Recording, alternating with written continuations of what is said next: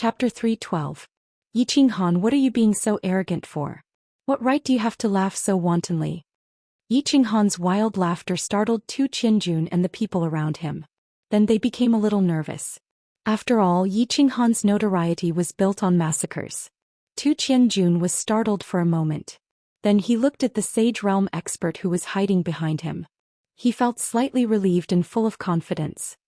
His face turned gloomy as he angrily said, "You still don't understand the situation? Do you think this is still the Tranquil Lake Island? Is there an old thing from your clan here? Today I want to settle the score with you." When Yi Qinghan heard Tu Qianjun's blatant threat, he didn't show the slightest bit of fear. Instead, he laughed even more wantonly. After Tu Qianjun finished speaking, he stopped laughing. However, the corners of his mouth still carried an evil and cold smile as he frivolously said, "Young Master Tu, you didn't stay in your divine city, but you actually dared to come out. I, Yi Qinghan, admire you for being a real man. It just so happens that I also want to settle the score with you. Yi Qinghan, this daddy can't stand people like you the most. You've obtained some so-called fortuitous encounters and yet you're so arrogant. Who do you think you are? Even if you're the second dragon man, aren't you still kneeling in front of our divine city?" When Tu Qianjun saw Yi Qinghan's frivolous and evil smile, his expression became even colder. He extended his hand and pointed at Yi Qinghan as he angrily said, "Who do you think you are? How dare you look down on me?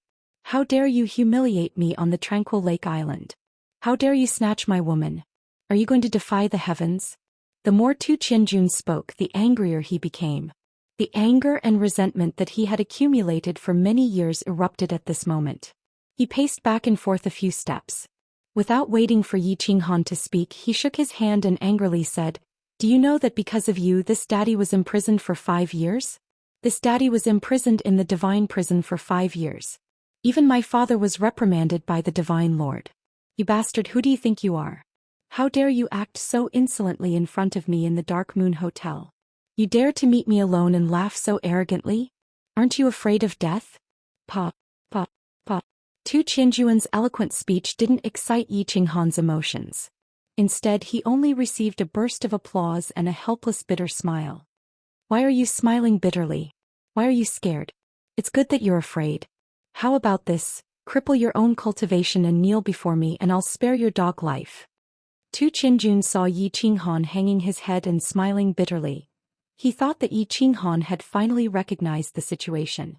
Tu Qianjun grinned evilly. "I'm not afraid. I'm just thinking. For your father to be able to give birth to a fool like you, he must be prepared to defy the heavens." The bitter smile at the corner of Yi Qinghan's mouth turned into a mocking smile. His eyes suddenly became sharp and radiant. His voice was calm, but there was an indescribable coldness in it. "Of course I'm nothing. Compared to a high and mighty young master of the divine city, I'm just a lowly commoner. But what I want to say is, without your father you're not even a lowly commoner. Your status is high, the young master of the divine city, the #1 young master of the continent. But so what? Could it be that just because you're the young master of the divine city, everyone in the continent should kneel before your feet and lick your shoes? That's Shui Wuhan, not me, Yi Qinghan. I, Yi Qinghan, kneel to the heavens, kneel to the earth, and kneel to my parents. I've never kneeled to anyone. Not to mention you, even your master, the divine lord, doesn't have the qualifications. Moreover, who do you think you are? Who do you think your father is? Aren't you just a dog raised by the divine lord? You want to say that I made you stay in the divine prison for 5 years? That's even more nonsense. If you didn't plot against me, would you stay in the divine prison? So many people died on the Netherworld Island. Do you think you can clear your debt by staying in the divine prison for 5 years? It's not enough. Tell me, what right do I have to be so arrogant in front of you? Because I'm stronger than you and because of the blade in my hand." Yi Qinghan wasn't like Tu Qianjun, who was getting more and more agitated as he spoke.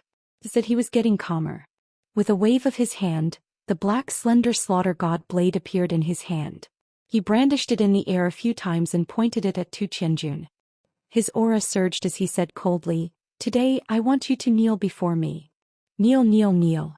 Yi Qinghan's last 2 words seemed to have been enhanced by battle qi, and his voice reverberated in the passageway. In addition to his tyrannical aura, Tu Qianjun and the rest were forced to take a step back. You Tu Qinjun was suddenly shaken by Yi Qinghan's aura and involuntarily took a step back. When he regained his senses, his face was filled with shame and anger. There was a dignified sage and so many experts behind him. What was there to be afraid of? When he looked at Dark Moon, who was behind Yi Qinghan, his face became even gloomier. The corner of his mouth twitched and revealed a trace of cruelty. Yi Qinghan, don't be arrogant with your little strength. Let's see who will kneel today. Yi Qinghan snorted coldly and looked at the golden-robed man behind Tu Qinjun indifferently. He said mockingly, "Isn't there a sage hidden here? I'm not afraid. Let him come out." Tu Qinjun was shocked.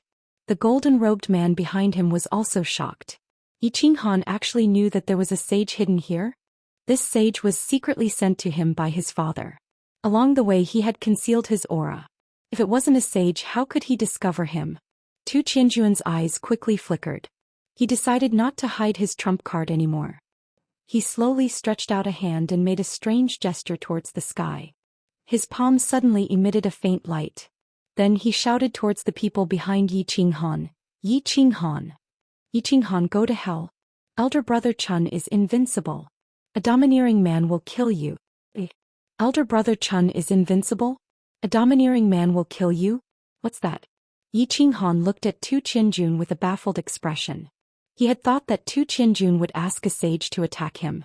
However, he hadn't expected that Tu Qinjun would make a baffling move and say something even more baffling.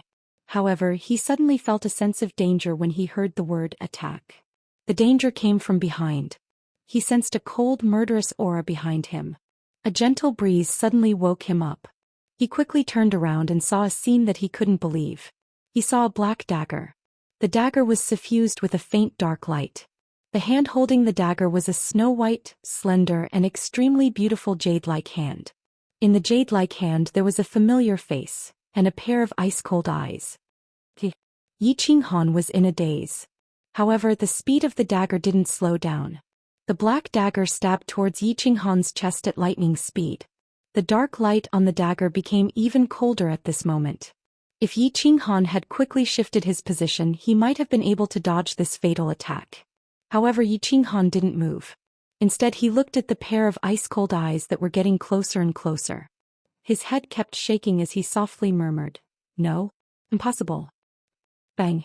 The dagger paused for a moment on Yi Qinghan's body along with a muffled sound. Then it went straight into Yi Qinghan's left chest. However, no one knew that his chest had emitted a faint light. Then it shifted the position of the dagger by a few inches. Yi Qinghan still didn't move even though he had suffered such a big wound. His eyes were still motionless. He looked at the ice-cold eyes in front of him in a daze. The corners of his mouth exposed a bitter smile. He then asked in a trembling voice, "Dark Moon, why?" Dark Moon's eyes weren't as charming as they used to be. Instead, they were so cold that it made people shudder. She didn't answer Yi Qinghan's question. Instead, she gently pulled out the dagger. Then she quickly walked towards Tu Qinjun. She then knelt down on one knee in front of Tu Qinjun. She didn't say anything. Nor did she turn her head to look at Yi Qinghan. It seemed as if the two of them had become strangers. But as Dark Moon pulled out the dagger, blood spurted out from Yi Qinghan's chest. He used one hand to stab the slaughter god blade into the ground so that he wouldn't fall down. He kept covering his chest with his hand, but he still couldn't stop the blood from gushing out. At this moment, he didn't care about the pain in his chest. Instead, he covered his wound and stared at Dark Moon. He kept shaking his head and murmuring. His chest was in pain, but he didn't care about it. At this moment, the most painful thing wasn't his chest but his heart. His heart was in pain. His heart was in pain. The pain penetrated deep into his heart. Chapter 313. Ha! Dark Moon didn't speak, but Tu Qinjun laughed wildly and scrupulously. Why? Dark Moon, tell me why. Yi Qinghan ignored Tu Qinjun and continued to look at Dark Moon in a daze. His hand was still covering his chest, but strangely the blood didn't flow out. I'll tell you why. Yi Qinghan, I'll let you die knowing. After Tu Qinjun laughed, his whole body felt refreshed and he was in high spirits. He looked at Yi Qinghan condescendingly as though he was looking down on all living things. Dark Moon is a secret agent of Dragon City on the surface, but her real identity is a spirit envoy of God City, the most loyal spirit envoy. Our high and mighty god city has ruled the fire dragon continent for thousands of years. Do you think that's all we have on the surface? If it wasn't for the Lord God having no intention to unify the continent, there wouldn't be 3 mansions and 1 island. Humph, my father could become the head of the 4 guards of God City because he had countless spirit envoys under him. Ever since I found out that you and Dark Moon had an affair, I started to plot this. Passionate men in the end always die heartlessly. So the real power behind Dark Moon is God City? You've been plotting against me since the beginning? Dark Moon. Could it be that the feelings you've shown to me have been fake all along? The bet 6 years ago has always been a trap? I don't believe it, Dark Moon. I want you to tell me yourself. Tell me. The sadness in Yi Qinghan's eyes became more intense. He started to roar hysterically. He didn't believe that it was a gentle trap since the first time he climbed onto Dark Moon's pink bed 6 years ago. Not to mention that Dark Moon had revealed her true feelings intentionally or unintentionally. He was still a worthless piece of trash 6 years ago. It was impossible for him to be noticed by the high and mighty God City. After coming to this world for 21 years, this was the first time he had been betrayed. And the one who betrayed him was the woman he had fallen in love with, his first woman. He didn't care about the pain on his body. He had crawled out of pain all his life. However, this was the first time he had been betrayed in his heart, so he was heartbroken and shattered. Dark Moon still didn't say anything. Even her kneeling body didn't move at all. His face was expressionless and his eyes were as cold as snow. Roar. Continue roaring. Crazy, continue to be crazy. Weren't you very awesome just now? Continue acting cool. The more Tu Qianjun saw that Yi Qinghan was in pain, the happier he became. He laughed out loud and the gloominess of the past few years was swept away. Yi Qinghan was infuriated. His eyes flashed with a hint of madness as he roared. He wanted to raise the slaughter god blade and attack with all his might. However, he found that he had no strength left in his body. His battle chi didn't seem to listen to his commands. His body couldn't help but tremble and his expression changed greatly. Wow, what's wrong? You want to kill me? Do you realize that your whole body is weak now? You can't circulate your battle chi anymore? Yi Qinghan, just give up. You are now a complete cripple. Tu Qianjun looked at Yi Qinghan's actions and expression and laughed loudly again. He danced with joy. Our divine city's intoxicated breeze melts the moment it comes into contact with fresh blood. Within half an hour, don't even think about using a single strand of battle chi. How is it? Don't you feel very aggrieved? Grieved? That's right. I want you to die a useless death. Why are you staring at me? Are you not convinced? Come and chop me. Come. Yi Qinghan didn't say anything. His expression was still filled with grief and pain. However, he started to transmit his voice to Elder Lu. Elder Lu, my heart is aching. I'll leave the rest to you. If you don't go through hardships, how can you become a true warrior? A true expert? Elder Lu had been silent all this while and didn't make a move. When Dark Moon's dagger was about to stab him, he used a bit of his divine power to shift the dagger a few inches. When he heard Yi Qinghan's voice transmission, he said softly, "Things have been too smooth for you recently. You've become too comfortable and don't have any sense of danger. That's why I didn't make a move just now. The feeling of betrayal doesn't feel good, does it? I can still bear this little bit of physical pain. It's just that my heart really hurts." Yi Qinghan transmitted his voice again. He sounded extremely desolate. You don't have to feel heartache. I've been observing that girl for a long time. She has indeed fallen in love with you. She did not betray you. Elder Lu transmitted another message to Yi Qinghan, causing him to tremble in fear. Someone planted a soul seed in her. She's obviously being controlled now and can't control herself. That girl opposite us, the beam of light and the strange words that she said just now, stimulated the soul seed in her head and controlled her body. Brother Chun is invincible. Domineering and manly? Yi Qinghan's eyes flashed with a trace of surprise and hatred. His incomparably lonely and heartbroken heart was now replaced by a belly full of rage. Tu Qianjun had actually controlled his woman to kill him. This had touched the bottom of his heart. He hurriedly transmitted his voice to Elder Lu. "Elder Lu, quickly detoxify me. This poison is too vicious. Okay, move. Tu Qianjun, I want to tear him apart with my own hands. Vicious my ass. Do you think that the soul ring on your hand is trash? It's the Soul Emperor's ring. Although the soul ring is damaged, this little poison will be detoxified in a moment. You will be able to control your battle chi in a moment. Elder Lu laughed. Yes, Elder Lu, help me kill that Sage Realm cultivator after I detoxify the poison. I'll deal with the rest. Yiqinghan's voice was cold and he seemed to be really angry. Is this your second request? Elder Lu chuckled. Of course not. Aren't you going to protect me? Now that this sage is threatening my life, are you still not going to help me? Are you waiting for me to die? Yiqinghan, on the other hand, began to practice Tai Chi. Of course, he would not use Elder Lu's 3 chances so easily. The last time he used it on the God-slaying mountain, he felt distressed for a long time. Oh, you little rascal. Fine. If you come a little closer, I will be able to help you kill him without alerting the other sage experts in the nearby passageways. Elder Lu had no choice but to compromise. Yiqinghan was in a good mood. He smiled coldly and looked at Tu Qianjun. Everything happened in the blink of an eye. The conversation between Yiqinghan and Elder Lu had only lasted for a few seconds. Tu Qianjun felt a little strange when he saw Yiqinghan lowering his head in agony. Moments later, Yiqinghan's eyes lit up and he laughed coldly. He did not dare to play around anymore. He turned to the sage expert behind him and said, Old Yi, go and chop off his legs. Make him kneel. The Sage Realm expert nodded gently, walked out of the crowd and slowly walked towards Yiqinghan. Young man, don't blame me. Blame yourself for offending someone you shouldn't have. The golden-robed man sighed at Yiqinghan regretfully. He waved his hand and released a crescent-shaped blade chi. He was about to chop off Yiqinghan's legs. However, this saber chi was suddenly dispersed by a gentle breeze. The sage expert's eyes suddenly widened as if he had seen a ghost in broad daylight. His face turned ashen. He saw a green spiraling blade chi emerge from the ring on Yiqinghan's left hand. This blade chi was so fast that he did not even have time to dodge it. Moreover, this blade chi was too strange. It ignored the battle chi defense on the surface of his body and pierced into his chest, smashing his heart into pieces. Old man, don't blame me. Blame yourself for offending someone you shouldn't have. Yiqinghan returned the old man's words to him and sighed lightly.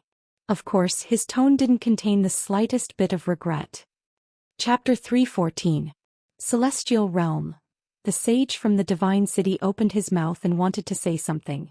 However, a mouthful of blood flowed out from the corner of his mouth, causing him to choke on his words. His eyes were wide open, filled with terror and despair. He understood that the only person who could kill him with a single move was a deity-level powerhouse. However, even at the moment of his death, he did not understand who this deity-level powerhouse was. Elder Lu's sneak attack was very successful. He had crushed his heart and killed him instantly. The strange thing was that even though this sage stopped breathing, he still stood there motionlessly. Elder Yi, why aren't you doing anything? The sage's back was facing Tu Qianjun, and Elder Lu's sneak attack had killed him instantly. Thus, Tu Qianjun didn't feel anything even though he heard the two of them talking. After a while, he saw that the two of them were still standing there and shouted impatiently. Yiqinghan didn't reply or move.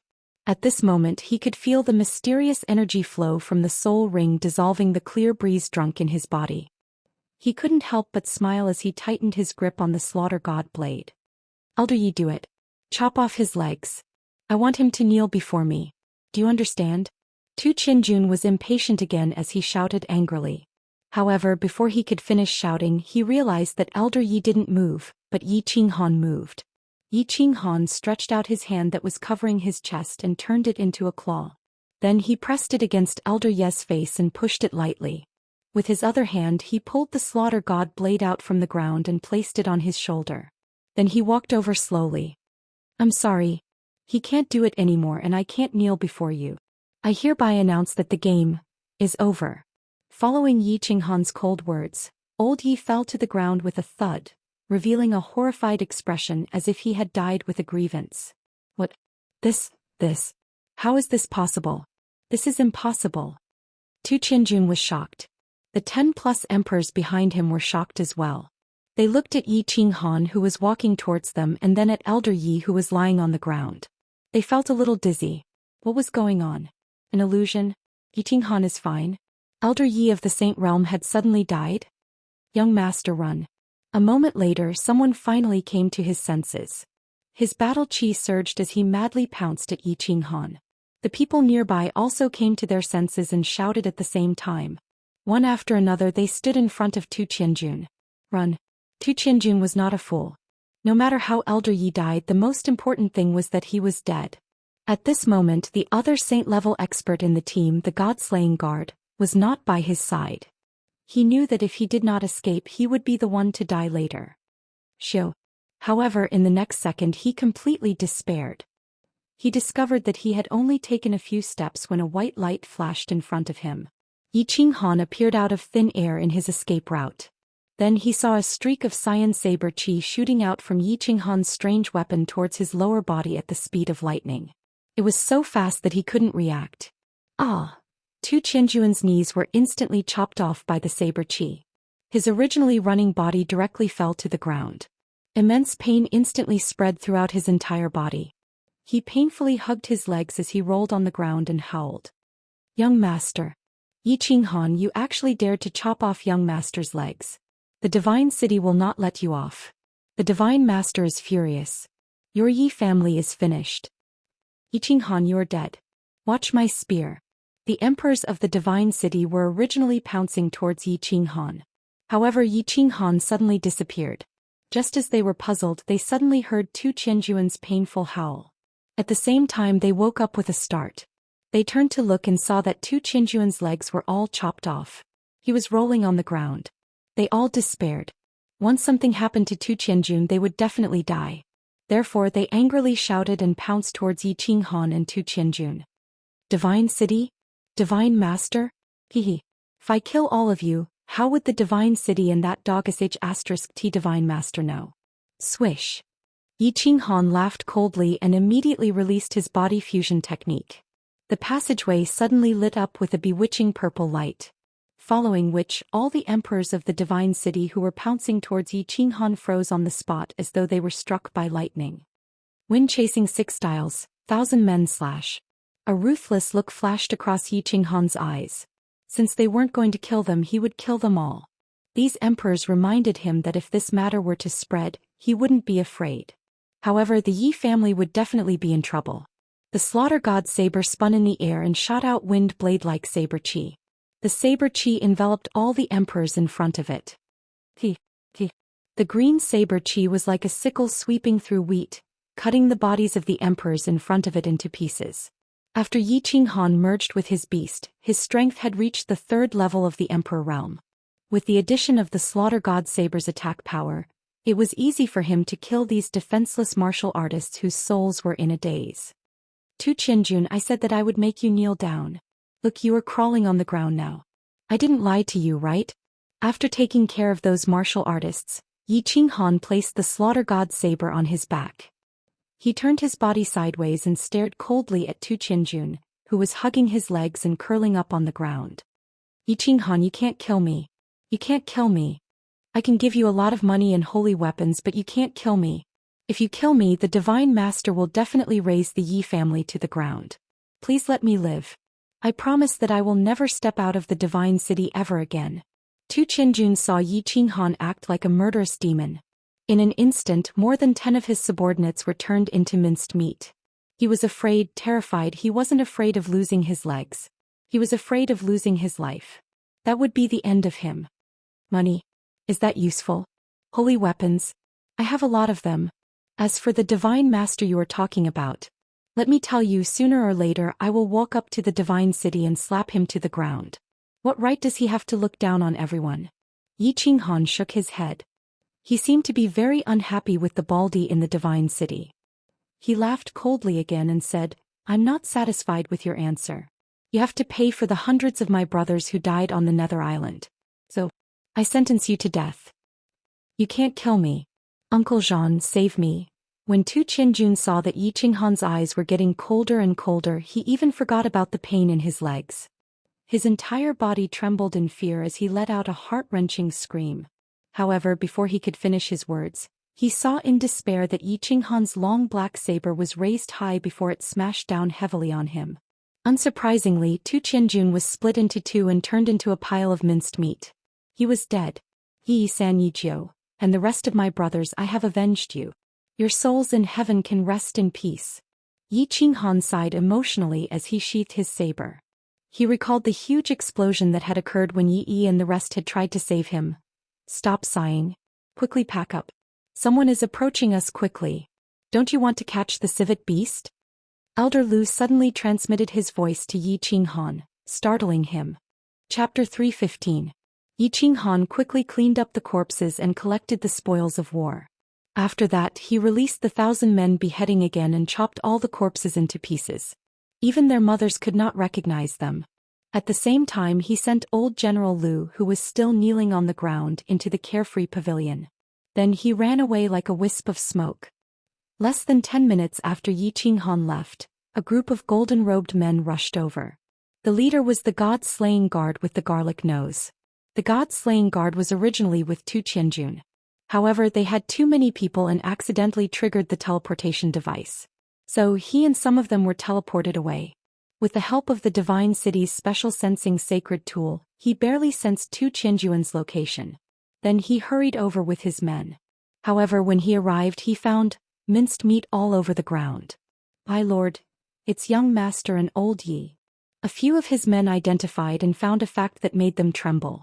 The minced meat on the ground was Tu Qianjun and the rest. Tu Qianjun was dead. Bang! The god-slaying guard breathed out a mouthful of air from his garlic nose. His expression became extremely ferocious and he punched the wall of the passageway, creating a huge hole in the passageway. When he saw the minced meat all over the ground, he knew that something had happened. "Barbarian race and demon race, you old things, you've gone too far. Do you know that? 6th slaying 7th slaying 6th slaying 7th slaying back to the Divine City as soon as possible and send more men over. Damn it, you've gone too far. This time you've really gone too far." The god-slaying guard quickly gave the order. He did not think much and immediately blamed Tu Qianjun and Old Ye's deaths on the barbarian race and demon race. Because the old sages of the House of Ares and Hidden Island were still fighting outside. The only people who could kill Old Yi were the martial sages of the barbarian race and demon race in the passageway. Chase after them. If you can't find the real culprit, all of you will be buried with him. The god-slaying guard roared angrily. He did not even look at the minced meat on the ground and rushed forward. At this moment Yi Qinghan was running wildly. He heaved a sigh of relief when he saw a teleportation device. He stepped on it and disappeared into the passageway. Killing Tu Qianjun was not a small matter. If someone found out about it, this could become a huge matter. At this moment, before he had enough strength and influence, he could not go against the Divine City. If a young man fought with an adult, others would say that he was brave, but if a child challenged a strong man, that wasn't bravery, it was stupidity. "Elder Lu, where is the fragrance beast? Are there any warriors nearby?" As soon as he was teleported, Yi Qinghan immediately looked around and asked after discovering that there was no danger. Elder Lu sent a telepathic message over to Zhou Xian. "Yes, it's not too far away. It's still quite a distance away. Head towards the fork on the right." Yi Qinghan did not hesitate. With the slaughter god saber in his hand, he headed in the direction that Elder Lu had pointed. As he walked he asked Elder Lu, "Dark Moon? How is she? How can she be same as before? Her body is temporarily controlled by that Tu Qianjun. However, Tu Qianjun did not remove the demonic technique. I reckon that it will take some time before it disappears completely. This demonic technique is related to the soul. I'm not proficient in it, so I don't dare to act recklessly," Elder Lu said after pondering for a while. "Soul seed? It's a soul seed, right? How do I remove it? If I don't remove it, won't he be controlled by the Divine City for the rest of his life?" Yi Qinghan was anxious. This was the first time he had heard of such a thing. He felt that it was extremely evil and terrifying. "Oh, if I've already said that I'm not proficient in the soul. I don't have a solution. Plus, Lord Devour takes action, it will definitely work." Elder Lu sighed helplessly as he gave Yi Qinghan directions. "Lord Devour? You know Lord Devour? That's impossible. It's impossible for him to help me. There's no need to think too much. Is there no other way?" Yi Qinghan was puzzled. How did Elder Lu know Lord Devour? Could it be that Lord Devour was a powerful existence in the divine world? However, when he recalled Lord Devour's cold words in the Dark Castle, he felt that it was impossible to beg Lord Devour. After all, Lord Devour had said that even if he died he wouldn't take action. At most he would save Xiaohe before he died. There's another way. Elder Lu's words stunned Yi Qinghan. He was pleasantly surprised. However, his next sentence didn't make him happy. Kill the owner of the soul seed. Then all the people who have been implanted with the soul seed will be saved. Kill the owner of the soul seed? Yi Qinghan smiled helplessly. According to Tu Qianjun, the owner of the soul seed was either a god-slaying guard or the owner of the divine city. The divine master Tu Qianjun. If it was the god-slaying guard there was still a chance. However, if it was the divine master Tu Qianjun, who was a legendary ferocious person who had single-handedly defeated the god-grade experts of the wild continent several thousand years ago, it would be extremely difficult. Divine master, do you know what level of expert he is? Can you deal with him? Yi Qinghan pondered for a while and asked Elder Lu with a glimmer of hope. If he could defeat him he would make use of Elder Lu's opportunity to kill the divine master. After all, Elder Lu was a peak heavenly celestial. That baldy from the divine city? He is also a peak heavenly celestial. If we were in the divine world or other planes I would have a 50% chance of defeating him. However, in the fire dragon plane even 10 of me wouldn't be his match. In this plane only Lord Devour can kill him. He can easily kill other god-grade experts. Elder Lu's words shocked Yi Qinghan. He paused for a moment and asked in surprise, how can the difference be so great? How can he be so strong in the fire dragon plane? This doesn't make sense. If they were both at the peak heavenly celestial, Elder Lu would have a 50% chance of defeating him. However, in the fire dragon plane, even Elder Lu wouldn't be his match? What was going on? There are many things you don't know. I'll tell you later. Turn left quickly, the spirit beast is not far away. Elder Lu reminded Yi Qinghan. Not far away.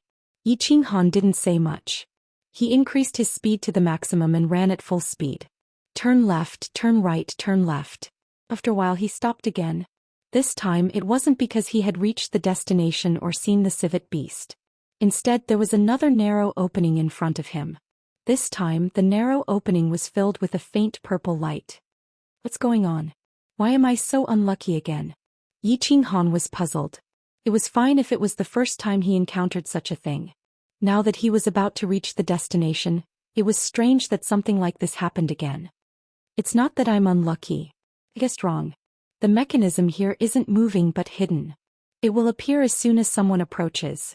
No wonder no one has approached the civet beast for so long. So that's why. Elder Lu answered Yi Qinghan's doubts after a moment of silence. What should we do then? We can't just enter a treasure mountain and return empty-handed. Yi Qinghan was helpless. He could only hope that Elder Lu would come up with a solution. Of course, Elder Lu had a solution. After a moment of silence he said helplessly, "Nonsense. This civet beast can help you enter the Saint Realm quickly. Of course we can't let it go. Alright, I'll use a strand of my divine power to help you break this mechanism." Chapter 316. Get closer to it. Don't touch the mechanism.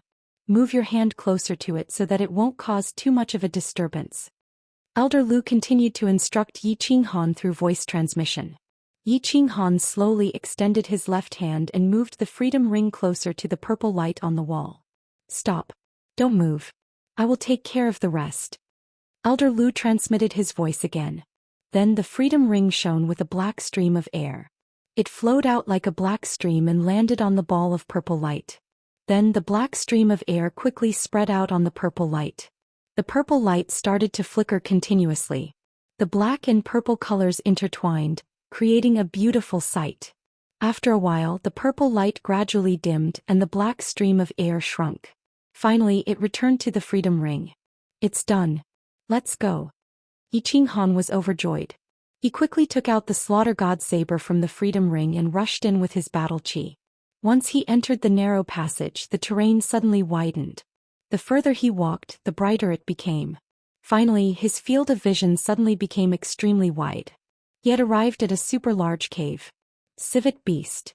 At a glance, Yi Qinghan saw a strange magical beast sleeping soundly on a stone platform in the middle of the cave that was paved with unknown white feathers. This demonic beast was only the size of 2 palms. It looked like a mink and a fox at the same time. From head to toe, It was covered in pink fur that emitted a faint glow. There were 3 horns on its head and it was snoring softly. The 3 horns were swaying continuously. That's right. This is a spirit beast. This spirit beast is considered a treasure in the divine world. It is very beneficial to martial artists below the divine tier. Quickly get closer to it. If it wakes up, get closer to it as fast as you can.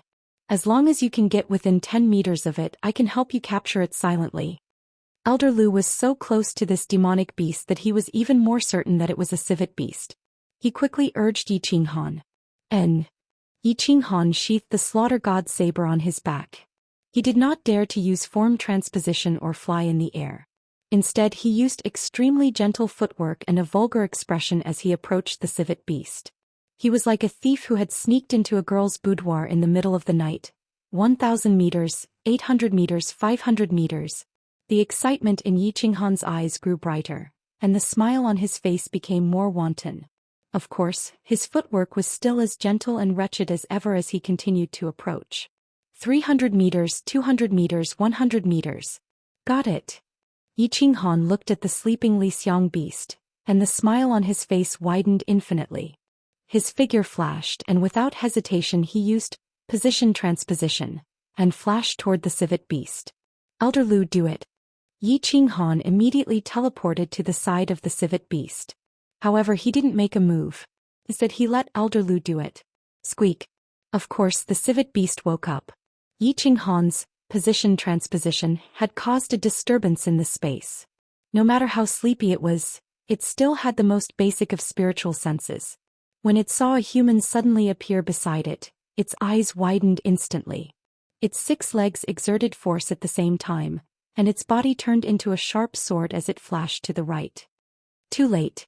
At this moment, a stream of air suddenly emerged from Yi Qinghan's freedom ring. This stream of air quickly turned into a translucent giant hand, which directly grabbed the civet beast. Then it quickly retracted and disappeared into the freedom ring. Nice. Yi Qinghan's eyes were full of smiles. His tensed body finally relaxed, and at the same time he trembled with excitement. Although he didn't know the specific use of the civet beast, it didn't stop him from analyzing the value of the civet beast from Elder Lu's words. How could something that could quickly help him break through to the Saint Realm be ordinary?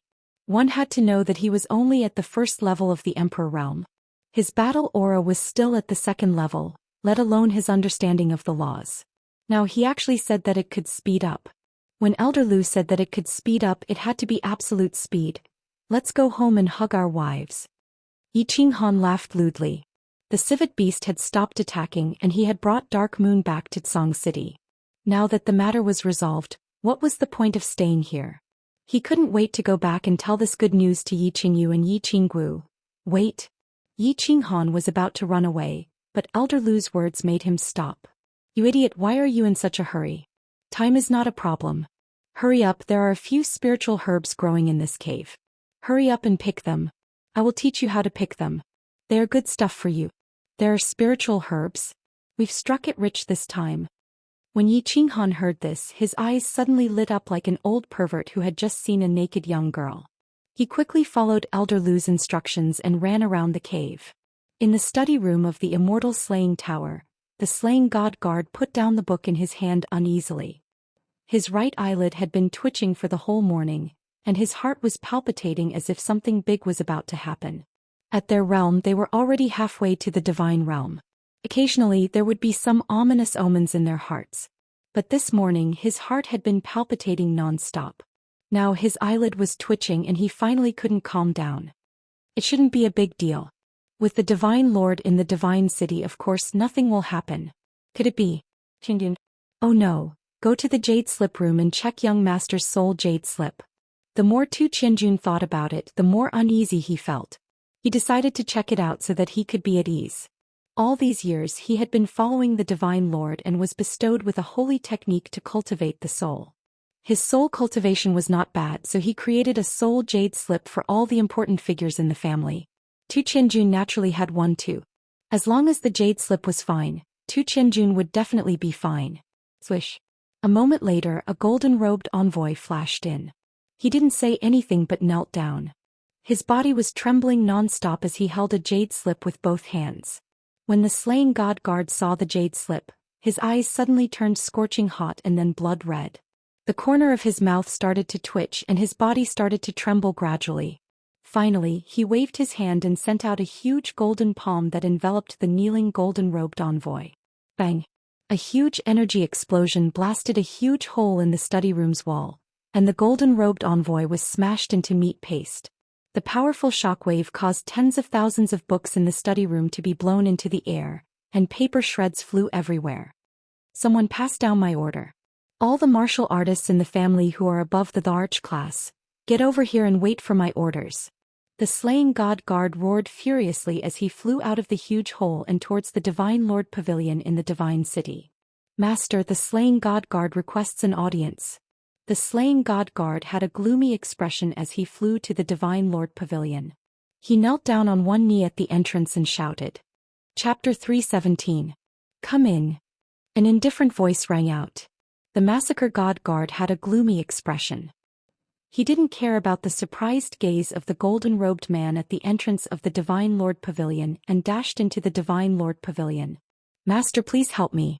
King has been killed.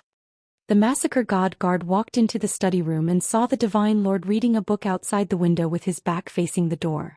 The massacre god guard quickly knelt down and kowtowed to the Divine Lord. Huh. The Divine Lord let out a surprised sound and turned his head around slowly. A pair of strange eyes flickered as he looked at the massacre god guard and said, Qianjun is not in the city? Tell me what happened. Didn't the civet beast appear not long ago? I have also reported to you that the civet beast appeared in the barbaric mountain range.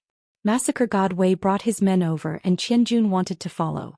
I sent Elder Yi to protect him, but something happened. Massacre god Wei's eyes were filled with tears. He had a son at an old age and this son of his did not disappoint him.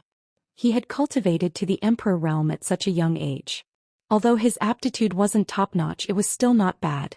He had hoped that Tu Qianjun would take over his position in the future, but unexpectedly... Wait, let me check.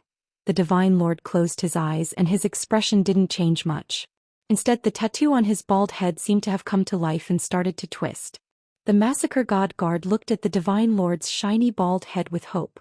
He knew that the Divine Lord would definitely take action if he could find out who killed Tu Qianjun. However, the Divine Lord definitely wouldn't let him act recklessly if he couldn't find out who killed Tu Qianjun. How is it? The Divine Lord opened his eyes slowly after a while, and the massacre god guard asked anxiously. I can't find out the exact situation. Everyone is in the center of the barbaric mountain range and many of them are in that cave. My divine senses can't check the situation inside. The Divine Lord shook his head slightly. Master, how is this possible? Is there a place in the Fire Dragon continent that your divine senses can't check? The massacre god guard panicked when he heard that. However, the moment he said that, he knew that he had said something wrong and he quickly kowtowed again. Are you doubting my words? The Divine Master snorted coldly, and a look of dissatisfaction flashed in his eyes. When he saw the massacre god guards kowtowing again, he explained after a moment, that cave was the abode of a very powerful sky god in the past. The restrictions he set up were very mysterious. If I don't enter the cave, I can't investigate. Then what should we do? When the massacre god guard heard that, he became even more flustered and exasperated. His eyes flickered as he clenched his teeth and said, Master, can you please take a step forward and investigate? As long as you can help me take revenge, I will forever be your sole slave. Divine Master Tu was clearly displeased with the bold request of the god-slaying guard. With a cold snort, he turned around and actually said nothing more. Bang bang bang. The massacre god guard also knew that his request was too much. However, he was currently dizzy from hatred, so he did not speak. Instead, he kept kowtowing to the Lord God, causing the floor to produce loud bangs. I won't make a move. That cave is currently occupied by a divine beast, and that divine beast is related to the dark forest. I can't deal with that old thing for now. Therefore we can't attack. After a while, perhaps the pleading of the god-slaying guards had moved the Master God. The Master God actually started to explain. However, as he spoke, he paused again and looked into the distance. Then he used a very cold tone to ask them to leave. That Tanuki beast should have been captured by someone, and that divine beast is running towards the barbaric mountains from the dark forest. You don't have to beg. It's useless even if you beg. I won't make a move. You can leave now. When the massacre god guard heard the Lord God's increasingly cold voice, he knew that the Lord God had already made up his mind. After following the Lord God for so many years, he was very clear that Lord God would definitely not change his mind once he made up his mind. He kowtowed on the ground again and left in a daze. You can mobilize the people in the divine city. Go and investigate yourself. Once you find out, I will help you. Remember, just investigate and don't make a move. Otherwise, if there's a mess, you can kill yourself. When the massacre god guard was walking out in a daze, a faint voice transmission entered his ears. This made the massacre god guard perk up, and he hurriedly flew towards the immortal slaying tower. A moment later, countless horse carriages came out of the divine city's west gate and rushed towards the east, bringing up clouds of dust. This is the Kirin fruit. Wow, I'm going to be rich this time. Yi Qinghan held a bright and glistening fiery red fruit and swallowed a few mouthfuls of saliva. He took another look and threw it into the unfettered ring. Elder Lu, do you have more? Quick, this place is good. There are so many good things. Yi Qinghan rubbed his hands again and transmitted a message to Elder Lu. In the dark area of the cave just now, he actually plucked 3 types of spiritual medicine and spiritual fruits that only appeared in books and legends. These spiritual medicine and spiritual fruits grew in a remote area and seemed to be isolated by something. Without Elder Lu's help, Yi Qinghan would definitely not have discovered them. That was why he continued to ask for Elder Lu's help. Elder Lu. Yi Qinghan hurriedly asked in surprise when Elder Lu didn't respond to his transmission. Quick run. There's a divine beast approaching us. We'll be in trouble if we're discovered. Elder Lu finally transmitted a message over, but it made Yi Qinghan's face change drastically. Divine beast. There's actually a divine beast approaching. There's no need to run. Its divine sense has already locked onto you. You can't run away. Just wait here. Listen to my instructions later. Yi Qinghan was just about to run away when he heard Elder Lu's transmission. Damn, locked onto? Yi Qinghan wanted to cry but had no tears. At this moment he finally understood why there was such a strange transmission array mechanism in this place. It was clearly to protect the civet beast, and the inexplicable restriction on the spirit herbs and spirit fruits was also set up by someone. Just now he had a faint suspicion that this cave had an owner. He hadn't expected that his suspicions would come true. He had captured the owner's disciple and taken the owner's spiritual medicine, only to be discovered.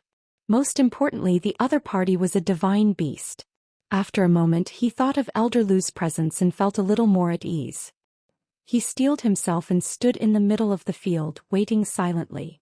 Yi Qingyo was very worried, but it wasn't the powerful divine beast in the lake that made him afraid. 3 upper-tier divine beasts had suddenly appeared, and the unknown divine beast in the lake was at the peak of the upper tier. However, the House of Ares had sent many sage experts this time, as well as the experts from Hidden Island, so he wasn't afraid of these 3 divine beasts. He was worried about Yi Qinghan. It had already been half an hour since Yi Qinghan had entered the cave. The battle here was still in a stalemate. These 3 divine beasts had frighteningly strong defenses. He and Yi Baihu couldn't separate from each other to enter the cave to look after Yi Qinghan, so he was very worried. After a moment his worry turned into shock and then into fear. The expressions of all the saints outside the cave changed drastically at the same time, and they all looked towards the sky in the north in horror. Humph. An extremely powerful and suffocating aura came from the northern sky. This aura was like a meteor that was rushing toward them. It was followed by a cold snort filled with anger. All the sage experts felt as if their hearts had been hit by a heavy object, and they almost vomited blood. When the 3 divine beasts heard this cold snort, they howled in unison and attacked even more fiercely. Chapter 3:18. Zhoush. While they were dealing with the holy beast's attacks, they looked to the north. However, they only saw a faint pink light, and then the aura disappeared into thin air outside the cave. Baihu, I'll hold this holy beast. You go get little Han. The fear in Yi Qingyo's eyes increased. His battle aura surged as he roared crazily. A faint kuei emerged behind him, crazily pouncing on the holy beast in the lake. Yi Baihu looked at the crazy Yi Qingyo and knew the situation was serious. That terrifying aura was the aura of a divine beast. Now that the divine beast had entered the cave, everybody inside would be in danger, including Yi Qinghan. Brother Kuei, I'm going. Yi Baihu's eyes twinkled like lightning. Why didn't Yi Ruoshui show up? However, he couldn't care that much right now. He stomped his feet and dashed toward the cave. That cold snort that could make people vomit blood had stifled the Saint Realm experts outside the cave. At the same time, all the people inside the cave changed their faces. The Feng family's people were fighting against a small team of the barbarian tribe again. Unexpectedly, that cold snort scared them so much that they shivered. They didn't dare to fight anymore and started to run away. The members of the monster clan were frightened. They didn't dare to run around to find the Fragrancely heading toward the cave's exit. Although the god-slaying guard was enraged, he didn't dare to look around. Without the godlord, he didn't have the confidence to fight against a god realm expert. Anyway, it wasn't his son who had just died. Of course, Yi Qinghan also heard that cold snort. Although he gave a forced smile, he wasn't afraid. His tense body relaxed. As he was locked, he couldn't run away. Then he had to fight. He didn't believe that Yi Ruoshui would let him die. He didn't believe that Lord Devour wouldn't care about him. He didn't believe that old Lu at the peak of heavenly god realm couldn't deal with a divine beast. He knew that he wasn't fighting alone. He wasn't the seventh son of the Yi family. He wasn't afraid. Buzz. Along with the space fluctuation, he finally saw the owner of that cold snort. At this moment, a pink figure appeared in the sky above the cave. It was an enlarged Fragrancely. It had the same appearance, the same pink triangular hexapod. However, this Li Xiang beast was standing and it was also wearing a pink robe. Its eyes were exactly the same as a human's, filled with cold arrogance. Despicable human, how dare you? The moment this godly beast appeared in the cave, it could not help but look at the stone platform covered in white feathers in the middle of the cave. It saw that the stone platform was empty. It turned its head and the coldness in its eyes intensified. When it opened its mouth, it actually had the same female voice as Madame Jiao in the dark forest. Hee senior, don't be angry. I just came out to buy some soy sauce and accidentally stumbled into a treasure trove. I'll leave immediately. Yi Qinghan chuckled, rubbed his hands and said with some shame. When this godly beast heard Yi Qinghan's words, the coldness in its eyes turned into anger. Its whole body surged violently, and it directly pressed down on Yi Qinghan's body. It said angrily, "Lowly human, you can't go anywhere today. Kneel down." When this wave of aura fell on Yi Qinghan's body, Yi Qinghan suddenly felt as if a divine mountain had collapsed. His body suddenly bent and he almost fell to the ground.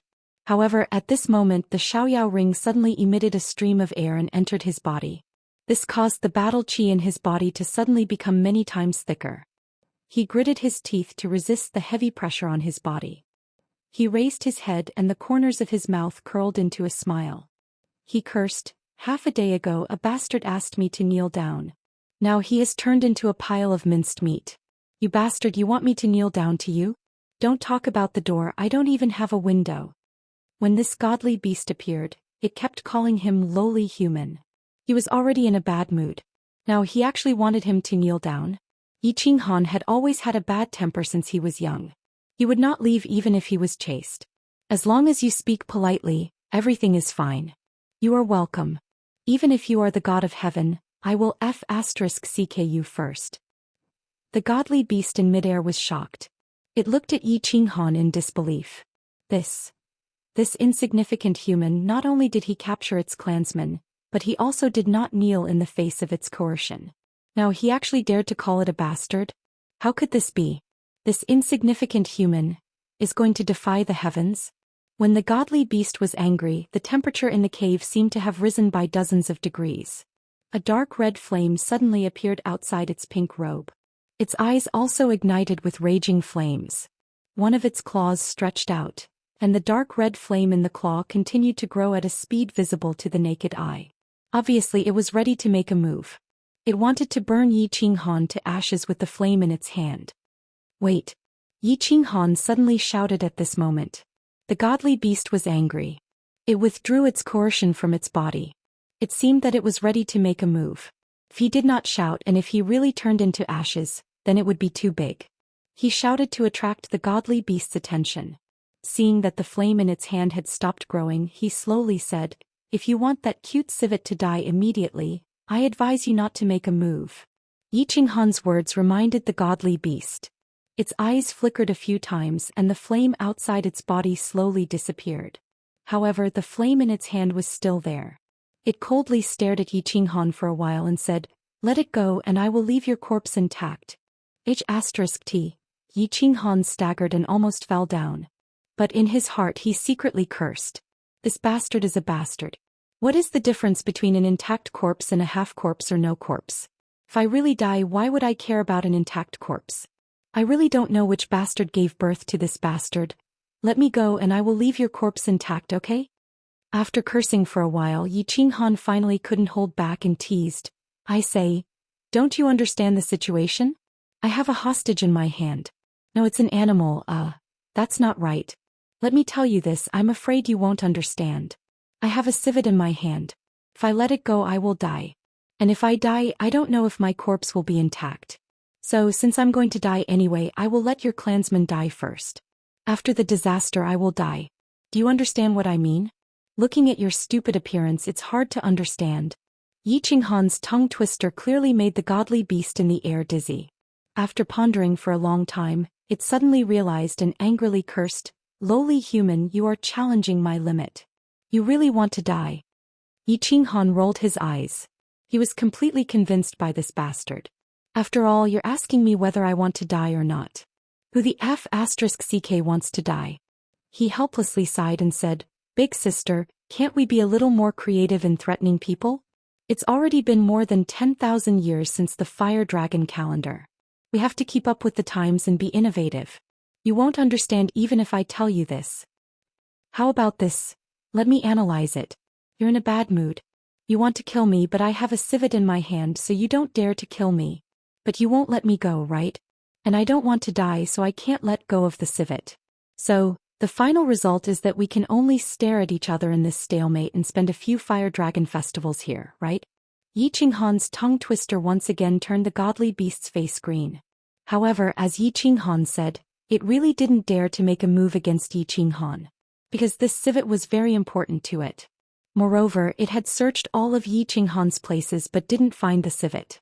It could feel that the civet was still alive, but it didn't know where, so it hesitated. Chapter 319. Of course, it had checked Yi Qinghan's 2 rings, but it was obvious that its thinking had gone astray. It thought that Yi Qinghan was such a small human being, and it would be considered heaven-defying if he had a space ring at most. The space ring could not store living things, but the Xiang beast was still alive. Moreover, Yi Qinghan's increasingly unscrupulous attitude made it even more suspicious, so it did not dare to make a move. "Let it go and I'll let you go." After thinking for a long time, the mythological beast finally suppressed its anger and said in a low voice. It finally figured it out. Since it wanted to save the Xiang beast, it could not kill Yi Qinghan at this moment. Moreover, its subordinates were still fighting outside. It wanted to let Yi Qinghan live for a while longer and then vent its anger on other intruders. Originally, it thought that the Xiang beast was staying in the cave, and with the protection of the transmission portal, nothing would happen to it. Therefore, it used its divine sense to sense that there were many warriors in the barbaric mountains, but it did not care. It continued to reminisce with its old friends in the dark forest, but it did not expect that the Xiang beast would suddenly disappear from the cave, so it rushed back as fast as it could. Still, not good. Yi Qinghan also had a headache. He had encountered a mythological beast, and it seemed that this mythological beast had a close relationship with the Xiang beast. It would be a pity to let it go, but if the Xiang beast still wanted to kill him, then it would not be worth it. You are challenging my bottom line." The mythological beast was so angry that its whole body slightly trembled, and the flames once again appeared. Encountering such a human, it could not help but burn with lust. How about this, let me go." Yi Qinghan thought for a while and very seriously said, "Let me bring the Xiang beast back to play for a while. This small beast is very cute and I like it very much. Don't be angry, I have one of my biggest strengths, and that is, I absolutely keep my word. You can rest assured. You are courting death." The mythological beast finally could not bear it anymore, and its body once again emitted flames, preparing to attack. "Wait a little longer." When Yi Qinghan saw this, he immediately waved his hand to stop the mythological beast's impulsive behavior. He nodded seriously and said, let me think for a while, just a little while. You rest for a while first. I'll be done right away.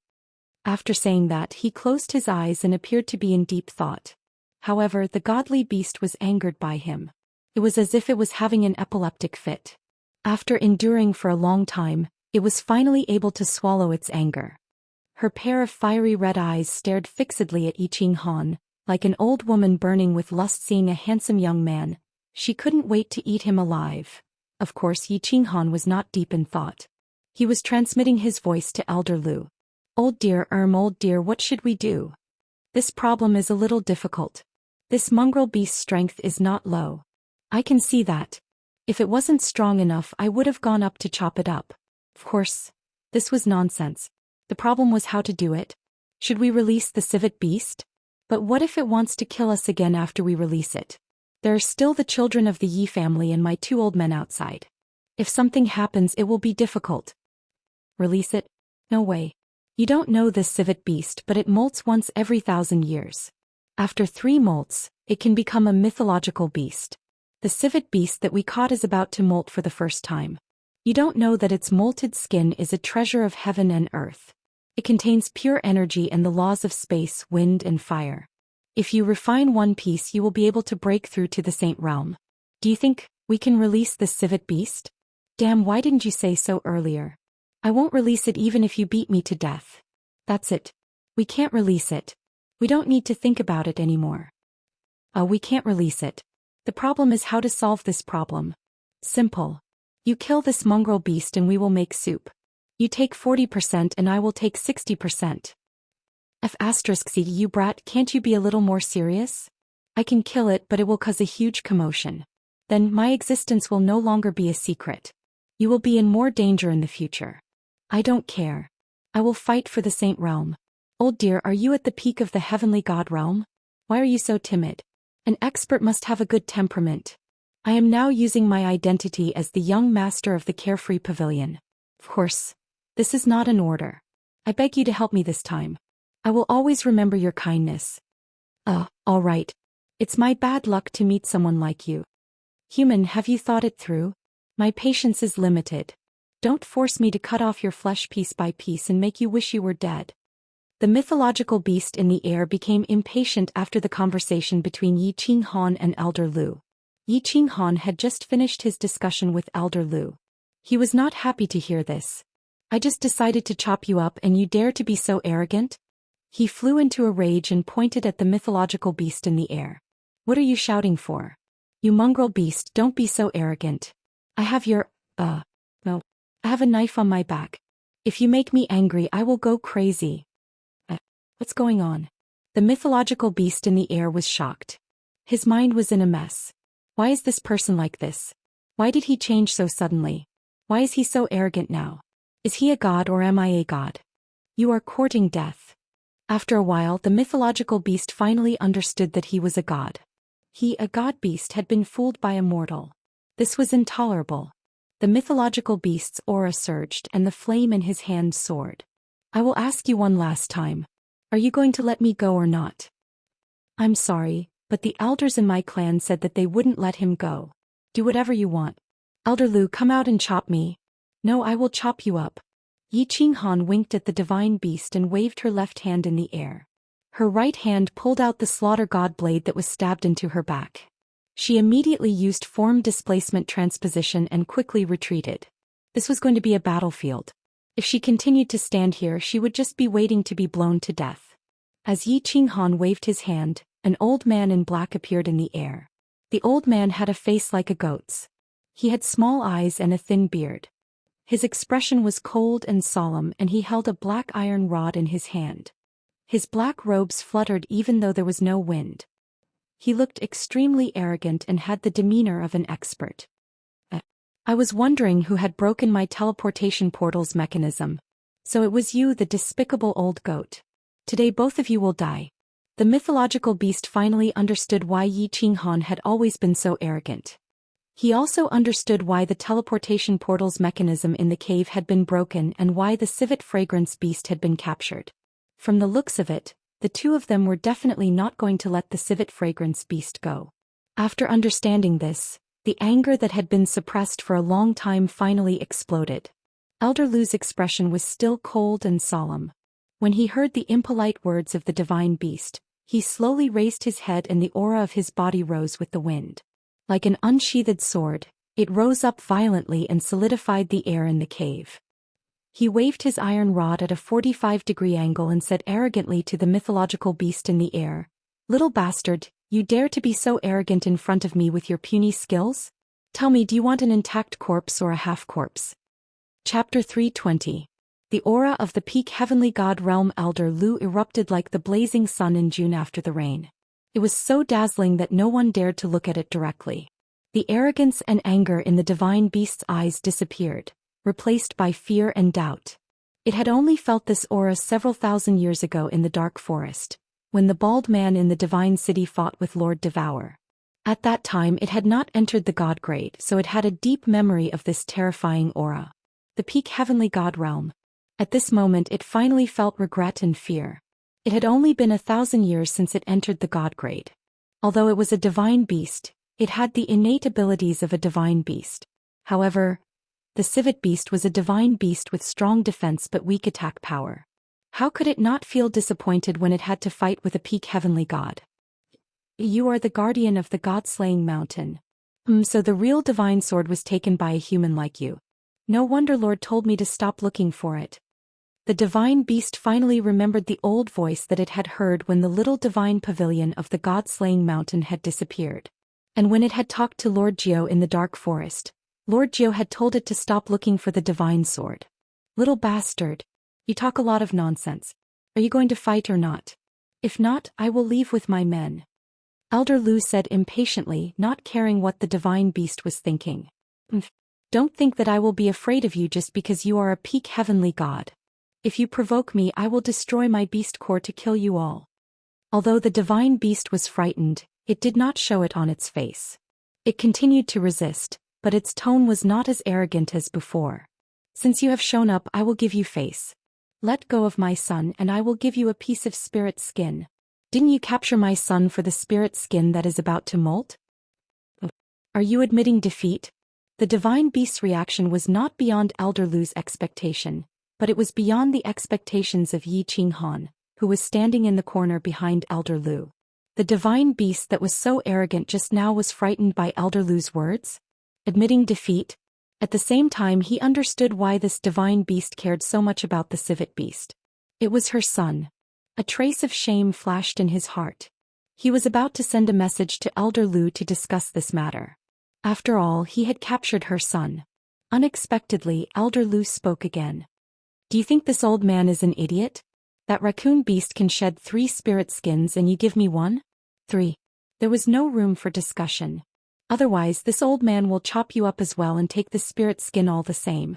Elder Lu's attitude was very unyielding. After all, experts had their own pride. Otherwise he would not have made a move. Once he made his move, he would not rest until he saw blood or treasures. Of course, if he could avoid fighting, he definitely wouldn't. After all, if he were to fight, all the restrictions in this cave would definitely be broken. At that time, his existence would definitely be known by the entire continent. He didn't really care about it, but he was afraid that he would implicate Yi Qinghan. 2 pieces. If you have more, I'll start a war. The mythological beast was clearly enraged and its entire body was trembling. $3 if you want to fight, I'll fight. Elder Lu snorted coldly.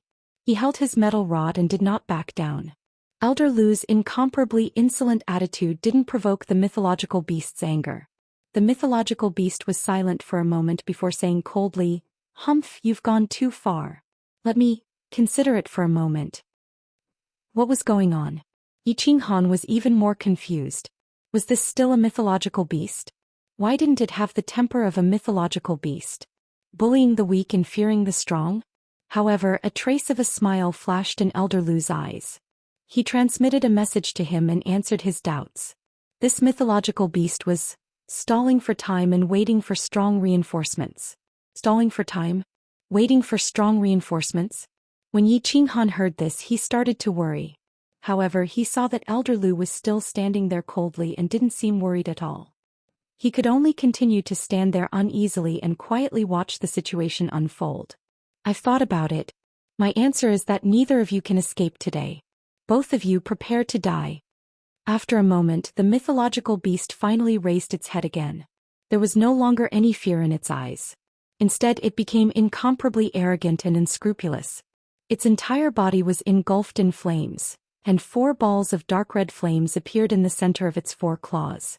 Its aura was boundless and it seemed like it was ready to attack. Strong reinforcements have arrived? Yiqing tensed up. For this mythological beast to be so unscrupulous in front of a peak heaven god like Elder Lu, it seemed like this strong reinforcements were extremely powerful. Could they have invited a peak heaven god or a god general? After a moment, the space in the cave fluctuated, and a figure appeared out of thin air. Yiqing glanced over and immediately understood why Elder Lu was so calm. The corners of his mouth curled into a smile. Madame Zhou, these 2 people captured my son and want to kill me. Help me kill them quickly. The mythological beast was overjoyed when it saw the newcomer. At the same time, a trace of arrogance and anger appeared in its eyes. That's right. It was the housekeeper of the Dark Castle, the 9-tailed fox Madame Zhou, a peak heaven god divine beast. When the mythological beast Li Xiang saw Elder Lu, it knew that something was amiss. It immediately transmitted a message to Madame Zhou, requesting for her help. It didn't expect Madame Zhou to agree immediately. It was only then that it became confident. After all, Madame Zhou was not only a peak heaven god divine beast that had become a god thousands of years ago, but more importantly she had Lord Devour behind her. The king of the Flame Dragon continent, the invincible Lord Devour. Madame Zhou was wearing a black swallow-tailed coat today. She looked as elegant as ever, like a charming gentleman. She appeared out of thin air in the cave. She didn't release her aura, nor did she pay any attention to the enraged mythological beast Li Xiang. Instead she stretched out 2 furry paws and cupped her fists at Elder Lu. Greetings, Elder Lu. At the same time she once again looked at Yiqing who was behind Elder Lu. Her furry face revealed a smile that was identical to a human's, and she said in a very friendly manner, "Little Han, long time no see." This time, Elder Lu didn't act tough. He put away his metal rod and smiled at Madame Zhou. He didn't say anything and just stood there with his hands clasped behind his back. Yiqing face was full of smiles as he sheathed the slaughter god's saber on his back. He took light steps forward and stood beside Elder Lu. He cupped his hands and bowed to Lord Zhou. Similarly, he said in a friendly manner, "Lord Zhou, long time no see. Madame Zhou, they captured my son and treated me like this. You must help me. I want to kill them." The mythological beast Li Xiang was anxious. Why was Madame Zhou talking to this human the moment she arrived? She hurriedly emphasized the crimes of these 2 people. She thought that she and Madame Zhou belonged to the same bloodline of mythological beasts. Moreover, they had known each other for a long time and had a good relationship. Madame Zhou would definitely help her. As long as Madame Zhou helped her, these 2 people would definitely die. Little San, forget it. This young man, you can't afford to offend him. When Madame Zhou heard the mythological beast's angry roar, she looked over helplessly and sent a voice transmission to the mythological beast. Can't afford to offend him? Of course I can't. He's a peak heaven god, so I can't afford to offend him. Madame Zhou is so powerful that you can't. The mythological beast became even more anxious when she heard Madame Zhou's words.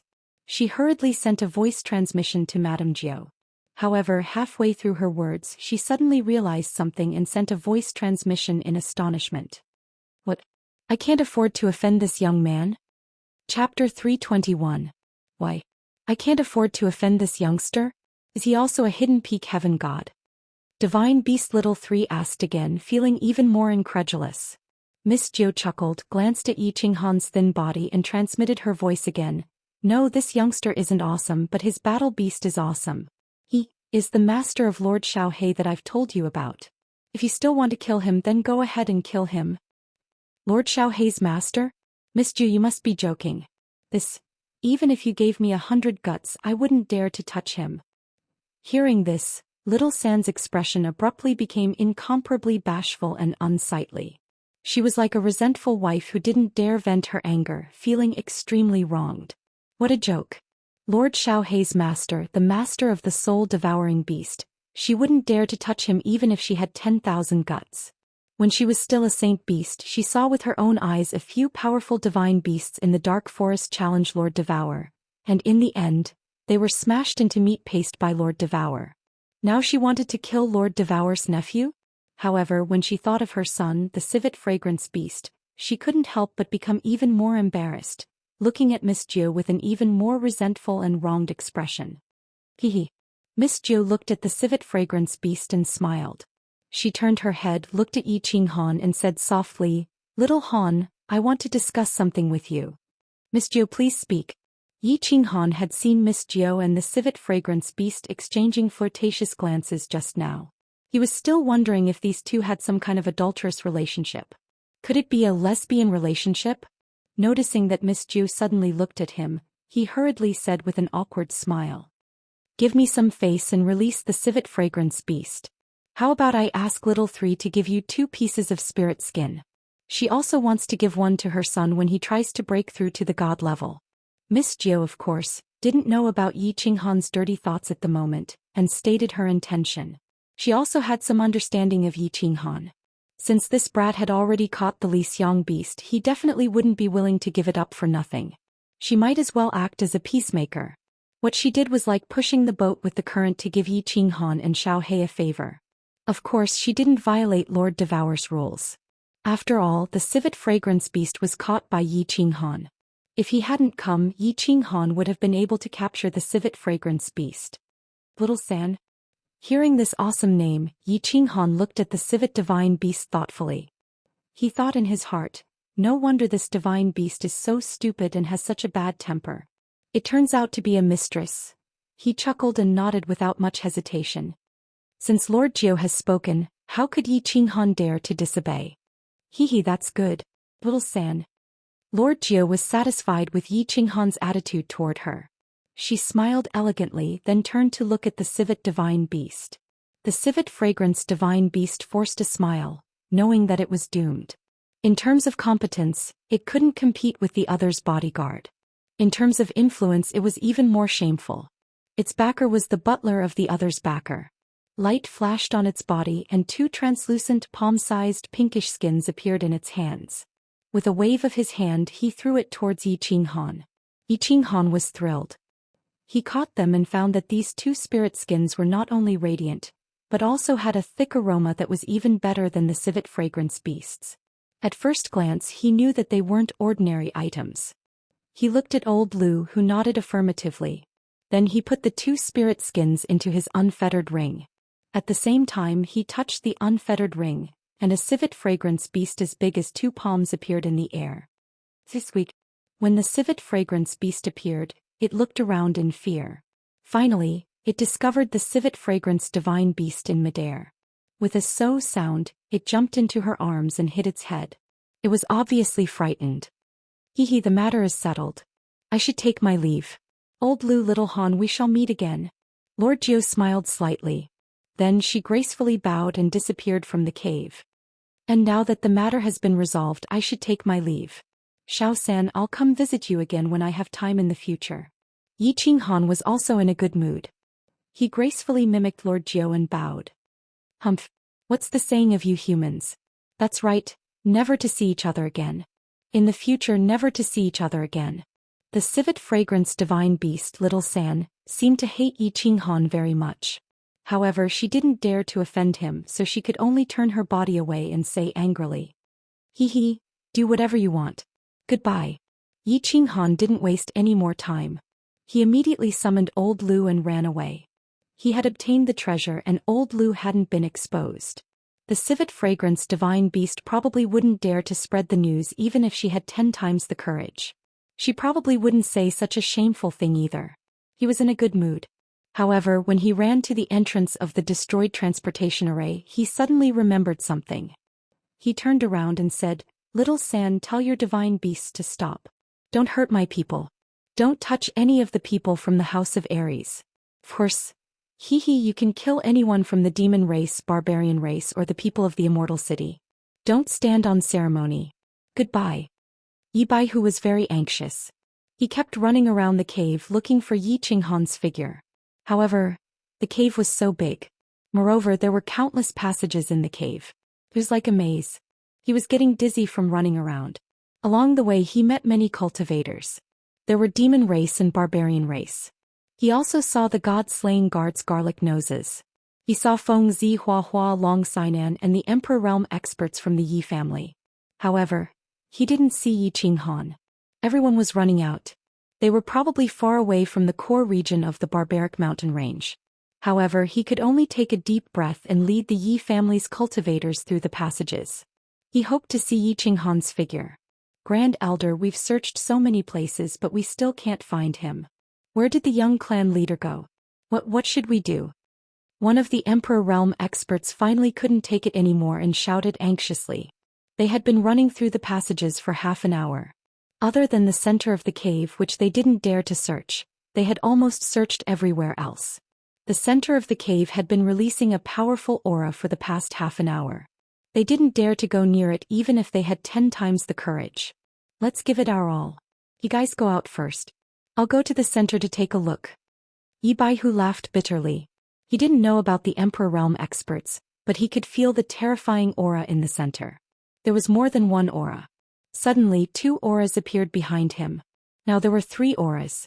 However, he had almost searched everywhere. He had no choice but to grit his teeth and prepare to go to the center to take a look. This Grand Elder, you can't go. That place is too terrifying. The martial artists of the clan immediately panicked.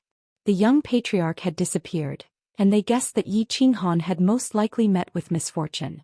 If the Supreme Elder were to go now, what if something unexpected happened? How were they going to explain it to him? Chapter 322. I've made up my mind. This is an order. Yi Baihu's face was filled with determination.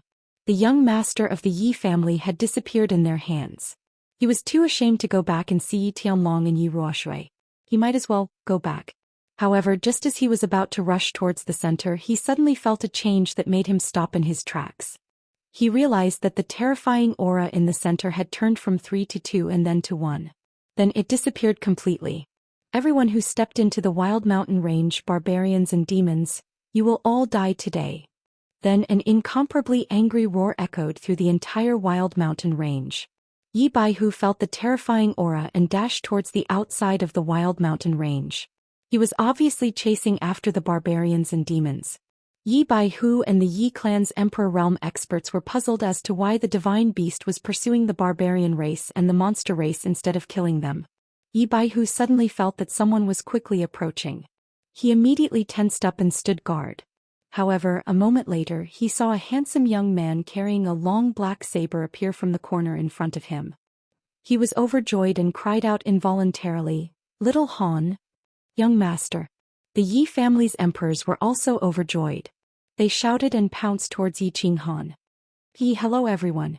What a coincidence. Yi Qinghan scratched his head. He looked at the emotional Yi Baihu and the Yi family's emperors who had tears in their eyes. He was very touched and smiled shamefully. Kid, where did you go just now? Don't you know how hard it was for us to find you? Why are you crying? Useless. Yi Baihu rushed over and carefully looked at Yi Qinghan. He realized that he was fine. He looked at the Yi family's emperors who had tears in their eyes and quickly scolded them. However, as he spoke, his voice began to choke up and he almost burst into tears. They couldn't be blamed. Just now, under that powerful aura, they were worried and afraid. They searched for half an hour. Her heart had already turned cold. She thought that Yi Qinghan had already. Now that she suddenly saw Yi Qinghan appear, she was naturally excited. They had taken a liking to this well-behaved, sensible, mild-tempered, but stubborn youth from the bottom of his heart. Yes, it's Qinghan's fault. I'm sorry for making you worry. Yi Qinghan was moved to tears when he saw everyone's true feelings. He wanted to explain, but he couldn't say anything. Alright, there's no need to say more. It's good that you're back. Hurry up and get out. Your grandpa Green Ox must be anxious to death. I wonder what's going on outside. Yi Baihu didn't wait for Yi Qinghan to finish speaking. He waved his hand and pulled Yi Qinghan out. Everyone followed him out. After wandering around for half a day, they were very clear about the few passages that didn't have transportation formations. After walking for a while, Yi Baihu saw a person suddenly rush out from a corner. He was dressed in rags and his eyes were bulging. Who else could it be but Yi Qingyo? Baihu, little Han. You're fine. That's great. Yi Qingyo's face was full of anxiety. There were a few wounds on his body and he looked very miserable. He was overjoyed when he saw Yi Baihu and Yi Qinghan. He quickly rushed over and carefully looked at everyone. Seeing that everyone was fine, he was in a good mood and his face was full of joy. "Grandpa Green Ox, your injuries?" Yi Qinghan was moved again. He didn't call Yi Qinggu Grand Supreme Elder and directly called him Grandpa. In any case, he was going to marry Yi Qinggu soon. He asked anxiously when he saw that Yi Qingyo was covered in blood. "It's just a minor injury. It's good that you're fine. Let's go. Don't say so much. We'll talk after we leave the barbaric mountains." Yi Qinghan waved his hand unconcerned. Remembering that they were still in a dangerous place and afraid that the divine beasts would return, he quickly became serious and called everyone out. Yi Qinghan actually wanted to say that it was fine. They could walk slowly and it would be fine even if they stayed here for a month or so.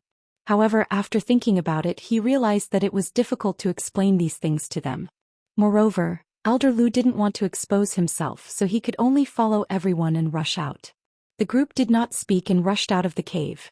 However, they didn't see the three divine beasts, nor did they see anyone else from the House of Aries.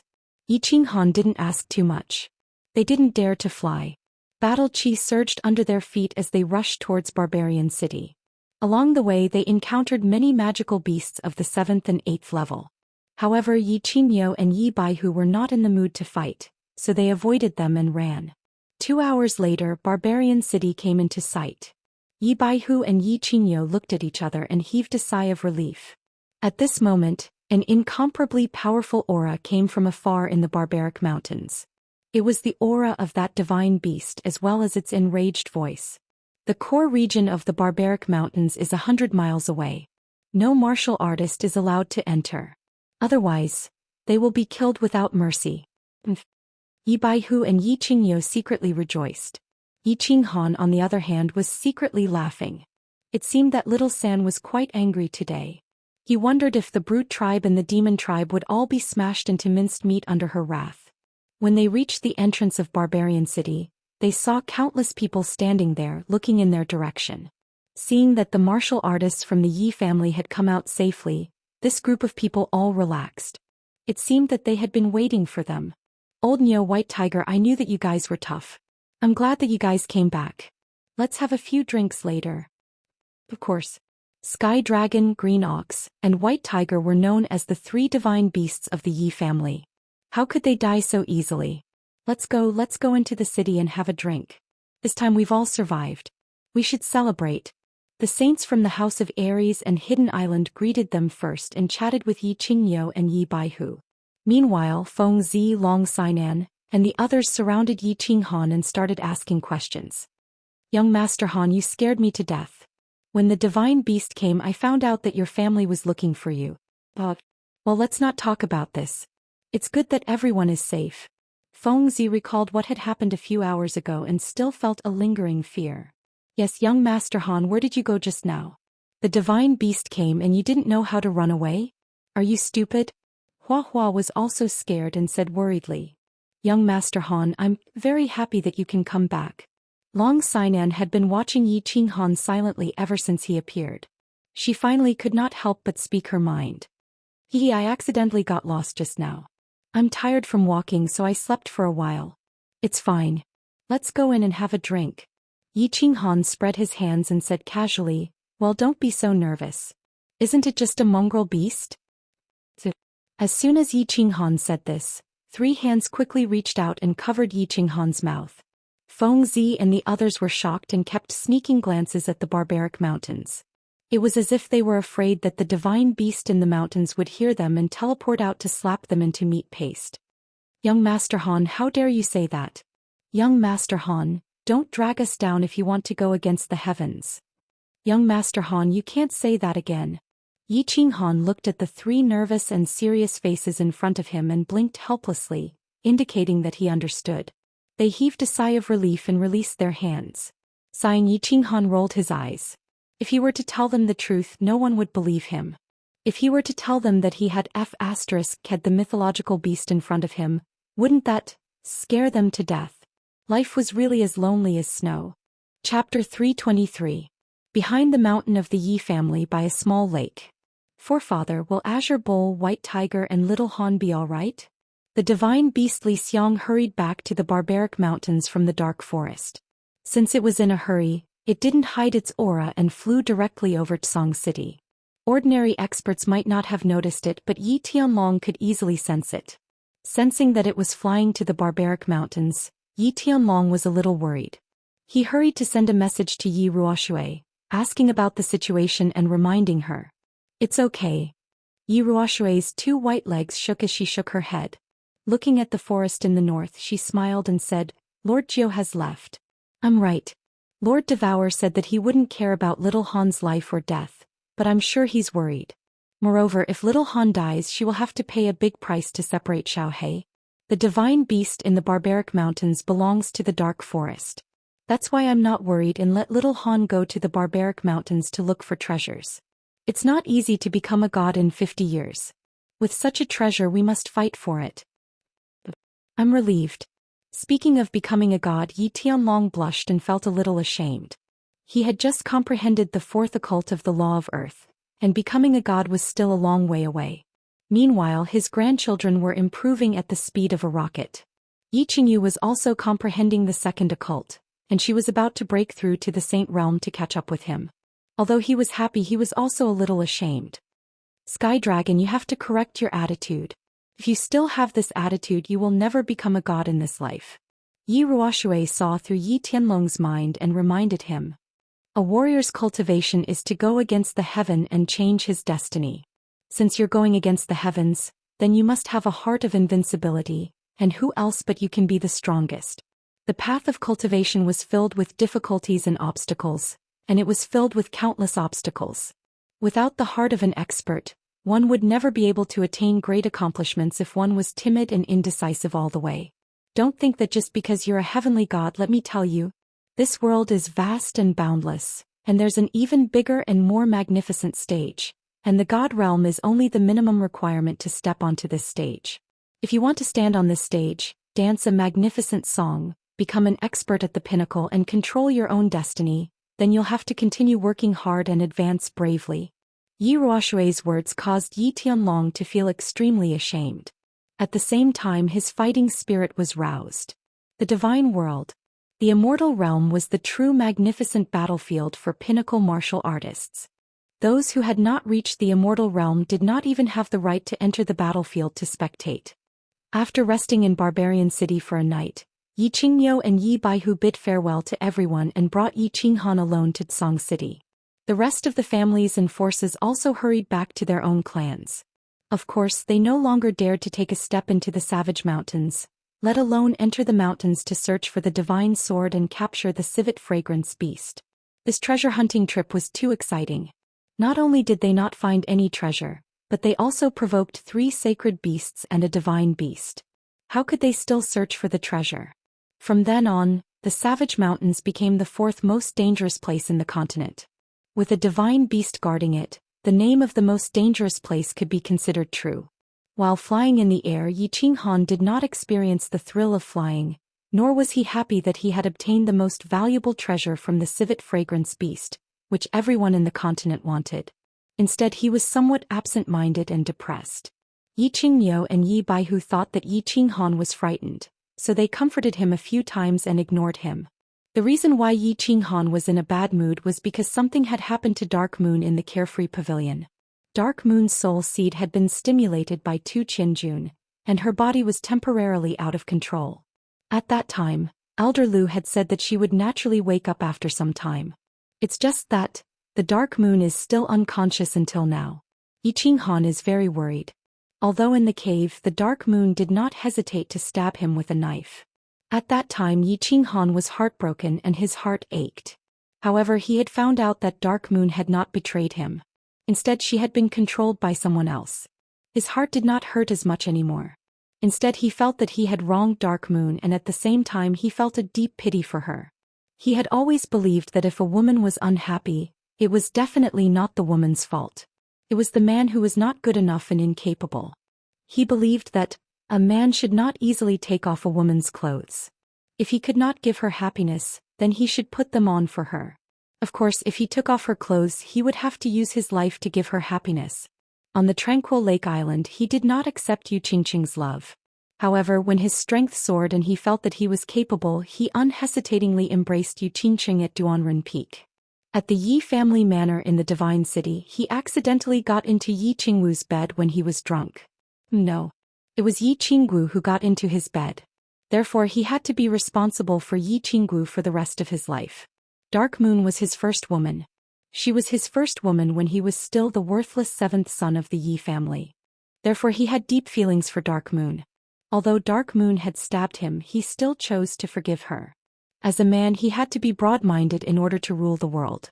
If he was always fussing over trivial matters, he would only be able to wander around these trivial matters for the rest of his life. Don't worry, she is fine. She is just unconscious. I will transfer some energy to her from time to time and that will keep her alive. Of course, if she wants to wake up completely, she will need to kill the owner of the soul seed. Elder Lu checked around the carefree house and transmitted his findings to Yi Qinghan. When Yi Qinghan heard that Dark Moon was safe, he relaxed a little. However, he felt that the burden on his shoulders had increased. He definitely had to save Dark Moon. However, if the owner of the soul seed was a massacre god guard, it would be easy. He could just ask Elder Lu to kill him secretly. However, if it was that high and mighty divine master, it would be difficult to deal with. Would he have to carry the massacre god blade up the sacred mountain one day and fight a divine master at the peak of the divine city? After thinking hard for a while, he decided not to think too much. Since there was no escape, he could only fight. Since he was going to fight, he had to increase his strength first. He secretly made up his mind to cultivate hard and strive to become a god as soon as possible so that he could ascend the sacred mountain and kill the divine master. He believed that as long as he broke through to the god tier with the combination of his and Xiao Hei's combat skills, he would definitely be able to dominate the Fire Dragon continent and become the second strongest martial artist in the continent. Lord Devour was one of them, so it didn't matter if he gave her the first place. A few days later, Song City was already in sight. The three of them flew into the city and didn't stop at Song City or the Yi family castle. Instead, they flew directly to the mountain behind the Yi family castle. The moment they landed, Yi Qinghan realized that Yi Ruoshui, Yi Tianlong, Yi Qinggu, and Yi Qingyu were already waiting for their return by the lake. Brother. Yi Qingyu didn't care about the people around her and immediately jumped into Yi Qinghan's arms. As for Yi Qinggu, she was embarrassed. She stuck out her pink tongue at Yi Qinghan and made an ambiguous expression. Yi Qinghan patted Yi Qingyu's back gently and comforted Yi Qingyu. After that, he winked at Yi Qinggu, whose body was getting more and more voluptuous. He gave her a you-know look. After going to the barbarian city for half a month, he missed Yi Qingwu's taste very much. Tonight he would have to dance with her. Chapter 324. He chatted with Yi Ruoshui and Yi Tianlong for a while, and left the rest of the details to Yi Qingyu and the others. Yi Qinghan brought Yi Qingyu and Yi Qinggu down the mountain behind the Yi family and returned to the Cold Heart Pavilion. The 8-door gods stood at the entrance of the Cold Heart Pavilion with their heads held high and their chests puffed out as they scanned the surroundings, guarding against any thief or mouse that wanted to sneak into the Cold Heart Pavilion. Ever since they became the gatekeepers of the Cold Heart Pavilion, they felt that the position of gatekeeper was becoming more and more glorious. If you saw an ordinary elder of the Yi family wanting to enter, do you still need them to inform you? Greetings, young clan leader. Greetings, Miss Wu, Miss Yu. When the 8-door gods saw Yi Qinghan walk over with the two girls, their solemn and dignified faces immediately became charming. It was hard to imagine that 8 tall and strong men could smile so charmingly. Do a good job, I have high hopes for you. Yi Qinghan said with a smile as he walked in with his men and patted the shoulder of one of the door gods. Today he finally had the same feeling as Yi Xian. Seeing these faces, even the worst mood would improve a little. No wonder the Yi family always asked them to do reception work. When they entered the main hall, Tui Hua and 11 maids were already waiting there. After greeting them, they all got busy. Some poured tea, some carried fruits, some boiled water. They were very perceptive. Young Master Han had returned after such a long time, and he had even brought Miss Wu back. Tonight, the bed on the second floor would definitely be rattling non-stop. It looked like they were going to have a sleepless night again. They just didn't know if the cucumbers they bought would be enough. Yi Qinghan sat on a chair with Yi Qingyu in his arms. Yi Qinggu had the whole night anyway, so it was better to comfort Yi Qingyu now. He picked up a fruit and handed it to Yi Qingyu. Yi Qingyu peeled the skin obediently and brought it to his mouth bit by bit. While eating, Yi Qinghan caressed Yi Qingyu's back, feeling the creamy skin on her back. He turned his head and chatted with Yi Qinggu. Xiao Wu, is there anything big happening in the castle recently? It's nothing big. A few small things happened. Elder Tianxing's granddaughter married young Master Lu from Phoenix City. Young Master Niu is not as handsome as you. Also, you know about Yi Wubian, right? Elder Tianqing's granddaughter recently slapped the young master of Tsang City's Xiao clan, Zhou Xian. The Xiao clan was furious. In the end, it was my Xiao Wuxia who helped her settle it. The way Yi Qinggu called Yi Qinghan her had changed from Xiao Wuxia to Xiao Wu. He didn't feel uncomfortable at all. Instead, he felt a little happy. Although she was older than Yi Qinghan by 4 years, her temperament was still that of a little hot pepper, a little tiger sister. Moreover, Yi Qinghan's mature manliness made her feel like she was Yi Qinghan's little woman. Like to be a little woman. Oh Yi Wubian, that little tiger sister who is as upright as you? Pa Wubian is so mighty. She even dares to slap Xiao Yan's face. Yi Qinghan enjoyed eating the fruit that Yi Qingyu passed to him. Listening to Yi Qingwu's chatter, he felt very warm. This was the taste of home. I'm not a little tiger sister anymore. I've turned over a new leaf. Yi Qinggu rolled her eyes. Her eyes were filled with charm which made Yi Qinghan's heart burn. Then she seemed to have thought of something and her face turned unkind. She said in a deep voice, "There's something else. A few days ago Yi Qingquang came back." Yi Qingquang? When Yi Qinghan heard this, he stopped chewing and his face gradually turned cold. This name had been engraved in his heart for the first 15 years of his life. Beside him, Yi Qingyu was also slightly shocked. She had never cared about anything other than her brother, and this was the first time she had heard of it. Yi Qinghan was stunned for a moment and turned his head to ask, wasn't his cultivation crippled? According to the clan rules, trash can't stay in the Yi family castle. I also found it strange and went to ask around. I didn't expect that after Yi Qingquang was crippled by you, he actually trained hard in a small city at the border. Now his strength has improved greatly and he's already reached the first level of the Marquis realm. When the third uncle saw that Yi Qingquang had suffered outside for so many years, he felt compassion for him. Coupled with his strength, he helped to put in a good word for him to come back. However, the Elder Hall has already explicitly ordered him not to provoke you, so you can rest assured. Yi Qinggu reported the information she had gathered over the past few days. She told everything to Yi Qinghan. Of course, such a big matter should be decided by the man of the family. The first level of the Marquis realm? That's strange, very strange. Yi Qinghan frowned slightly. Although he was arrogant at times, there was one thing that was true. However, there was one thing that was very good. Although he looked down on his enemies in terms of strategy, he never paid attention to any enemy in terms of tactics. As for Yi Qingquang, he had never treated him as a brother. After a moment of silence, he said cautiously, "Ask Yi 13th and Yi 17th to come to the Chilling Heart Pavilion tomorrow. I want to see what tricks Yi Qingquang has up his sleeves." Yi 13th and Yi 17th had formed a deep friendship with him during the Residence Battle. 6 years had passed, and the two had broken through to the Emperor realm and been entrusted with important tasks by the family.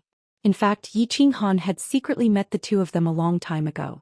These two were his trusted subordinates in the Yi family. Thus, he decided to have the two of them secretly watch over Yi Qingquang to prevent anything from happening. Yi Qinggu and Yi Qingyu looked at Yi Qinghan's well-defined face. They were slightly intoxicated by the imposing and domineering aura that he exuded. It's so good to have a man in the family. With a man around, they wouldn't be afraid even if the sky collapsed. No matter what, even if the sky collapsed, there was still a man up there to hold it up. After comforting Yi Qingyu, he danced with Yi Qinggu for a night and watered her 3 fields that had been dry for half a month. In the next few days, Yi Qinghan didn't immerse himself in the land of love. Instead, he entered the Chilling Heart Pavilion to cultivate. There were still 2 months before he went to the Yu family to propose. He planned to use these 2 months to refine the spirit skins. In the cultivation room, Yi Qinghan held 2 pieces of sparkling and translucent spirit skins that emitted a faint glow and a rich fragrance. He examined them carefully. Elder Lu sat cross-legged beside him. His goat-like face looked as if he was asleep. "Elder Lu, didn't this civet beast say that its inner core contained the mysteries of the laws? How did it become a spirit skin?" Yi Qinghan had heard that Long Hufu had swallowed the civet beast's inner core to increase his cultivation speed by leaps and bounds. He hadn't had the time to ask about it, so he asked curiously now. Nonsense. The inner core is barely considered a good thing. However, after 1,000 years, the civet beast will shed its skin. The spirit skin is 100 times better than the inner core. Elder Lu opened his eyes slightly and shook the few strands of beard on his chin as he spoke disdainfully. 100 times? Why do you say that? Yi Qinghan was astonished and asked in confusion. Can a 10-year-old ginseng and a 10,000-year-old ginseng have the same medicinal effects? The civet beast's inner core may increase the speed of comprehension of the laws of heaven and earth. However, the spirit skin is different. You only need to refine it and you can easily comprehend the space laws contained within it. However, the spirit skin of the civet beast and its mother contain the same profound mysteries of the laws of heaven and earth. It's just like refining a divine crystal. There's no need to comprehend it. All you need to do is learn it like reading a book. It's easy to comprehend a profound mystery of space without any side effects. Do you think it's the same? Elder Lu chuckled and secretly envied Yi Qinghan's luck. This thing was considered a treasure even in the divine realm. In this ordinary plane it was definitely a treasure. Huh. Then if I refine it, I can reach the 3rd level of the Emperor realm in a short period of time?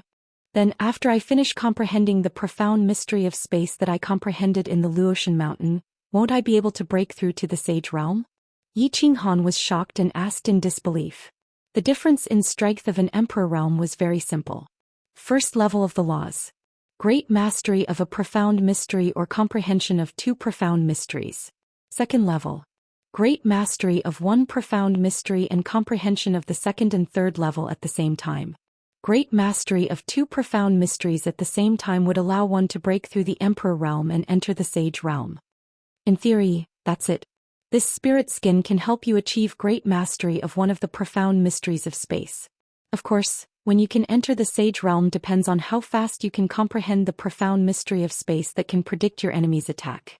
The faster you can enter the Sage realm, the faster you will enter the Sage realm. If you can't comprehend it, you will only be a 3rd level emperor for the rest of your life. Elder Lu nodded and pointed out the path of cultivation for Yi Qinghan. Damn it. What am I waiting for? Elder Lu, hurry up and teach me how to refine the spirit skin.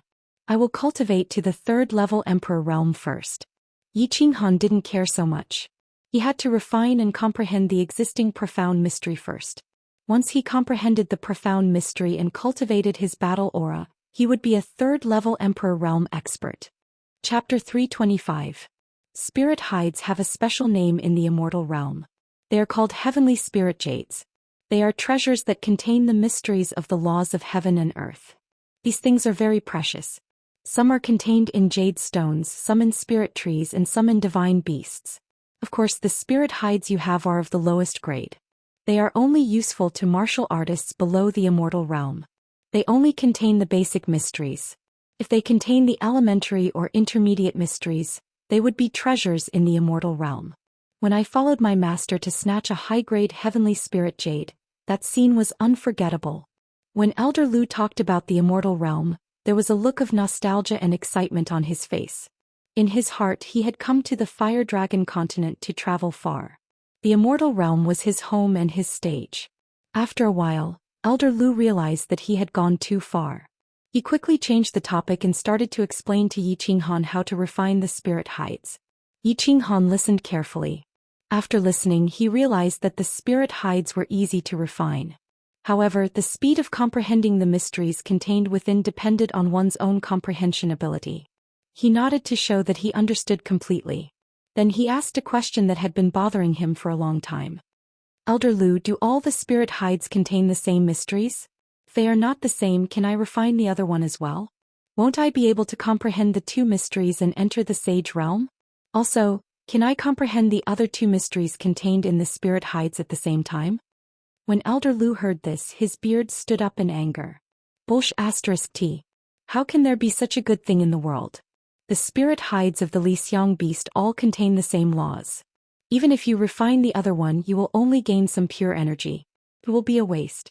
As for the other 2 mysteries, you won't be able to comprehend them. If you choose to comprehend the mysteries of space, the other 2 mysteries will disappear naturally.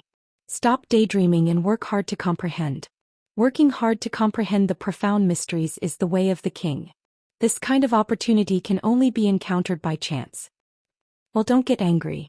I'm just asking casually, right? I'll refine it right away. The moment Yi Qinghan saw that Elder Lu was infuriated, he didn't dare to ask any more. He sat down with crossed legs and calmed himself down. Holding a piece of spiritual skin in his hand, he released his battle qi and wrapped it up. Battle qi continuously circulated and permeated the spirit skin. The light emitted by the pink spirit skin became brighter and brighter, and the fragrance it emitted also became more and more fragrant. Gradually, the spirit skin became more and more transparent, and finally disappeared from Yi Qinghan's palm. At this moment, 3 enormous memories and knowledge appeared in Yi Qinghan's empty mind. These 3 types of knowledge were like 3 lumps of sponge floating in his sea of consciousness. One was red, one was green, and the last one was colorless. At the same time, Yi Qinghan suddenly felt a very pure and enormous energy emerging in his body, slowly dissolving into the battle qi flow in his meridians. This was the same energy that Xiao He received when he refined the dragon crystal, but it was stronger and purer. Profound mysteries of fire, wind, and space? Yi Qinghan didn't care about the energy in his meridians. Instead, he sensed the 3 lumps of sponge. The red sponge was like a raging fire, the green one was like a gust of wind, and the colorless one was ethereal and omnipresent. He easily determined the attributes of these 3 profound mysteries. He glanced at the red and green mysteries with pity. Without any hesitation, Yi Qinghan focused his mind and permeated it into the colorless sponge. Upon contact, the colorless mystery easily integrated into Yi Qinghan's sea of consciousness. In an instant, Yi Qinghan's sea of consciousness received countless pieces of knowledge. These pieces of knowledge were enormous, messy, and complicated. Yi Qinghan's mind was in a mess and he felt slightly dizzy. Yi Qinghan didn't panic. He had experienced this kind of inheritance of knowledge and memories before. Back then, when Xiao He transmitted the knowledge of the body fusion technique, it was the same situation. However, the amount of knowledge he received this time was greater. Without any distracting thoughts, he patiently organized the knowledge in his mind. This was akin to finding the pages of a messy book and arranging them neatly. Finally, pinning them together with a tack would allow the book to become a complete book. This way, one could start reading from the first page and slowly comprehend the principles within. 1 day, 2 days, 3 days. Yi Qinghan sat cross-legged in the carefree pavilion for 3 days before he finished organizing the vast amount of knowledge in his mind. He opened his eyes, feeling slightly exhausted. However, his eyes were filled with excitement and fanaticism. The corners of his mouth curled into a joyful smile. It was evident that he was in a good mood. How is it? What kind of profound mystery is this space mystery? Elder Lu asked curiously. Although he hadn't started to comprehend the mystery, Yi Qinghan had a rough idea of the content of this mystery. He hadn't read the book, but he had read the introduction and outline of the book. Naturally, he had some understanding of the content of the book. He smiled faintly and said, I feel that this mystery is very awesome. How should I put it? It is probably able to lock down a space and prevent the enemy in that space from moving. It is equivalent to imprisoning that space. Spatial lock. Spatial lock? How can there be such an awesome mystery in the law of space? Are you sure? Elder Lu blinked in disbelief when he heard this. Yi Qinghan's previous comprehension of the spatial fluctuation mystery had already shocked him. The spatial fluctuation mystery could detect the frequency of an enemy's attacks and allow one to react quickly and evade them. However, this one was even more heaven-defying. Could directly lock down an enemy's space and imprison them. How could others fight? They could only wait for death. Do you think I'm lying to you? However, this mystery is probably only effective against martialists of the same level. Furthermore, if martialists of the same level have a good understanding of the law of space, they won't be able to imprison them. This is somewhat useless. Yi Qinghan sighed regretfully. After all, he had the body fusion technique which allowed him to instantly kill martialists of the same level. Now that he had this mystery, he felt that it wasn't necessary anymore. Useless my ass, you silly brat. Do you know that you've hit the jackpot? Do you really think that your body fusion technique can instantly kill martialists of the same level? Let me tell you, martialists of the same level are very weak. Very few of them cultivate their souls. If you encounter someone with a strong soul, Your body fusion technique will at most cause some trouble for the enemy. They might even be completely unaffected. However, with this spatial shackle things will be different. If you encounter someone with a strong soul, you can use the law of space. If you encounter someone with a strong law of space, you can use the body fusion technique. This way, you will be practically invincible among martialists of the same level. Lu Shi's beady eyes suddenly widened when he heard this. He rapped Yiqinghan's head and cursed, "F***C, this old man has decided. I will comprehend the law of space for my next law. How is this law of space useless? It is simply a super powerful law. This old man should have thought of it long ago. Space is a supreme law, so it can't be useless. I miscalculated. Chapter 326. Does this mean that this spatial lock is very powerful? Yiqinghan listened to Elder Lu's words and realized that it made sense. If he met someone with a strong soul, he could use spatial lock. If he met someone with the law of space, he could use body fusion. Coupled with his profound mysteries of space fluctuations, which made him invincible when it came to escaping and evading, he was practically invincible among those of the same level. Good stuff. Good stuff. The more Yiqinghan thought about it, the more delighted he became. The smile on his face became more and more lustful. Don't get too excited. It's not that I want to pour cold water on you, but a battle is not a competition. What's the use of being invincible among your peers? If someone is a level higher than you, they can kill you easily. Work hard on your cultivation, young man. Diligence is the only way to success. Elder Lu's words immediately extinguished the fire in Yiqinghan's heart. However, he did not blame Elder Lu for always pouring cold water on him when he was daydreaming. He knew that Elder Lu was very kind to him, telling him not to be arrogant and rash, and to always maintain a heart of improvement. Only then would he be able to advance steadily and eventually reach the peak. Thank you for your reminder, Elder Lu. I understand. I've been here for a few days. I'll go out for a while before coming back to comprehend the esoteric art. Yiqinghan bowed. Elder Lu was his mentor and helpful friend, and he had taught him many philosophies about life. Elder Lu narrowed his eyes and waved his hand, indicating that he should go.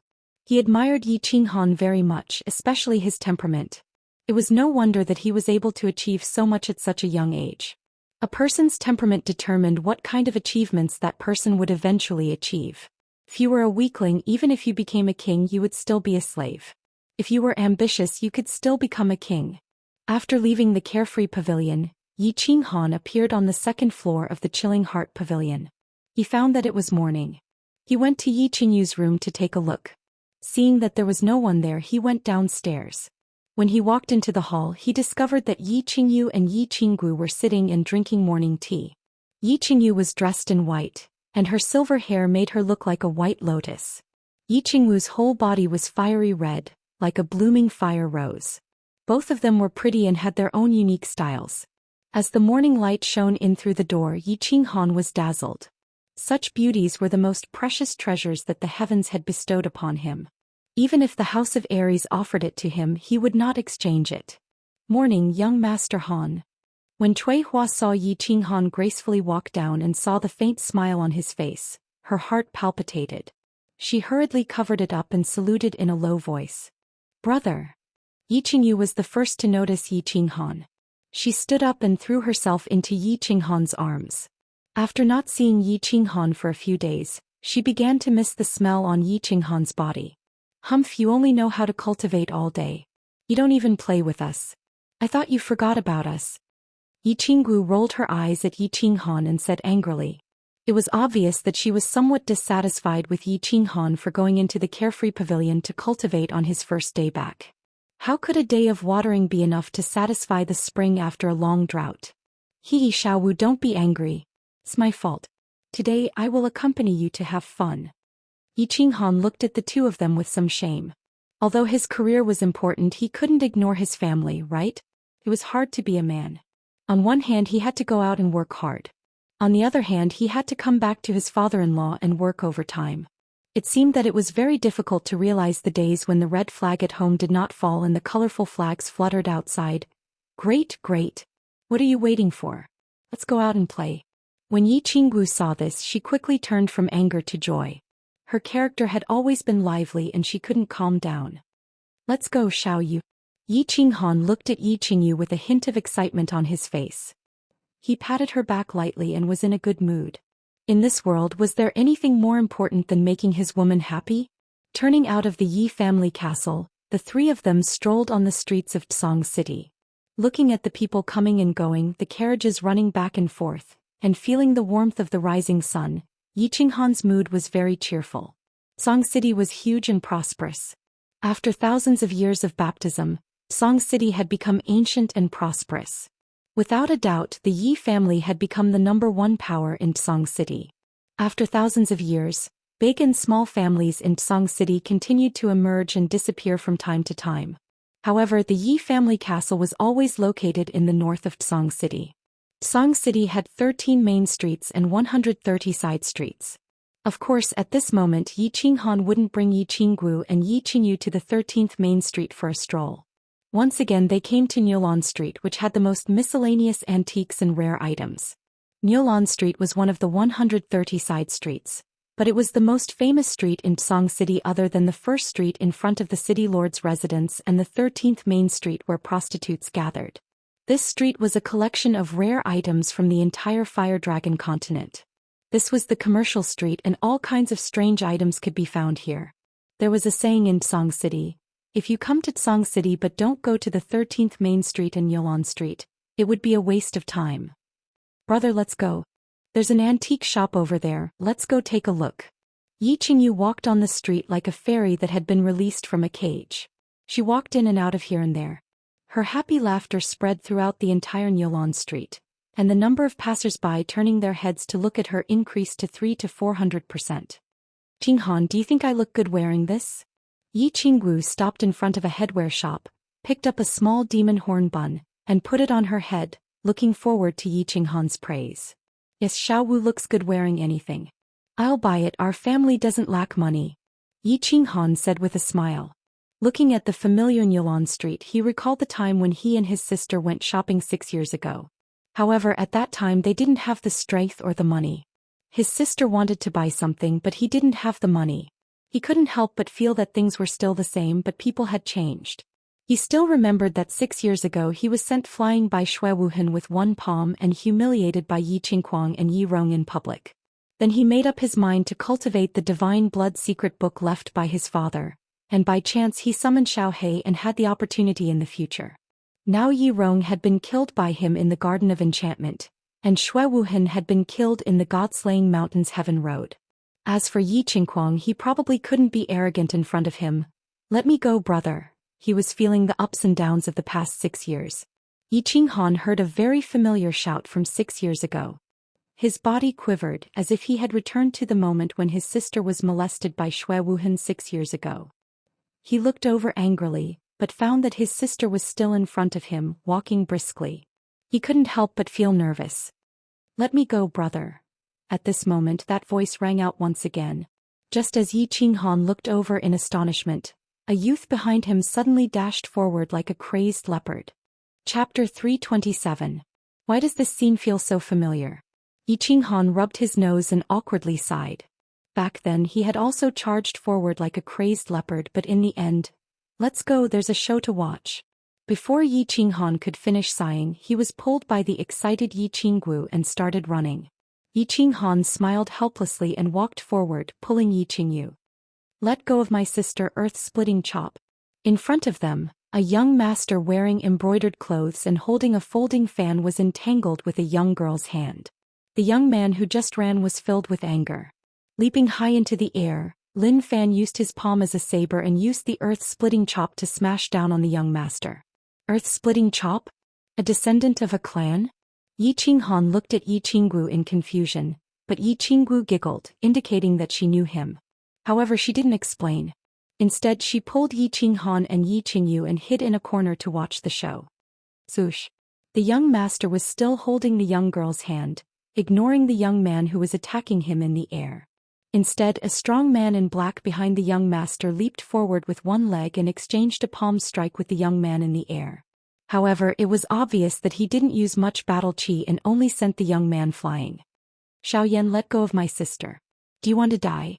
The young man flipped and landed on the ground, roaring at the young master with a face full of anger. Yu Shuang, I'm just chatting with my fiancé. Is it against the law? Are the young masters of the Yi family so awesome? Can't you do anything else other than using your power to oppress people? The young master smiled coldly and looked at the young girl as he spoke to the young man with resentment. Pa. The young lady who was grabbed by Xiao Yan was about 15 or 16 years old. Her appearance was very pretty, but her temper was not small. Unable to struggle free, she actually raised her hand and gave Xiao Yan a resounding slap. She said angrily, Xiao Yan, who is your fiancé? I'm telling you, don't even dream about it. I'd rather die than marry a playboy like you. Wu Bian, you actually slapped me again.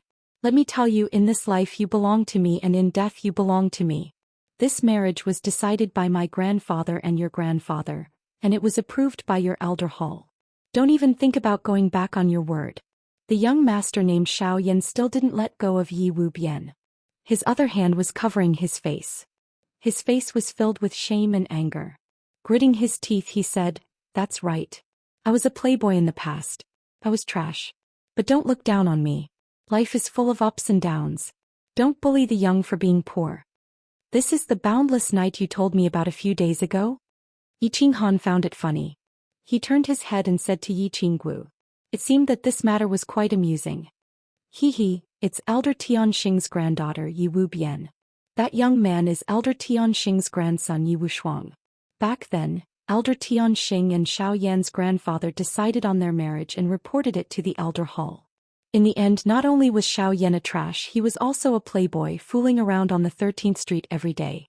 Wu Bian was about to come of age, so of course she wanted to go back on her word. However, this Xiao Yan kept pestering her. Last time she slapped him. In the end, I had to personally take care of it. Yi Qinggu proudly explained to Yi Qinghan. It was obvious that she was very satisfied with her battle results. That Xiao Yan isn't a good person. Yi Qingyu was also watching from the side and said unhappily. Let's continue watching. Can the Xiao clan go against the heavens in Song City? Yi Qinghan chuckled and didn't mind.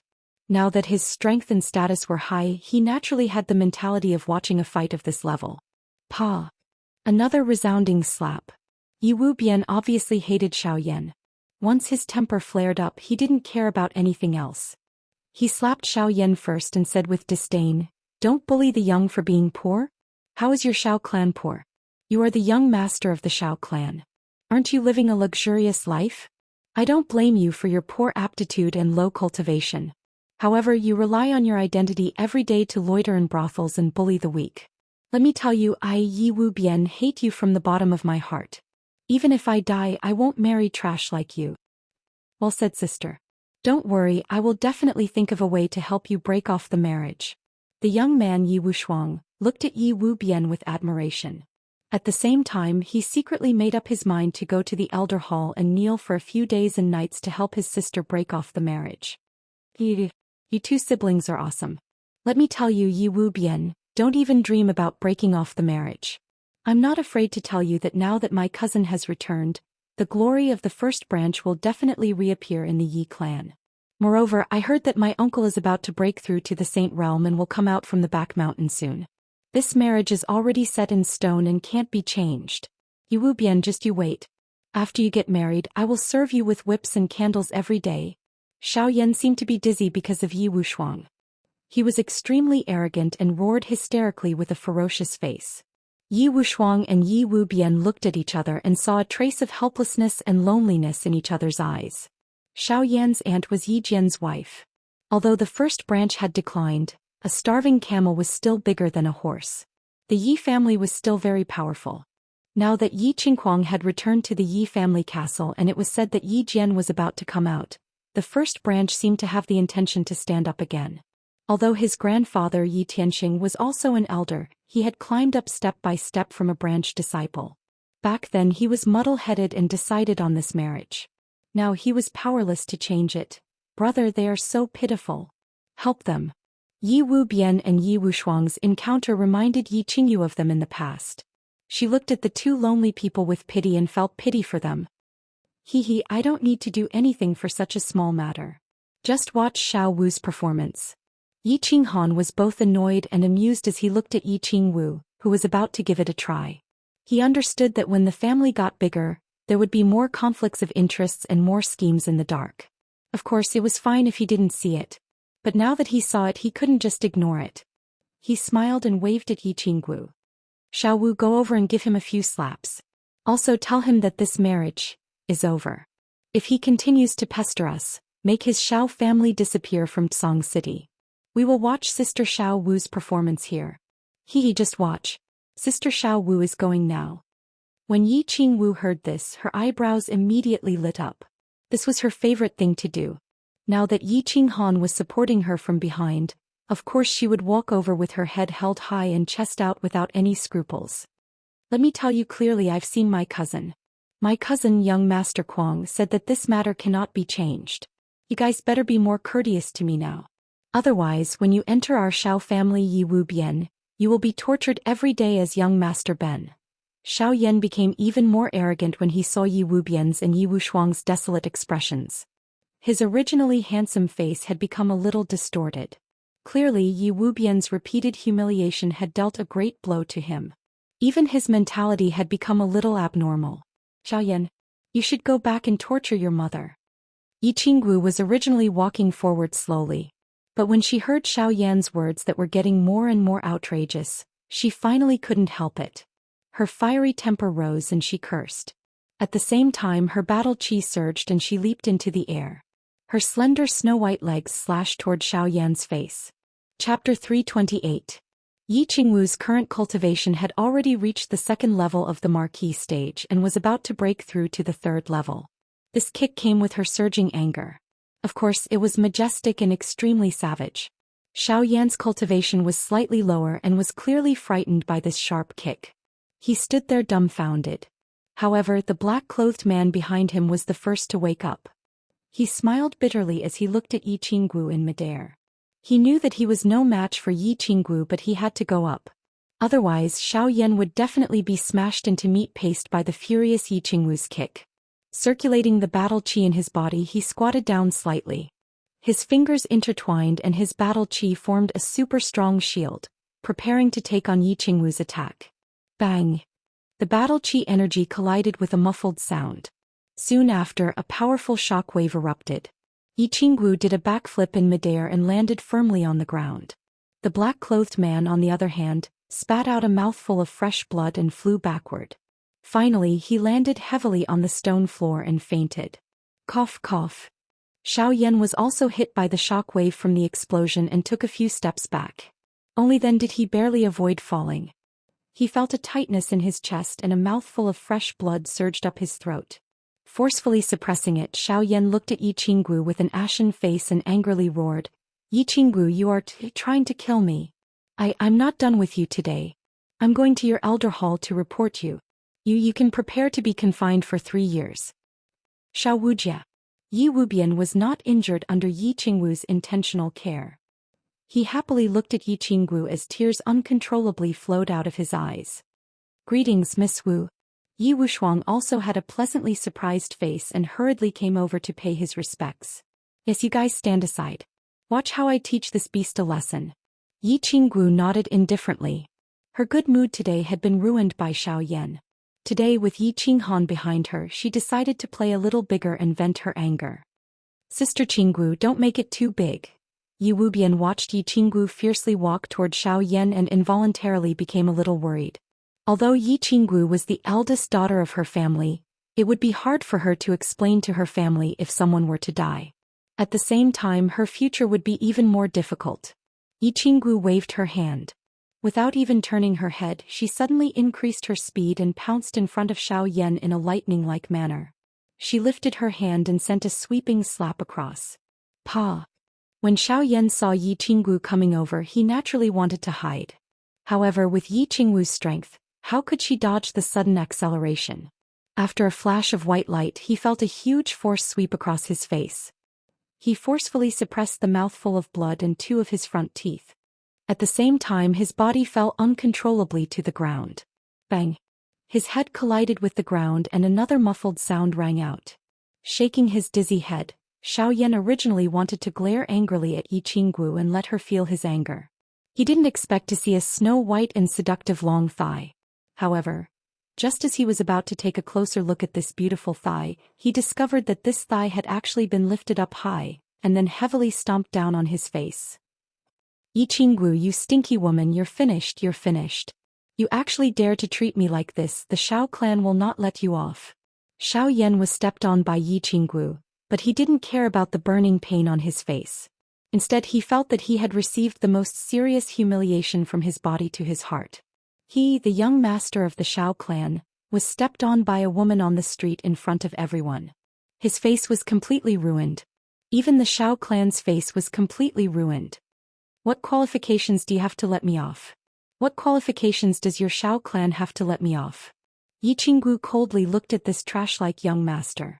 Her face revealed an extremely disgusted expression. She clapped her hands as if slapping Xiao Yan just now had dirted her hands.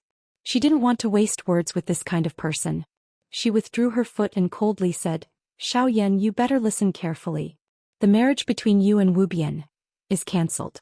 If you pester Wu Bian again in the future, I will beat you up every time I hear about it. If you make me angry, I will make your Shao clan scram out of Tsong City. Yi Qinggu withdrew her foot.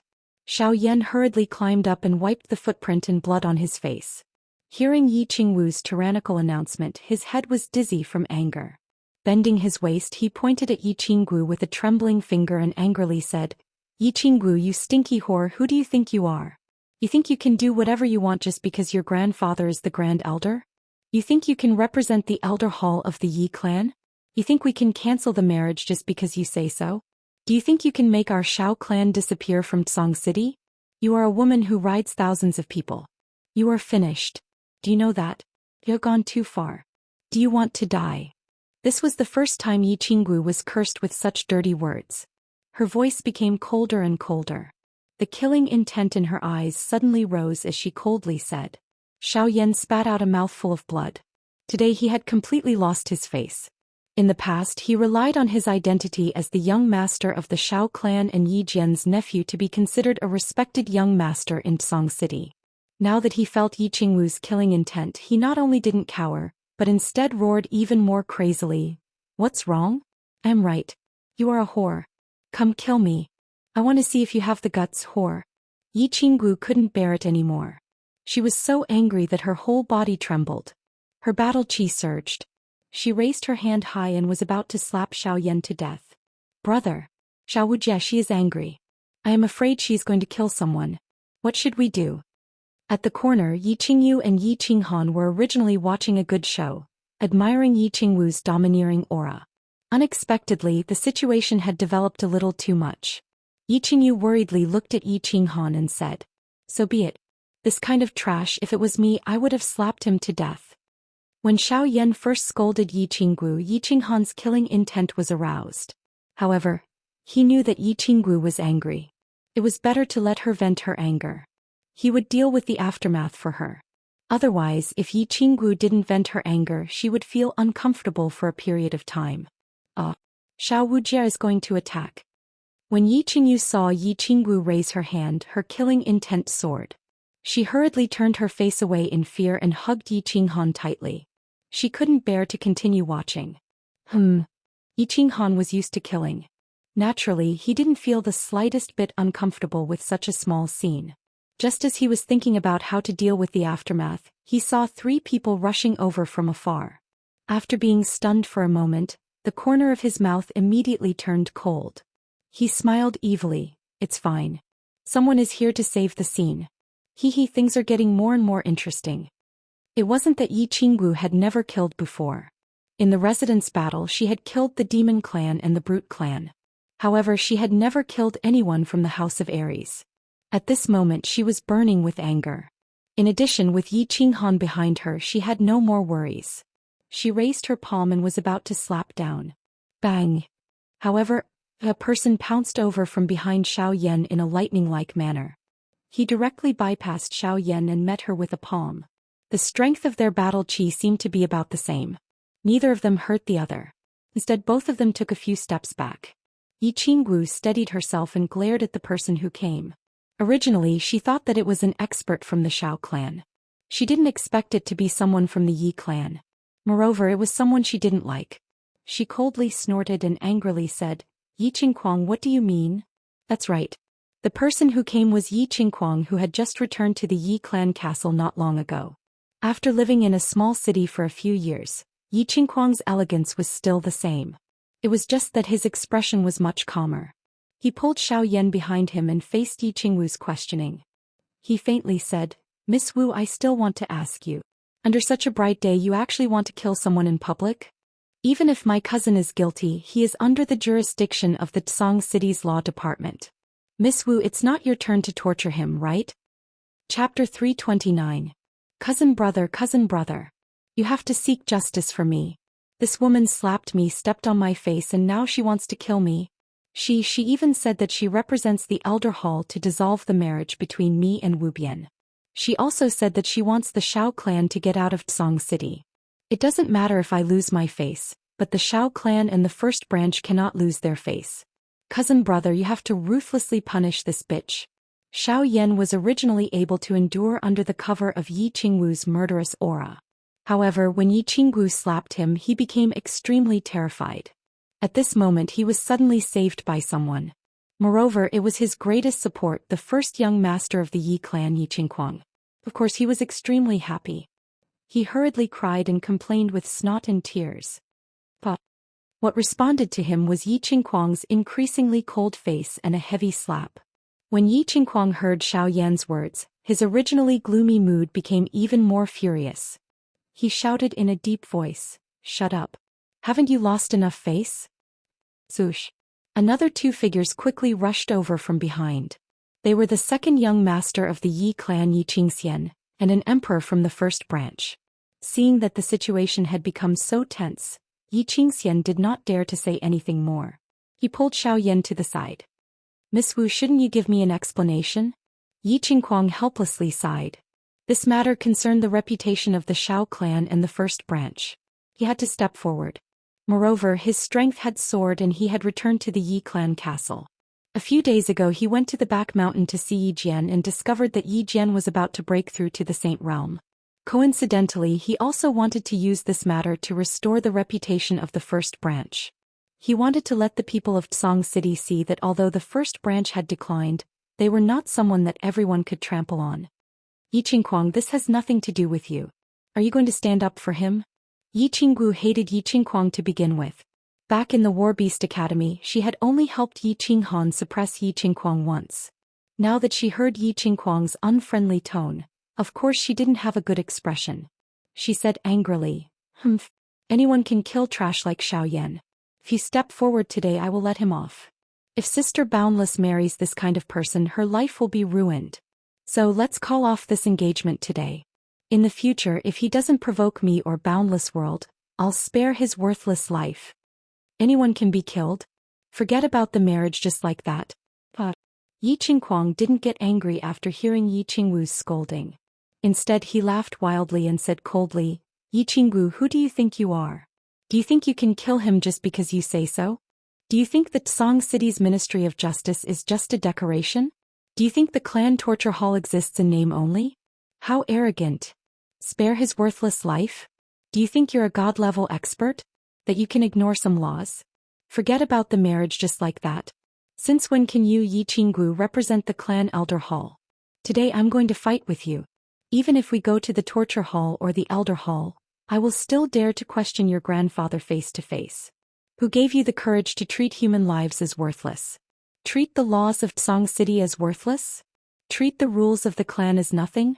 Are you going to rely on your grandfather's prestige to cover the sky with one hand in the Yi family? Or is your grandfather preparing to betray the Yi family and establish his own family? Why don't you kill me as well? It's just the right time to silence me. Do it. Yi Qingquang had been exiled from a small city by the border for 6 years, but his mind had become extremely mature. After thinking for a while, he caught the mistake in Yi Qingwu's words and magnified it infinitely. His questioning was reasonable and righteous, directly raising a small matter to the level of Yi Qingyu preparing to betray the Yi family. Yi Qingwu obviously didn't expect that Yi Qingquang would be able to use her words in a moment of anger against her and even implicate her grandfather. She wanted to refute but didn't know how.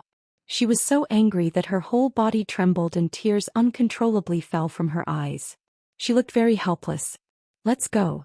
King Xian, take Xiaoyan with you. Today we'll go to the elder hall to beat the drum and complain about our grievances. I'd like to ask the elders Yi Qinggu, whose power is she relying on to be so bold and reckless? Is this Tsang city still the Yi family's city? Yi Qingguang was unforgiving and wanted to slowly break down Yi Qinggu, forcing her to lower her head and apologize. Clap, clap, clap. At this time 3 loud claps sounded out from behind Yi Qinggu, dispelling the tense atmosphere. At the same time, a cold voice caused Yi Qingguang, who was just about to turn around and leave, to stop in his tracks. There's no need to ask. I'll tell you whose power Yi Qinggu is relying on. She's relying on Yi Qinghan's power. Yi Qinghan originally didn't want to bully the weak. Therefore he didn't do anything even though Xiaoyan had angered him. After all, his status was different now. There was no meaning in bullying such a small character. It wasn't until Yi Qingguang appeared that he became a little interested, but he didn't leave immediately. Instead he wanted to carefully observe how Yi Qingguang had changed in the past 6 years. Know yourself and know your enemy, and you'll never be defeated. With one observation he had a whole new level of respect for Yi Qingguang. Back then he had crippled Yi Qingguang's cultivation, but now he had really reached the level of a marquis.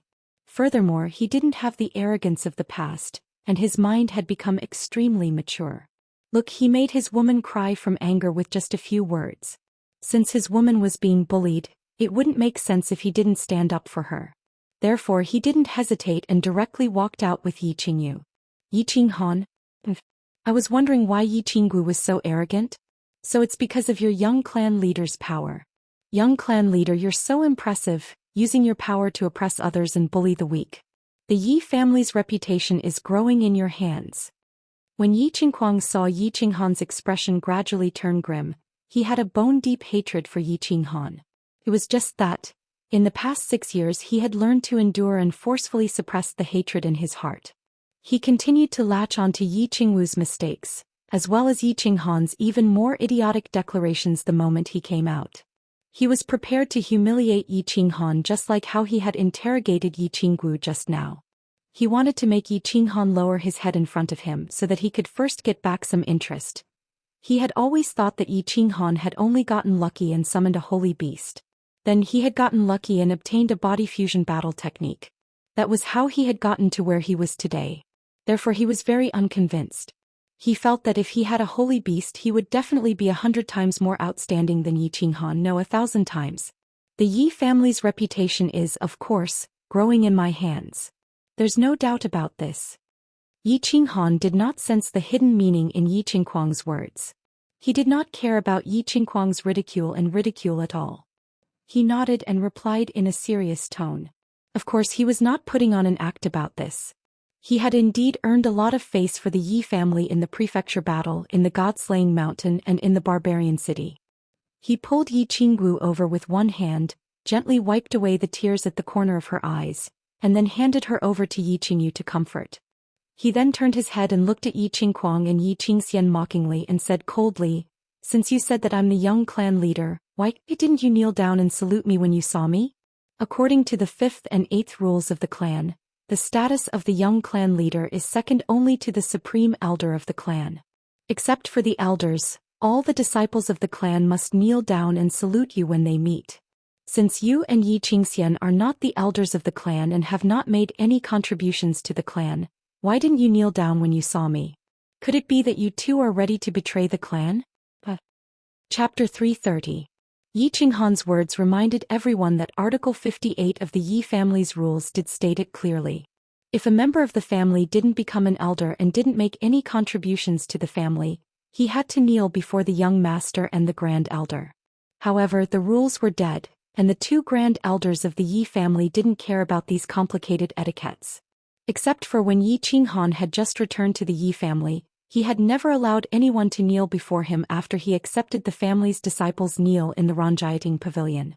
Unexpectedly, Yi Qinghan didn't respond to Yi Qingguang's taunts and ridicule. Instead, he didn't play by the rules and suddenly emphasized his identity as the young master according to Yi Qingguang's words. This was obviously a show of strength to Yi Qingguang first, and it was an impeccable and unavoidable show of strength. "Greetings, young master." Yi Wuxiang looked at Yi Qinghan, who was standing calmly and dignified without being angry, and a trace of admiration flashed through his eyes. He immediately pulled Yi Wubian and was about to kneel before Yi Qinghan. "No need." As soon as they bent their knees, Yi Qinghan waved his left hand and released a trace of battle aura to support their bodies. He smiled at them and then turned to look at Yi Qingquang and Yi Qingxian. He said again, "What? Why aren't you bowing? Do you want me to summon the Tsang city guards to take you down and send you to the torture hall? Or punish you for breaking the family rules?" "Yi Qinghan, don't go too far." Yi Qingquang's shrewdness that he had been holding back for a long time was completely shattered by Yi Qinghan's casual play. He shouted with a pale face. Today he wanted to restore the prestige of the first branch, but if he knelt down to Yi Qinghan now, then the first branch's face would be ruthlessly swept to the ground again. However, if they didn't kneel, Yi Qinghan had every right to have them taken down. For a moment they could only glare at Yi Qinghan angrily. What's wrong with that? They were both core disciples of the clan. If Yi Wuxiang and Yi Wubian can kneel, why can't you? Could it be that my identity as the young patriarch is fake? I'll ask you again, are you going to kneel or not? Yi Qinghan's tone was still calm, and his expression did not change much.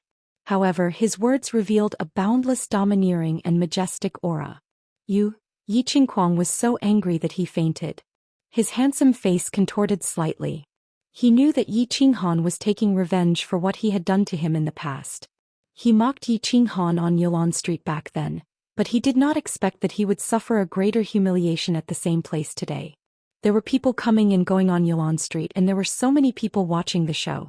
If he really knelt down, he would be too ashamed to stay in the clan. He could only bite the bullet and endure it. "Yi Wuxiang, send the clan's signal flare and gather all the guards in Tsang City." Yi Qinghan smiled faintly and did not force Yi Qingquang anymore. Instead he turned around and said to Yi Wuxiang, "I'll do it." Yi Wuxiang was a little hesitant, but Yi Wubian, who was next to him, shouted excitedly. Although she was a tiger girl with a bad temper, she was not a fool. Yi Qinghan had obviously stood up for her. If she still did not know how to fight for it, she would really be a fool. She knew very well what kind of power this handsome young master with a gentle smile had in the clan. Of course, she had to seize the opportunity. Bang! A beam of fiery red light flew out of Yi Wubian's hand and shot into the sky. Following a dull explosion, half of Tsang City was illuminated by fireworks. It was an emergency signal flare for the core disciples of the Yi family. As soon as they saw the signal, the highest-ranking guards and guardian elders of Tsang City had to be on the scene. The fireworks that filled the sky shocked the surrounding onlookers who did not know what was going on. It also made Yi Qingquang and the rest look as pale as snow. Yishan, who was very helpless. When he saw the fireworks that bloomed in midair, his bitter face instantly turned bitter. 6 years ago, when he was still a small team leader of the Tsang City Guards, he encountered a dispute between the young masters of the clan on Yulon Street. At that time he wanted to help the poor 7th child, but in the end his words carried little weight and he was not of much help. Instead he was reprimanded by Yi Rong. 6 years had passed and he had become a team leader from a small team leader. His strength had also soared to the first level of the Duke realm. However, there was another dispute between the young masters of the clan on Yulon Street. As early as when Yi Qingwu flipped out, he had already received the news.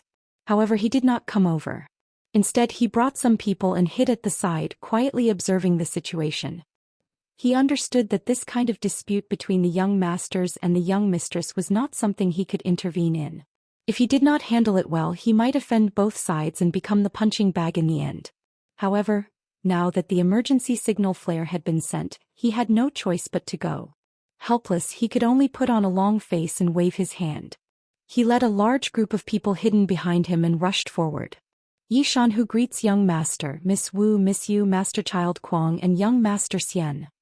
This subordinate greets young master, Miss Wu, Miss Yu, Master Child Kuang, and young Master Xian. A large group of people, all armed with blades and armor, rushed forward in an imposing manner. Then they knelt on one knee in front of Yi Qinghan and the rest and shouted in unison.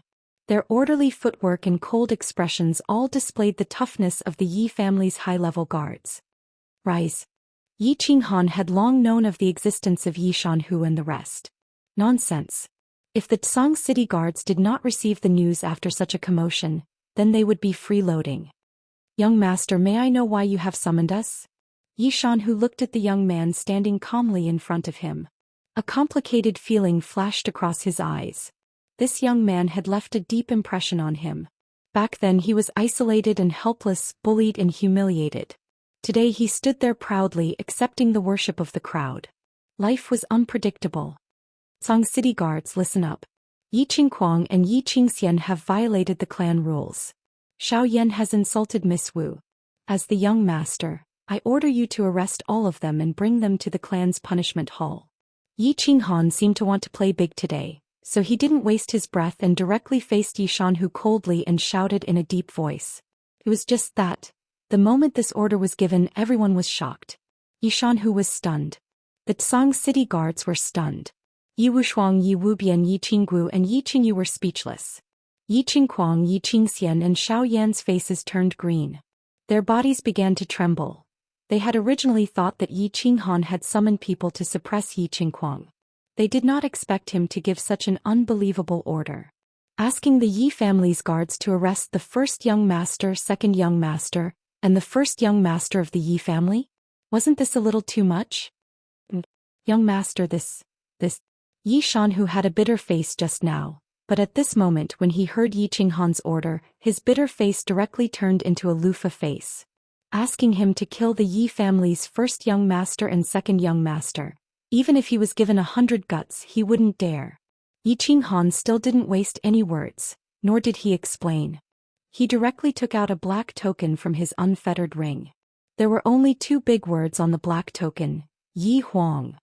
This was the highest level token in the clan leader's token. Yi Qinghan waved the token in the air. His face gradually became cold. He shouted in a deep voice, "Arrest them." Chapter 331. Whoosh whoosh. When Yi Shanhu and the Tsang city guards saw the black token, they merged with their battle beasts without hesitation and unsheathed their swords. Yi Shanhu gritted his teeth and his expression turned cold. He shouted and led his men toward Yi Qingguang. Take them all down. There was only one black token in the Yi family. It was the highest token in the family. Seeing the token was like seeing the family leader. The person who held the token could order all the powerful warriors in the Yi family, except for the Grand Elder, to do anything. At this moment, even if Yi Qinghan ordered them to kill Yi Qingguang, they would grit their teeth and do it. Yi Qingguang, Yi Qingxian, and the Emperor Realm warriors behind them turned pale when they saw Yi Qinghan show the Night Emperor's token. They didn't dare to resist.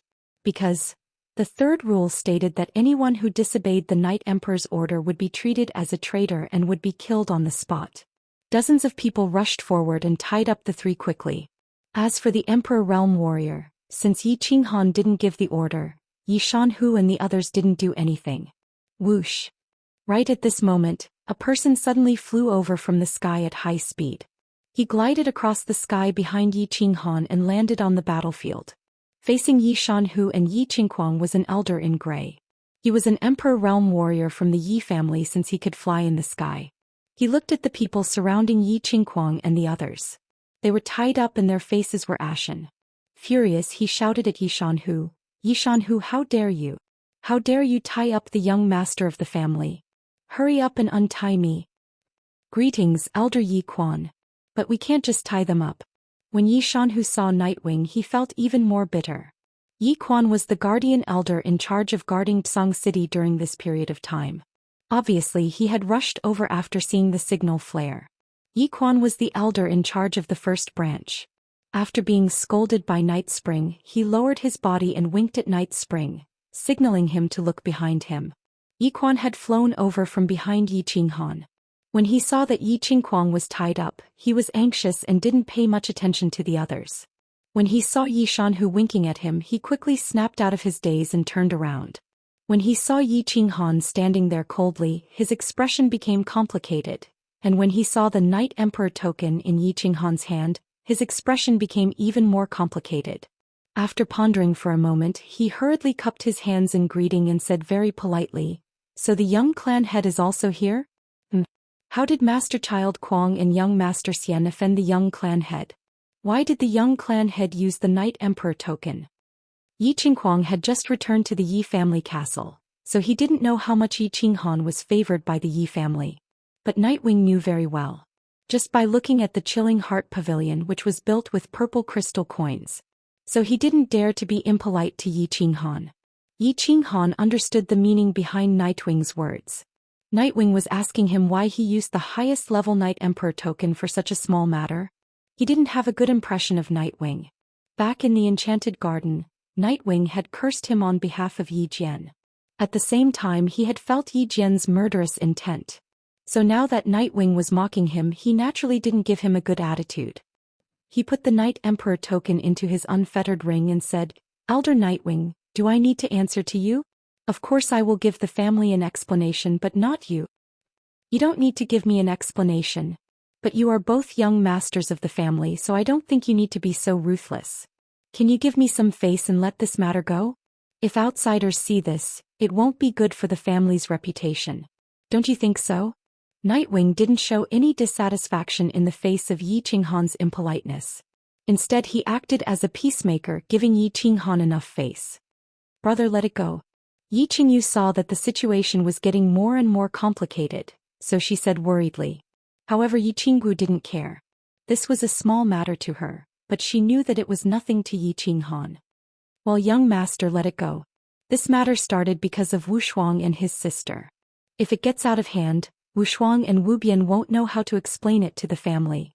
Yi Wushuang and Yi Wubian knelt down in front of Yi Qinghan again. When he saw Yi Qinghan taking action, he thought that his sister's marriage was going to be settled today. However, the situation was getting more and more complicated. He was very worried that Yi Qinghan and his grandfather Yi Tianxing would be implicated. "Stand up." Yi Qinghan waved his hand at Yi Qingyu, telling her not to worry. He turned to look at Yi Wushuang and Yi Wubian on the ground and said calmly, "As a disciple of the Yi family, you should have an unyielding fighting spirit and a will that is not afraid of any difficulties. You must have a domineering aura that even the heavens want to suppress you, and you must dare to pierce through the heavens. Today I will help you and your sister to make the decision. In the future I can't help you with everything. You can only rely on yourselves." He didn't care about the brother and sister whose faces were flushed and who were full of fighting spirit because of his words. Yi Qinghan glanced at Yi Qinghuang, who was tied up by Yi Shanhu. He didn't want to suppress them with his power today. He didn't want to show off his power as the young master.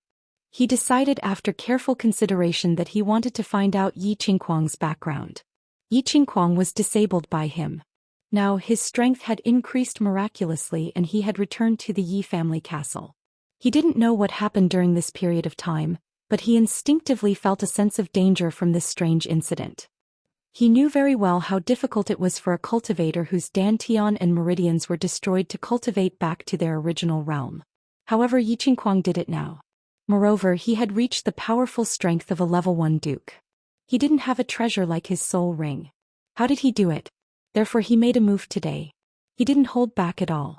It could even be said that he attacked unreasonably. He wanted to find out Yi Qinghuang's background. He wanted to find out why he could return to the Yi family castle even though the clan knew that they didn't get along. Who exactly was helping him in the dark? He wanted to force these people out. He had never been afraid of fighting openly. However, he was very afraid of conspiracies and plots behind one's back. After all, there were far too many people he needed to protect now. Therefore, he opened his mouth and didn't respond to Yi Quan's plea. Instead, he waved his hand at Yi Shanhu and said, "Untie Yi Qinghuang and Yi Xian. Bring Xiao Yan to the punishment hall. At the same time, inform the Xiao clan to come to the clan's punishment hall." Yi Shanhu acted as though he had been pardoned when he heard this. He hurriedly untied Yi Qinghuang and Yi Xian. Yi Quan also sighed in relief. After all, if the guards really escorted Yi Qinghuang and Yi Xian to the punishment hall, the face of the first branch would be completely ruined. It seemed that Yi Qinghan had not taken things too far. "Humph. Yi Qinghan, just you wait. We will meet at the punishment hall. Today's matter will not end." Yi Qinghuang had completely lost his face today. Originally he wanted to suppress Yi Qinggu and Yi Qinghan. In the end, he viciously stared at Yi Qinghan and left with Yi Xian and the Emperor stage bodyguards. Yi Qinghan ignored Yi Qinghuang's vicious gaze and threat. He wanted to force Yi Qinghuang to attack and expose his trump card. He turned his head to look at Yi Wubian and faintly said, "Let's go to the clan's punishment hall. I will help you dissolve this marriage." Chapter 332. For such a big matter, even the emergency signal flare was used. Of course, the Yi family castle received the news. The elders also received the report immediately and roughly knew the ins and outs of the matter. When everyone arrived at the punishment hall, the hall was already filled with the elders of the clan. Yi Rong was dead, and the deputy elder of the punishment hall was given to the elder of the warbeast hall, Yi Tianqing by Yi Tianlong. The head elder was still Yi Baihu, but if it wasn't a big matter he wouldn't be disturbed. At this time Tianqing was already sitting on the main seat. The second seat was occupied by the scholarly deputy elder of the warbeast hall Yi Qiangang. Beside him were more than 10 elders with real power. This matter wasn't big at first. It was just that Yi Qinggu beat up a young master of a small clan in Song City. However, Yi Qingquang's attack and Yi Qinghan's attack escalated the matter. It had become a direct collision between the older generation of the Yi family and the new generation's popular young master, Yi Qinghan.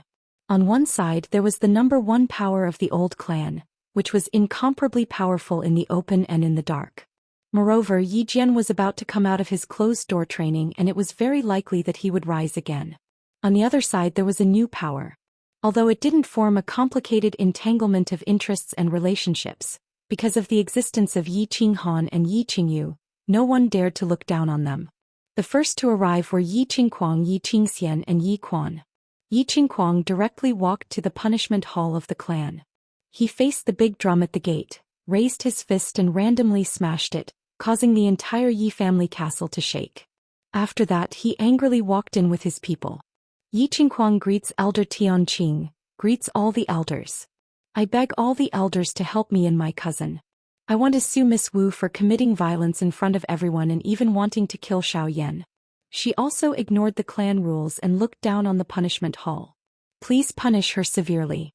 I also want to sue young clan leader Yi Qinghan for using his power to oppress others, harming his fellow clansmen and humiliating the three of us.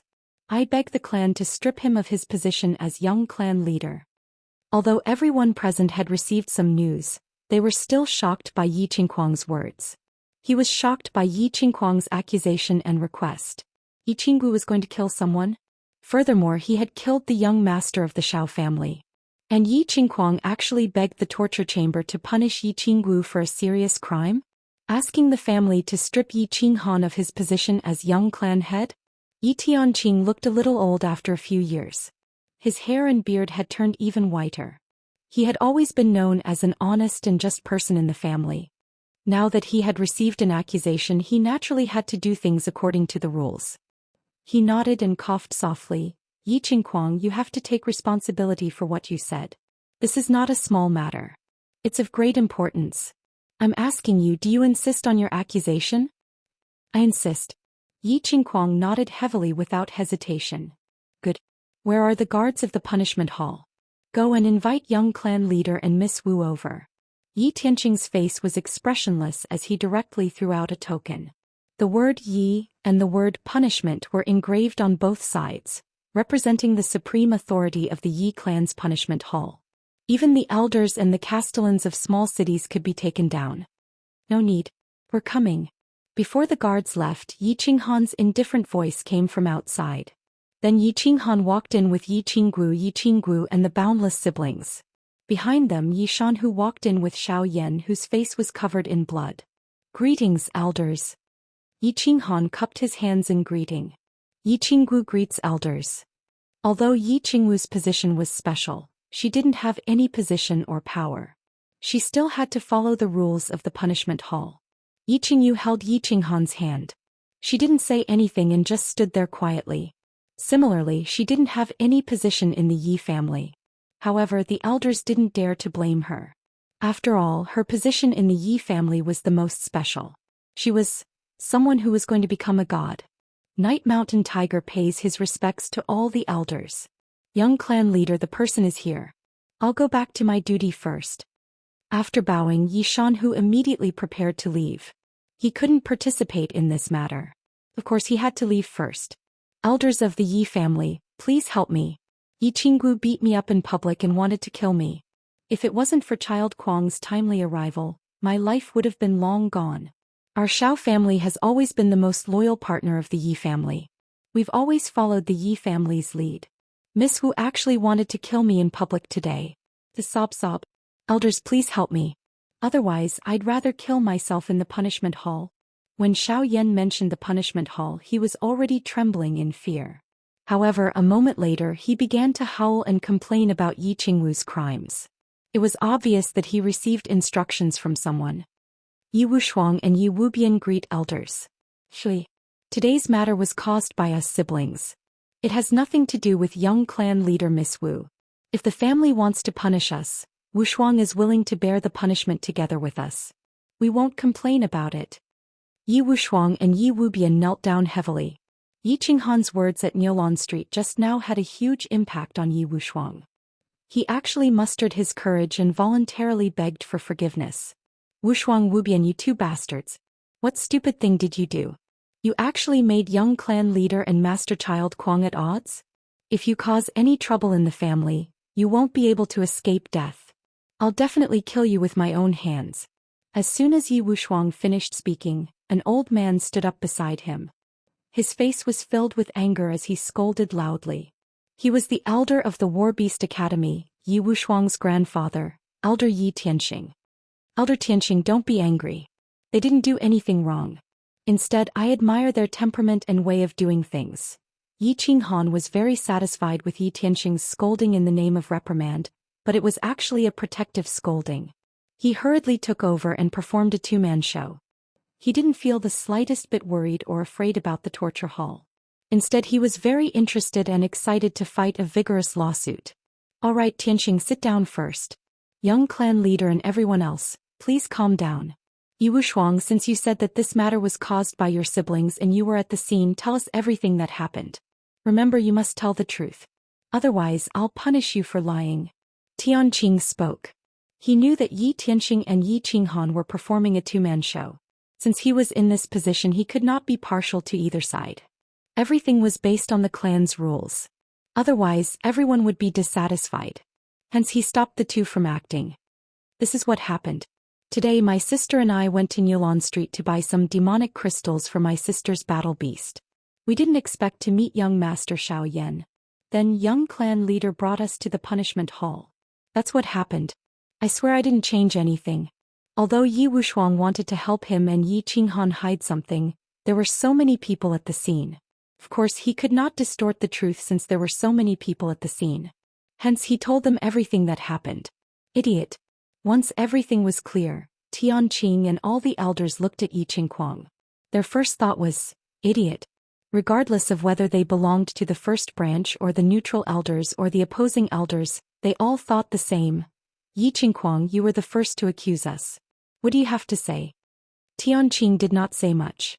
He did not ask the other elders to speak or make things difficult for Yi Qingkuang. Instead, he followed the procedure and asked about Yi Qingkuang first. The truth is obvious. Yi Qinggu beat up Xiao Yan in public and even wanted to kill him on the street. This is extremely bad. If we don't punish him severely, we won't be able to appease the public.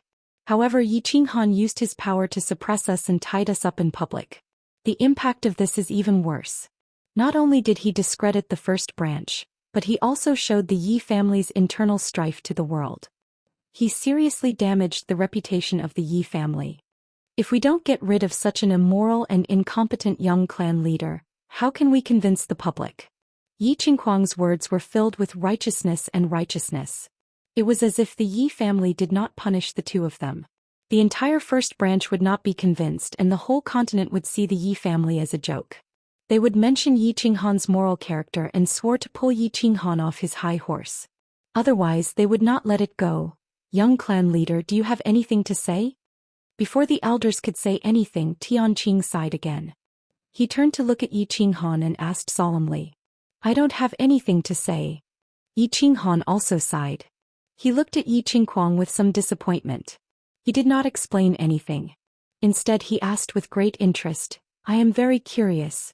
Who allowed this idiot to return to the Yi family castle? Chapter 333. As soon as Yi Qinghan finished speaking, everyone present had a complicated expression on their faces. Everyone knew that Yi Qingguang was an idiot, but there was no need for the young clan leader to say it out loud, right? It was obvious that Yi Qingguang had been exposed to the sea breeze in the small city by the sea for a few years. Although he seemed to have matured a lot, his mentality had not improved at all. His stupidity was in his arrogance. Did he think that he could continue to be as arrogant as before after returning to the Yi family castle after his great increase in strength? Did he think that Yi Qinghan was still the seventh son of the Yi family from back then? Did he want to make a move without even knowing the strength of the enemy? What was he if not an idiot? Putting aside the fact that Yi Qinggu was the granddaughter of Yi Qingmiu, many elders had secretly learned that Yi Qingyu would become a god in a few years' time. This news carried a lot of weight. So what if Yi Jian had broken through to the Saint Realm and left the back mountain? One Yi Qingyu alone was worth 10 Yi Jians. Moreover, Yi Qinghan had been bestowed the status of young clan leader by the elder ancestor, and it would never change. How dare you come here to make a fuss without even knowing this? The clan had secretly warned Yi Qingguang not to provoke Yi Qinghan. Who would have thought that he would be so arrogant and start a fight within a few days of returning? Wasn't this just asking for trouble? Cough cough. Young clan leader, please watch your words. The unity of the clan is the most important. Tianqing looked a little helpless. He coughed lightly and gave Yi Qinghan a look, meaning to give him some face and not make things too difficult for him. After all, this was the clan's torture chamber. If they caused a ruckus here, the torture chamber would lose its prestige, and it would be difficult to manage the younger generation of the clan in the future. Yes, Qinghan was wrong. It was just a moment of inspiration. Please don't take it to heart. I'm ashamed. Tianqing had always treated Yi Qinghan quite well. Back then he had even spoken up for him in the infatuation garden. Of course, Yi Qinghan had to give him face. He was very straightforward and directly admitted his mistake. Did everyone see that? Yi Qinghan actually insulted me in front of everyone in the disciplinary court. With such conduct and talent, how could he be a role model for the younger generation of the family? How would he lead the Yi family in the future? Yi Qingguang boldly begged to convene an elder council to revoke Yi Qinghan's young clan patriarch status. Otherwise, I'll be the first to be dissatisfied. Yi Qingguang saw Tianqing reprimanding Yi Qinghan, and he admitted his mistake in front of everyone, so he quickly cupped his hands and said indignantly. From the looks of it, he was prepared to use this matter to pull Yi Qinghan down from the position of young clan patriarch. In the small city, someone had planted a soul seed in him. With the help of that person, his strength had been forcefully raised. Moreover, he had used all the hidden forces of the first branch to return to the Yi family castle with great difficulty. Of course, he wanted to use all methods to take revenge. Therefore, he wanted to use today's matter to first pull Yi Qinghan down, collect some interest, and then slowly kill him. Yi Qingguang's emotional accusation caused many people's faces to be filled with black lines, and the word idiot could be seen on their foreheads. However, this matter was not something that could be said openly. The elders of the first branch couldn't help but want to stop Yi Qingguang's speech several times. However, they were afraid that Yi Qinghan would find out. He could only frown deeply. How could it be worse than the word worry? Yi Qinghan, on the other hand, felt that life was as lonely as snow. He had originally thought that Yi Qingguang would be a strong opponent. Now it seemed that the forces behind him had helped him. He had overestimated him. Such an idiot had become his opponent. He felt a faint sense of sadness. At this moment he thought of a famous saying from his previous life. He no longer paid attention to Yi Qingguang, who was getting more and more excited. He looked through the door and softly murmured, "Ah, no matter how awesome Chopin is, he can't play out my sadness. Idiot." Before Yi Qinghan could finish lamenting, a deep roar sounded outside the torture chamber. The two words that everyone had wanted to curse out were said unscrupulously by the person outside. For a moment everyone was shocked. When Yi Qingguang heard these two words, his expression became incomparably angry. Then he was stunned for a moment before he became ecstatic. He cried out in surprise, "Lord Father!" The elders rose from their seats and looked at the door of the torture chamber with complicated expressions. Although they had not heard this voice for a few years, it was still fresh in their memories. This voice was Yi Jian's voice. Of course, they were shocked that Yi Jian could appear here today. This was very significant. This meant that he had walked out of the condemnation cliff. This meant that he had successfully broken through to the Sage Realm. This meant that the Yi family had one more Sage Realm powerhouse. Greetings, elders. Greetings, young clan leader. Yi Jian greets everyone. A tall middle-aged man walked in from the door. His expression was calm and his steps were steady. He had the temperament of an expert. 6 years of imprisonment did not change Yi Jian's appearance much. It was just that his face was a little pale. It was probably because he had not been able to see the sun for many years at the condemnation cliff. Big brother. You finally succeeded? Congratulations, big brother. You have finally taken this step. Pass down my order, prepare a celebratory feast. The first person to speak was the silent Yi Chong. He had seen Yi Jian some time ago and knew that he was only one step away from the Sage Realm. He did not expect him to achieve it so quickly. Congratulations, congratulations. The family has gained another Sage Realm powerhouse. We do need to celebrate. Yi Jian, I guess it won't be long before you become the third supreme elder of the Yi family. Tianqing also smiled. No matter what mistakes Yi Jian had made, it was the Yi family's blessing that he could enter the Sage Realm. Great news, great news. For a moment, all the elders left their seats and congratulated Yi Jian.